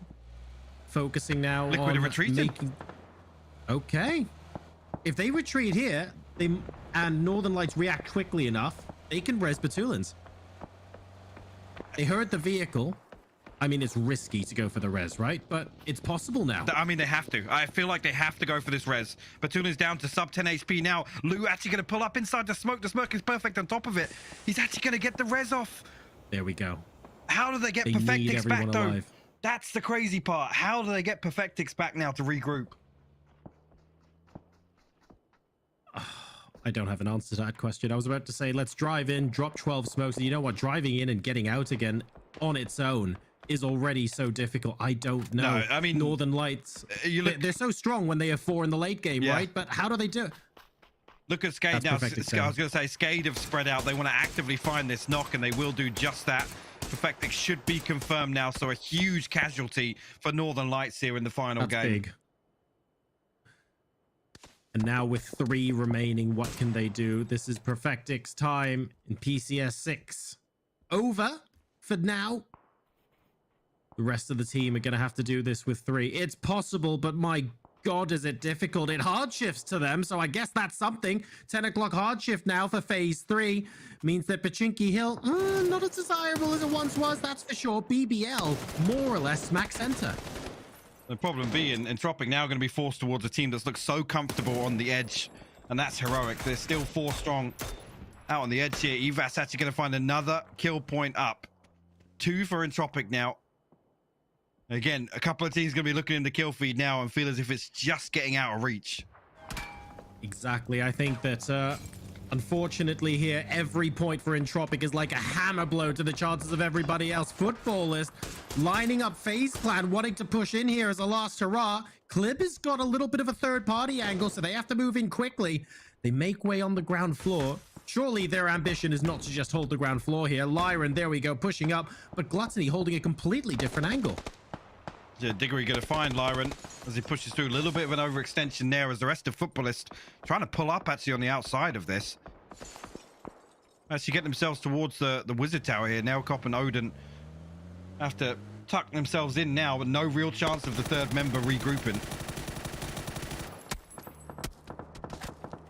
Hi, man. The last member alive for Sakura Zensen. Remember, if he gets 3 more points out of this game, he has the potential to overtake HOWL. So a lot to play for and a lot of pressure on the shoulders of this young man as well. I mean, you've been in that high pressure environment yourself, Hypoc. When you're in a game like this, it's easier to say just focus on the game, take it one moment at a time. But honestly, at some point, the pressure does affect you a bit. Absolutely. And a couple of these teams now have to reset back and think about the secondary leaderboard influence, which is the PGC points. So don't expect anybody to really be taking too many risks now. But I mean, lots of damage done so far. We're down to 45 alive here just as Circle 4 starts to close in. Over on the south side now, I mean, this is what I was talking about. Entropic being forced closer and closer towards Heroic, and Heroic actually looking to come forward and create a defensive line. This could prove to be the undoing of any team that chooses to breach it. Nail up there looking for T-Bone. Oh, never mind. We've got SKADE and Thunder going at it now. Mika so close, but he's not going to need the frag grenade there as SKADE unfortunately get picked apart. Jempty and Pixel off in the distance, but they need to rush away to regroup. And we've got Team Rage they could be moving into as well. Correxy and T-Bone desperate to find some sort of sight line here, but will be forced back now. Heroic almost with the high ground advantage here, but it's only Lookarooks and Nailip on the underside of the hill, so not expecting a push or any sort of commitment here from Entropic. They just want to make sure they can hold on to what they've got. Wait to see this circle post, and it is an absolute disaster for them. That is sheesh territory. I mean, SKADE, I guess, will be kind of happy with that. Futbolist, their push onto FAZE, not working out the way they would have expected, unfortunately. Nailcop at least will be able to get a revive off in this Wizard Tower, but this is... there's not much you can do from this position. Entropic and Heroic in the meantime, they're not backing down from this fight as well. I think Lookarooks feels like he can take this, huge but nade. Beamy says no, it's not just the bolties I'm good with. Have a frag. Entropic now have to try and recover from this situation as Page again looking to take control of the high ground here. Lookarooks, no chance of the res coming through. Entropic are going to be 3 up in the vehicle. They've got to just make a mad send for it. Heroic going for Entropic, hammer and tongs here. They opt to sacrifice Lookarooks for the opportunity to get somewhere close to the middle of the circle. Will they be able to survive? They're getting shot at by multiple teams. Futbolist looking for one. They're down. They get 2. Never mind. And Spyro with the 3rd as well. That's Entropic eliminated, but it's not with 0 points. It isn't. 2 kill points is all they have to do here. Navi actually on the send here towards Thunder. It's actually SKADE to find some damage on to find the assist. Thunder will fall in 13th. Navi find themselves as 2 now outside on, well, actually inside the circle now on the northeast side. SKADE a little bit disconnected from it, but the bar is set now. Northern Lights, they have a huge task ahead of themselves if they still want to contest for this top spot. 34 alive here coming into phase 5. Oh, DFX coming in and saying, how do you do to Futbolist? FaZe Clan trying to get every point they possibly can, but Odin... They traded! Oh, wow! They actually traded it! Goes for the flush! That is beautiful stuff. Diggory there to hold his teammate. That is a critical kill for FaZe. We'll see how much it matters, though. Here comes Heroic onto ENCE. Now, Corexy did fall in the fray as they forced their way towards the west side of the circle. Outside of the zone right now, you can see the split from ENCE set up to greet them here. Squeaky just got to do some damage. That's all he has to do in this scenario. Chucking the flashbangs. Every grenade going everywhere. Manages to get T-Bone. That is a critical point for them. Unfortunately, though, they're directly behind Heroic. If Heroic take out ENCE, they're basically guaranteed 6th. And actually, ENCE struggling a little bit now as well. Heroic need to find a way to pick themselves up. I mean, Squeaky, like I said, he's done the damage. 3 kills on the board for him, and the rest of ENCE will be able to recover and actually find themselves in a position to engage onto Team Rage to the north side. Beamy actually opens up onto Hyman, but he's way out in the open here. Goes for the switch onto the bolt. nothing comes through of it, Hyman will seal the deal. And that's Heroic eliminated. They will not be able to chase the top 5. Let's take a look at where the circle next takes us. We have seen our share of hard shifts. It moves on to the road. BBL Esports will be very happy with their central location. NLT still in, as HOWL is the first of the teams to go out in the placement point. And FaZe just 1 point behind Northern Lights as well, with some crucial kill points already on the board. Now they're in a position they have to try and contest the church here, I feel. There's nothing else for them to play for on the east side. Liquid still set up as 3. Navi just a little bit further to the north, and SKADE a little bit further afield than that. The FaZe, whether or not they can get up and try and hold on to this edge here, they have to actively gatekeep. Every kill that goes on elsewhere as well means fewer kills potentially for Northern Lights. Even if they clean up at this point, they're going to have to kill so much of the lobby. But the dream still has to stay alive. And to be fair, with something like a 60-point lead at one stage, the fact that it's possible that Entropic's lead is cut to 10 or sub 10 is also quite impressive. Let's not forget that. Alia moving in on NLT. They definitely hear the footsteps. And that's a point for them. And an extra one from placement as Navi are eliminated. Absolutely is. Fex now. HOWL actually falls very early on in this engagement. Fex has to toe the line here. Has to hit the deck, actually. Initially, the third-party damage coming through from BBL. Mexi going to get the better of him, though. Liquid as 3 now. We'll try and reinforce this hold towards the church. Diggory, last man standing for FaZe. Can he put anything else up before he falls? Great flashbang straight on to Diggory. The rest of the team now slowly getting flushed. Trying to figure out where those guns are. Remember, both of these teams still have to make it into zone. And Diggory now seriously struggling. The flashbangs have been on point for Team Liquid, smoking their advance as they continue to push in 3v1. Diggory holding out hope, but those are fading right now for FaZe Clan. BBL looking to come through, try and find some of the action here elsewhere. Pixel going to find Vard. No way Diggory goes for this res, right? Surely not. BBL coming through. The timing could be absolutely disastrous for FaZe. If he's able to get this res off, that's amazing. Team Liquid moving north. They're fighting SKADE. This is a massive 4-way at the moment. No, it gets tagged, but Pixelic isn't seen by Clip. Here's the audio cue, but a bit too late. Pixel will be able to get that knock. Now he's looking for Mexi as well. Can he do the double? Nate, I think that's far. Second one as well, a little bit closer. Mexi gets the trade, but the zone is going to have the last word on this one, I think. That's Liquid out. Mexi found the first, and finally Jempty puts him down, but again, the blue going to be a factor here for SKADE. Diggory might even try and come forward north and try and find these kill points here, as I think actually SKADE are managing to escape away. It's Jempty carrying Nowick to safety, but Nookie now looking to do some damage, finds the confirm. Jempty will fall as well. We're into our top 4, Joro. And they're ENCE, BBL, Northern Lights, and FaZe. No surprise to see these teams here. But is it a bit too little too late? Ketbo with a delightful nade onto Lou as Northern Lights see their hopes flicker. Look at Batulins. He's got the rat spot inside the back of the truck. He just needs Diggory to fall here to secure second place. Yep, don't forget, it's not all about chasing Entropic. They have to defend this as well. That's Diggory out! Beautiful headshot from the SKS of Rustenmar. And Northern Lights will secure at least second place. Well, second place. Everyone else in the lobby can fall at this point. That's what he was waiting for. And Batulin's there doing what needed to be done. And BBL actually now looking to try and mop up and put some more crucial points on the board. ENCE as 3 off to the north side. Again, the hunt's going to come through. They're almost anticipating that there's a solo here. The kill feed knowledge should be there for these teams. I think ENCE are conscious that maybe Batulins is ratting on their side of the road here, but I don't know, that's really going to be a deciding factor here. If BBL have the center of the next zone, ENCE have a massive task ahead of them. Batulins is still in, by the way. That's the worst part of this. Of course he is. Of course he is. BBL with all 4 up. ENCE as a trio. And Northern Lights with Batulins as the solo. Inside the truck. An underarm nade into it would be all that's needed. But no one knows he's there at the moment. Northern Lights able to hold on to a top 3. And cement their position on the leaderboard for PCS6. I mean, that's a lot of PGC points and a lot of prize money. There must be a bit of relief right now.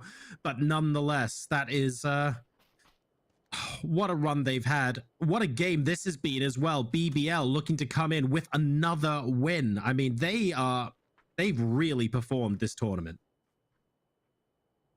Indeed, and now you can see they are under the impression Batulins is still on their side of the road. Like I said, the kill feed knowledge is there. No way, Code Mark. He's thinking about posting a nade into the backside of the truck. Do it. We've read this perfectly now, and even with the damage mitigation, still going to find him there. Batulin's out in third place. It'll be a straight up 4v3 for BBL in the end game here with ENCE. ENCE will have seen that in the kill feed as well. And that would have lightened the load a little bit, I think, on their minds. Circle definitely trending towards BBL, and ENCE eventually have to think about crossing this road. And that means that BBL can afford to play for time.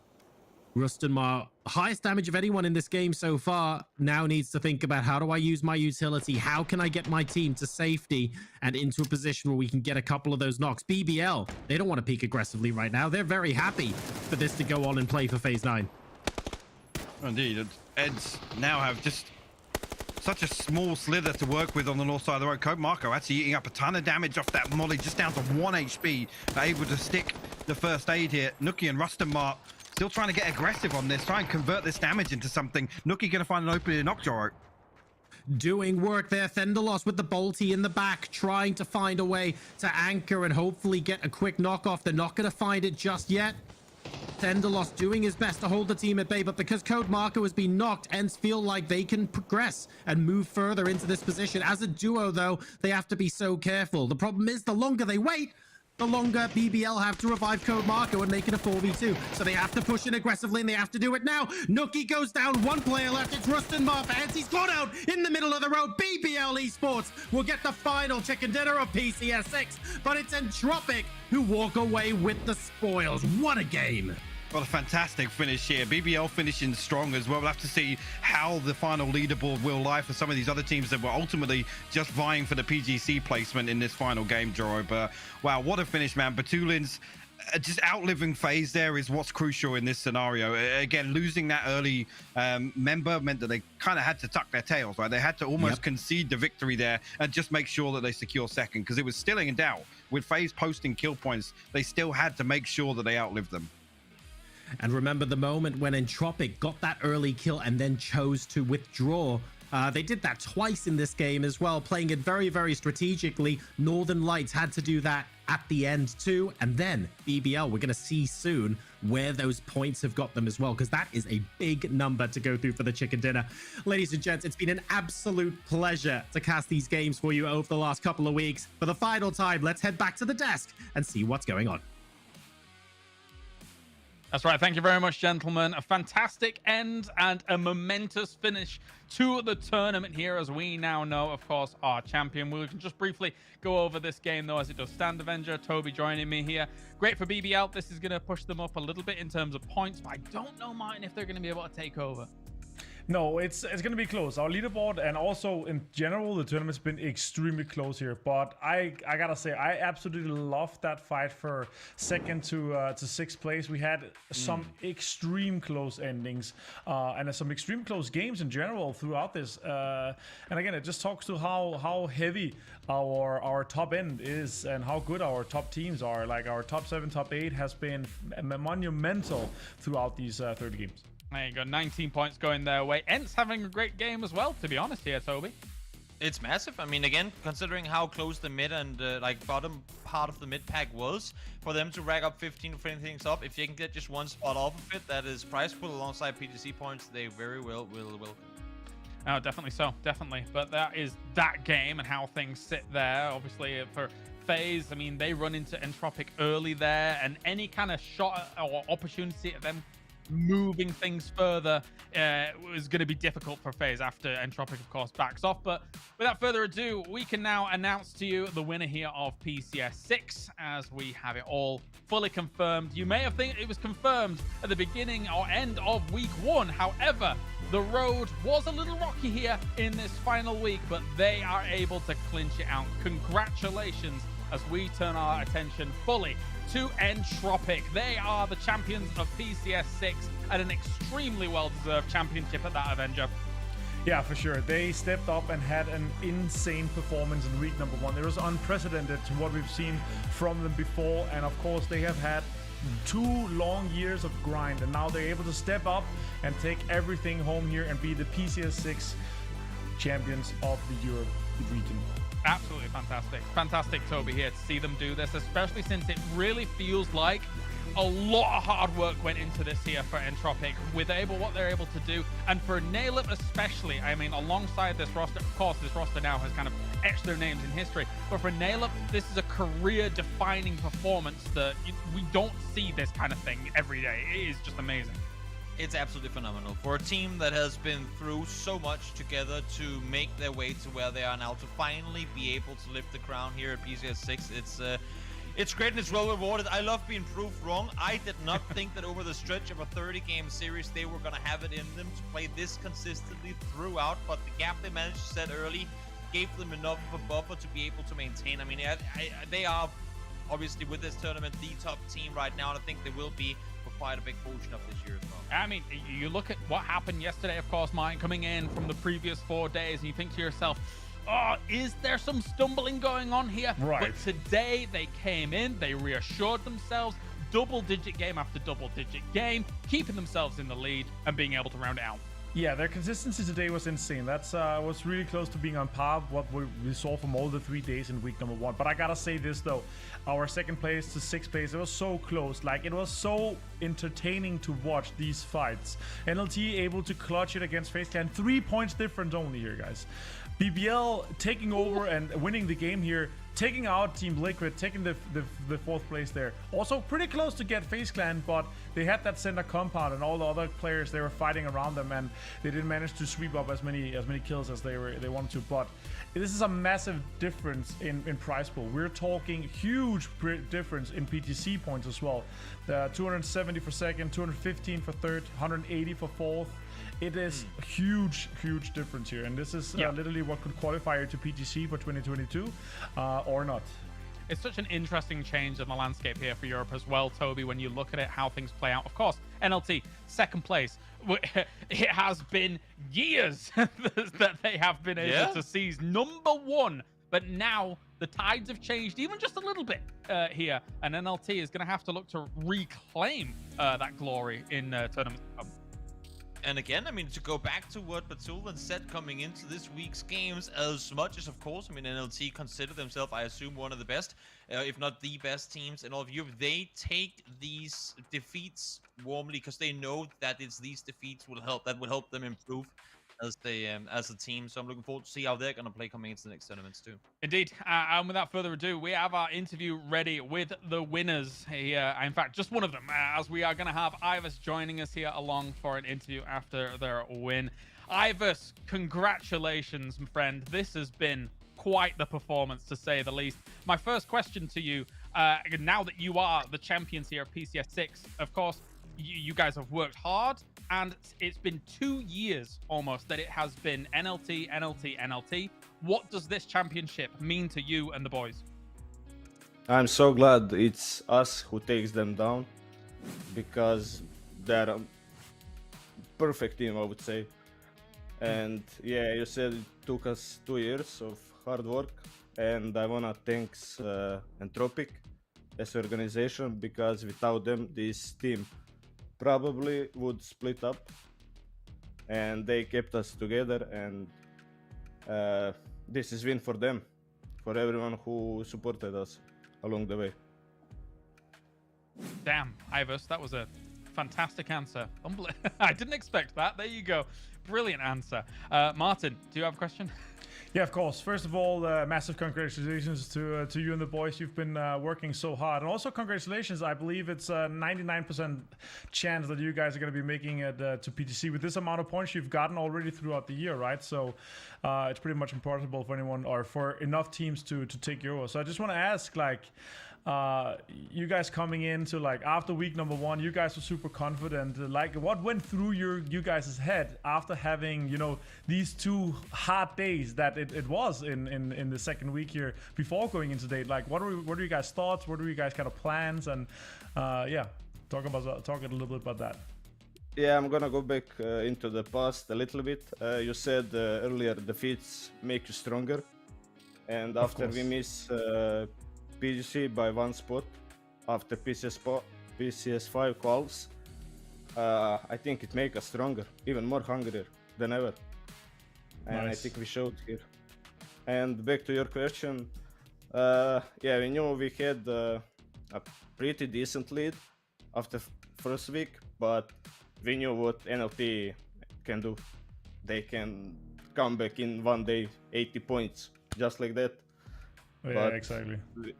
We kept our composure, and after yesterday, it was our first bad day in 6 days, and I think everyone can have bad days.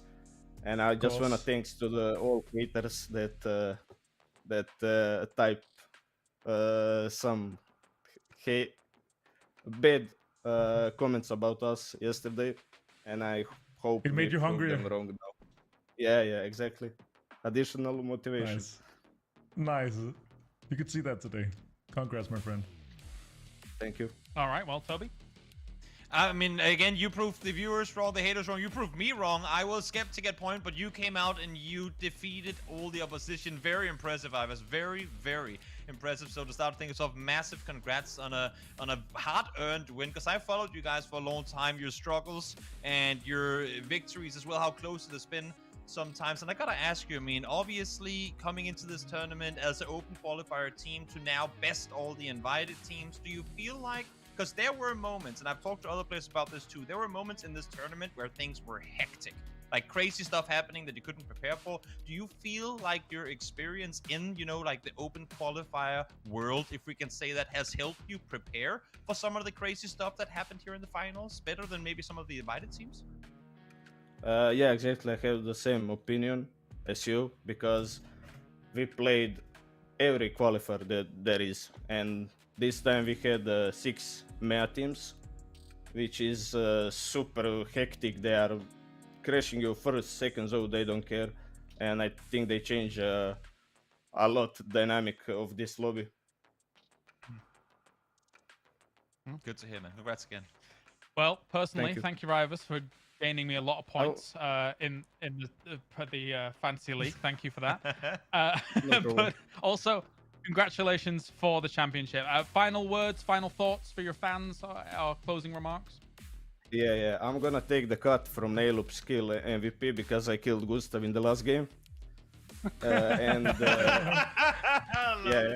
it. I wanna say thanks to the all supporters from everywhere. During this PCS time, you made us, I don't know, like we are in heaven. And I hope with this win, maybe PUBG Corp will decide to invite us for the next PCS, because maybe we deserve it. Nice. There you go. All right, well, thank you very much, Ivers. Go and celebrate your victory. Congratulations, you're the PCS6 Champions. I have one more. I want to say happy birthday to Mozi. He's Entropic employee, and yeah, nice. Happy birthday to you, Mozi. This win is for you, for birthday gift.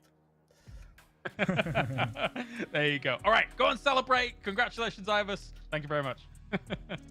Bye-bye.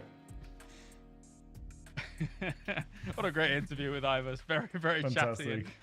Great answers, I think, to the questions. But overall, just, you know, you can really tell how much this means to them, considering that they have been through trials and tribulations, considering they were not directly invited. They had to work, they had to grind for this Avenger, and it's a huge win for them. Yeah, it's massive, and honestly, I love to hear that. You know, like the kind of it fueled them a little. It made them hungry that you're hearing all these kind of oppositions that they're like, they're gonna choke, and because you could definitely tell both in like some of the private discords and some of the, you know, public memes and social media and Twitter and stuff like that. that other teams are trying to get in their head. Like, and this is something that is obviously rough. You saw it with Exhalation as well, that once it gets rough and you have some of these bad games, you start to doubt yourself sometimes. But they took it as fuel and put some gasoline on the bonfire, and that really showed today. They had a massive day today. Their consistency really showed. They were in so many end games. They squeezed out so many extra kills and points. And of course, also good to see that I was well aware that Gustav was trying to catch up and trying to take the most kills award away from Naleb in the end. So that's good that you want to take his cut. All right, and we've got a lot to get through, so let's start getting through it. The Twire MVP is going to be first up here as we continue things on after Entropic have got themselves the victory. And I think we can probably guess who this is going to be. Oh, surprise, surprise. It's bloody Naleb looking ridiculous. I think it's fair to say all tournament here, Toby. Oh, it's absolutely insane. He has almost 3,000 more damage than the person behind him, and that's completely unheard of. He has been an absolute beast. I don't recall us having been on his POV at any one given point where he hasn't been hitting people. Yeah, like he's just constantly shooting, constantly applying pressure, and I think honestly that's what's given them the space to play around that they have been able to have, because players like Naleb are out there damaging people all the time, making them second guess, wait, do we even want to go near these people, because I just been headshot 3 times in a second. Yep, they're terrifying, Avenger, when you look at it. And again, you know, Naleb's had an amazing performance. It has been a supported effort, but again, we mentioned it when we were talking about them winning this tournament as a whole. This is a career-defining performance here for Naleb. Yeah, it's crazy, right? Because we knew that Naleb was insane, but it really is a team effort here. The guys have been a standout performance. QV, Ives 37 kills both. Lukaruk's 44 kills. Naleb 61, and in general, like, we're talking that these guys are in the very top. Like, they're all in the top 20. Two of the guys are in the top 6 of most kills, right? So it's really been a team effort. Naleb has, as some of the other players has said, we saw it in the interview. That he's a mouth open player. But that means he hits so many of his shots. He puts out so much damage and so many kills that this really shows on his damage, right? And of course, he has been chosen here on the best team for Twire.gg. Guess whose team this is? Yeah. It's ENCE's team. ENCE is #1 on the Fantasy League, so you might not have won the tournament, ENCE, on FAZE, but you won Twire.gg. That's well done, I suppose, here, Toby, all things considered. I just can't help but imagine that he didn't have himself on his team. Yeah. Is that just like is that you don't want to player curse yourself? Is that what it is? Yeah. I actually think I remember them talking about that. He didn't want to curse. He actually had 160 points, but he was 40,000, so he had a little bit lesser value, ENCE. So he actually had a really good performance himself, but you don't want to curse yourself by having yourself on the team, right? Oh, bollocks. I mean, sorry. I lost to Did Frost win? You know what? He got lucky in the last game. I can't believe it. BBL, he double dipped. Yeah, and he double dipped. You know, we're gonna be hearing about this for a long time. Yeah. Yeah, we are. You know what's really annoying about Froz winning is that he's really loud about it. Yeah. And now even in the chat in Discord, he's writing, "I told you, I told you." You know what, Froz? Go away. So we had an unwritten rule in the talent Discord where we're like, Martin guys, made an unwritten rule. No, we agreed upon many people agreed upon this unwritten rule here, that you don't double dip, so-called taking 2 players from the same team, because the talent should be playing hard mode. But Joro, Frost, and Topi, they all double dipped and took 2 players from the same team. And yeah, Entropic also says that your team lacks an Entropic player, whereas mine didn't. So you know. No, true. I will concede. Froz wins. All right, but he next played within time, the rules of Twire. That is true. Yeah. Next time, I'm coming for him. All right, that's fair to say. All right, kill leader. Let's take a look. Oh wow! Surprise! Surprise! Look at that. Surprise! With 420 damage. 420. Nice. Averaging over 420 damage. I mean, this is something that for most people that might be, even if you're new to competitive PUBG, going out and doing this in any given, your ranked lobby, your normal game lobby, averaging 420 damage, heck, for some people even getting 420 damage in a game as a whole, he averaged this against the very best, like all of EMEA has to offer in PUBG across 30 games. This wasn't just the best of 6 or something where it had 1 pawn off.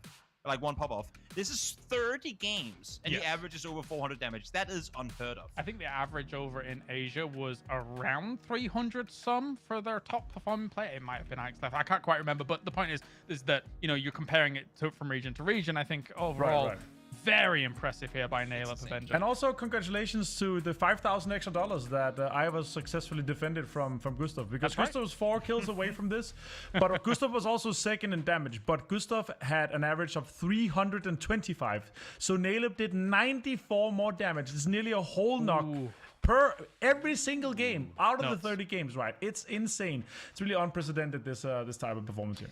All right, let's take a look at the insane squad then in terms of the award as well as the highlights coming in from that team. Guess who it is, boy? It's obviously going to be Entropic. I think it's fair to say when you look at this and we look back at how the tournament played out, it would have been difficult, even if they hadn't won the tournament, I think, to not look back at that first week and not give this to them down the line eventually. Yeah, for sure. I will say this, like their first week performance and also looking at how big a lead that they were able to do in just those 15 games is just insane. So it's obviously them that winning the $5,000 extra for the insane squad. Toby, just absolutely. And the cool thing about it is as well as, yes, NailUp looks brilliant whilst doing this and whatever and stuff. But then as the days went on, we got to see every single member of this team pop off in a different way. Oh, yeah. Massively. I mean, this is not just a NailUp show. There's a reason that they succeed, and yes, he gets a lot of the damage, but that's because the team plays around the fact that he's able to do just that. There's no way that he goes out and plays the way he does if it's not because the entire team plays. I mean, again, know what your advantages and weaknesses are and play to your advantages. They set up for it. The remaining 3 players allow for NailUp to be in a position to out-deal the amount of damage that he does. It's 100% a massive team effort to do what they do. Yeah, definitely. Just figuring out these last highlights as well, and these are even some of the final moments of some of the last games from today here. Just easy little pot shots here and there. I mean, the fact that they closed out today, I think Avenger just having themselves, you know, chill, not necessarily chill games, but getting themselves double digits on the board made sure that they kept themselves secure up towards the top. Yeah, the amount of kills that they're able to put out, the consistency in the top was pretty crazy, and they actually made quite a comeback after, you know, it's 3 third places back to back that they're able to get from the start of the day, right? There's third with 6 kills, third with 6 kills, third with 4 kills, sixth with 7 kills, and in general just a really outstanding performance here, of course, for Entropic. And even so, like, they had only 2 wins, but they were still able to take everything home with that. Oh, definitely. And crazy average damage coming out from the whole squad as well across all of these games. 1.2k done. Just every single time they find themselves in a fight, they're going to be trading. There was very rarely a moment where Entropic Toby was taking a fight and then losing it flat out. It was almost never the case. That's just not the Entropic way. I mean, I think for this roster to go out and win this tournament is perfect for multiple reasons. One of them being coming into the winner chicken dinner format, they were always there on the cusp. They were always there just on the brink of making it either like really far in the finals or just falling short of a qualifier. Then when they finally succeed, boom, now give everyone a format that their playstyle doesn't fit. They get the kills at the risk of maybe not getting the chicken dinner, but they still continue to get the kills. Like, they play through that format, not winning out the way that we thought they were going to with how they were playing coming into it. And now that we finally go away from it again, boom, here they are crowning themselves on the very top. So it's as if their journey had just been prolonged for winner chicken dinner period to now them continuing with the same ferocity and getting the wins. I think it's so hard fought and so well earned for Entropic. All right, and more to do. We've got our all PCS team as well. 4 players were able to attain themselves the spot. I think it's fair to say, Avenger, whilst we're getting into this, there are many names that I think could have taken themselves spots on this all PCS team, considering that we have great players across all these top rosters. However, it had to be whittled down to 4. And of course, our first player that we're going to be talking about, as usual, is NailUp. Yeah, let's just roll over the last clips. It's pretty nice, right? We can kind of reuse some of this stuff. And of course, NailUp is on the All-Star PCS6 European Grand Finals squad here. He's kind of self-written just into him being the kill leader, of course, and also them winning the tournament. But of course, we are looking at this, and we have 64 potential players that has to be picked down to just 4, right? So it's extremely hard because we had maybe, you know, 8-10 players that could have been deserving for one of these spots here. But NailUp, easy pick. Yeah, absolutely. All right, next up, let's go to him as he follows up just shy of where Nailor was, of course. It is going to be Gustav from Team FAZE. And, I mean, the amount of times we ended up coming out of games, Toby, and seeing him, oh, Gustav's got 7 kills. Oh, look, it's Gustav again. You know, it's great to watch. I mean, he's just a phenomenal player. The way that he can find ways to impact games...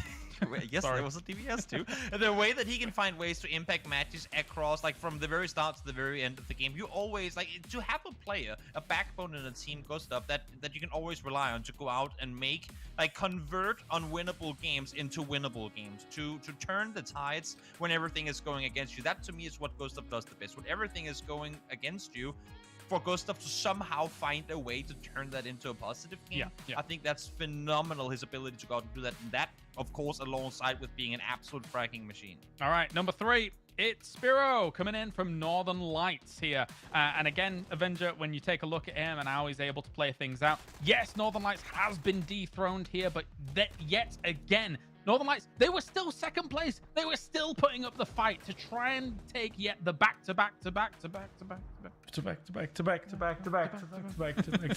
Yeah, Spyro, he really stepped up, of course, for Northern Lights to be able to secure the second place, because it's important, remember. It's 270 PGC points for second place. It's 5 points less what the last year's qualifying cutoff was.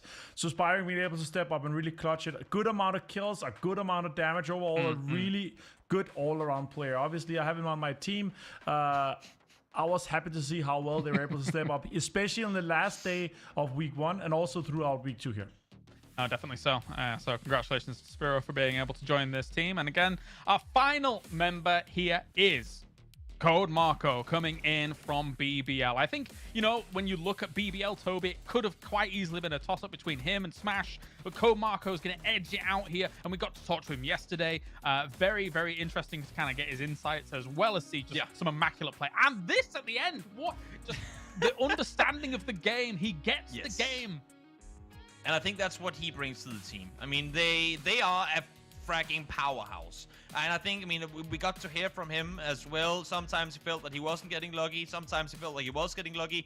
I think when you break it down, it's nothing about luck. It's his ability to play alongside Smash. The way that they can take out everyone as a 2. And then now, with Ketpa and Thendalos, Thendalos added, I think, brought a hell of a lot to their fragging capabilities. The way that he can flank out and also actually had a massive impact on things, really helping out Komarko and being able to focus on his role on the team.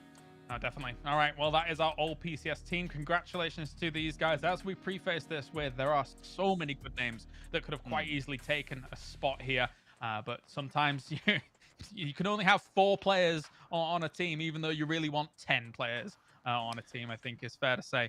Well, let's take a look at the total prize pool then, and the overall leaderboard in that regard, as we have had ourselves break it down. We've got Entropic walking away with $60,000 for first place. Extremely well deserved here, Avenger, and wouldn't have it any other way at this point. No, I love that. On top of that, they're also getting the 5,000 from the Insane Squad. Nailev's getting 5,000 for the Kill Leader. Nailev's getting 2,500 for the All-Star PCS. So they're just raking in all the dollar here. But in general, it's good to see that these guys are obviously able to get all this prize pool here. But they're also getting the PGC points that they're able to secure them for that too. But in general, how close it was from 2nd to 5th to 6th, just look at how big of a difference it is, right? 35,000 down to 14. Like, this is huge chunk of change difference. Yeah, no, definitely, Toby. I mean, all of these teams, 2nd through 8th, I mean, everywhere, let's be perfectly honest, we're fighting for these big differences. It's very, very important for them to try and budge up, even with PGC points on the line as well. And I think you could tell, I mean, there was at no point really where I felt like teams had just, you know, given up. Like we're seeing some minor tournaments where there maybe ain't a whole lot on the line for the bottom teams. Everyone thought till their very last breath in this one. Some doing it more creative ways than others, I would say. As much as I said I didn't want to see anyone YOLOing into one another, we did see quite a bit of that in the end of it. But look at this, 475 already for Entropic. Yeah, and they joined Northern Lights all the way at the top after the fact that they had that G-Loot win, of course, here, Martin. This is super big for Entropic. You already kind of alluded to it in the interview, but like the fact that they were able to get this many points on the board, they're going to be 99% PGC bound, and that's got to feel amazing. I think it's actually guaranteed. I think it's impossible. It's impossible for 5 teams to take them over. So that's obviously fantastic. We have a guaranteed spot for PCS7. There's 300 points for the winner for G-Loot Season 6, which is going to be in the summer here after Nations Cup. So it is insane. Oh, look at that. It's beautiful. There it is. It's like we're talking about, right? Yeah, so 300 points. So it's practically impossible for 5 teams to take over. So it's at this point, Northern Lights and Entropiq both have guaranteed themselves a spot for PGC 2022. It's obviously amazing and well deserved from their performance so far. Like first place and second place for Northern Lights, a decent place. I think they got like 9th or 10th right for Entropiq in G-Loot, but then winning this year, super well deserved for Entropiq and Northern Lights so far with the performance. Now that we're halfway through our PGC Points tournament. Absolutely. And PCS7 coming along down the line. It is a little ways off, of course, but there are also PGC points on the board for that as well. So stay tuned, of course, down the line, way down the line, when we will be having that go down as well. Guys, what a few weeks it's been. There's been America obviously going on as well during all of this. There was APAC. We had Asia and Europe closing things off, Toby. And I was focused on Asia, watching how that was going down. China looking amazing against Korea, but here in Europe, Entropiq has dethroned a 2-year reign that has been going on from Northern Lights. Crazy stuff. And to do that from, I just gotta underline, I mean, to do that from open qualifiers too, it just goes to show, the struggles that they've been through to get to where they are now, to make the way through, to come in on day 1 and just show everyone that they mean business, to make the top tier teams look silly when they go up against Entropiq. That is not something you just do, and believe me, for their sake, that is not something those teams will forget either, because where teams might have not thought as much of you as they will now, I mean, coming into future tournaments, believe me, they will. So while you might be guaranteed for PGC, the 2022 the season ain't over, is what I'm trying to say. So they will be ready. They will be trying their best to conquer what you succeeded in doing in this tournament. So for the next ELU tournament, for the next PCS event, Entropiq's got to be ready for teams to come after them. Final thoughts, Avenger, before we close things out?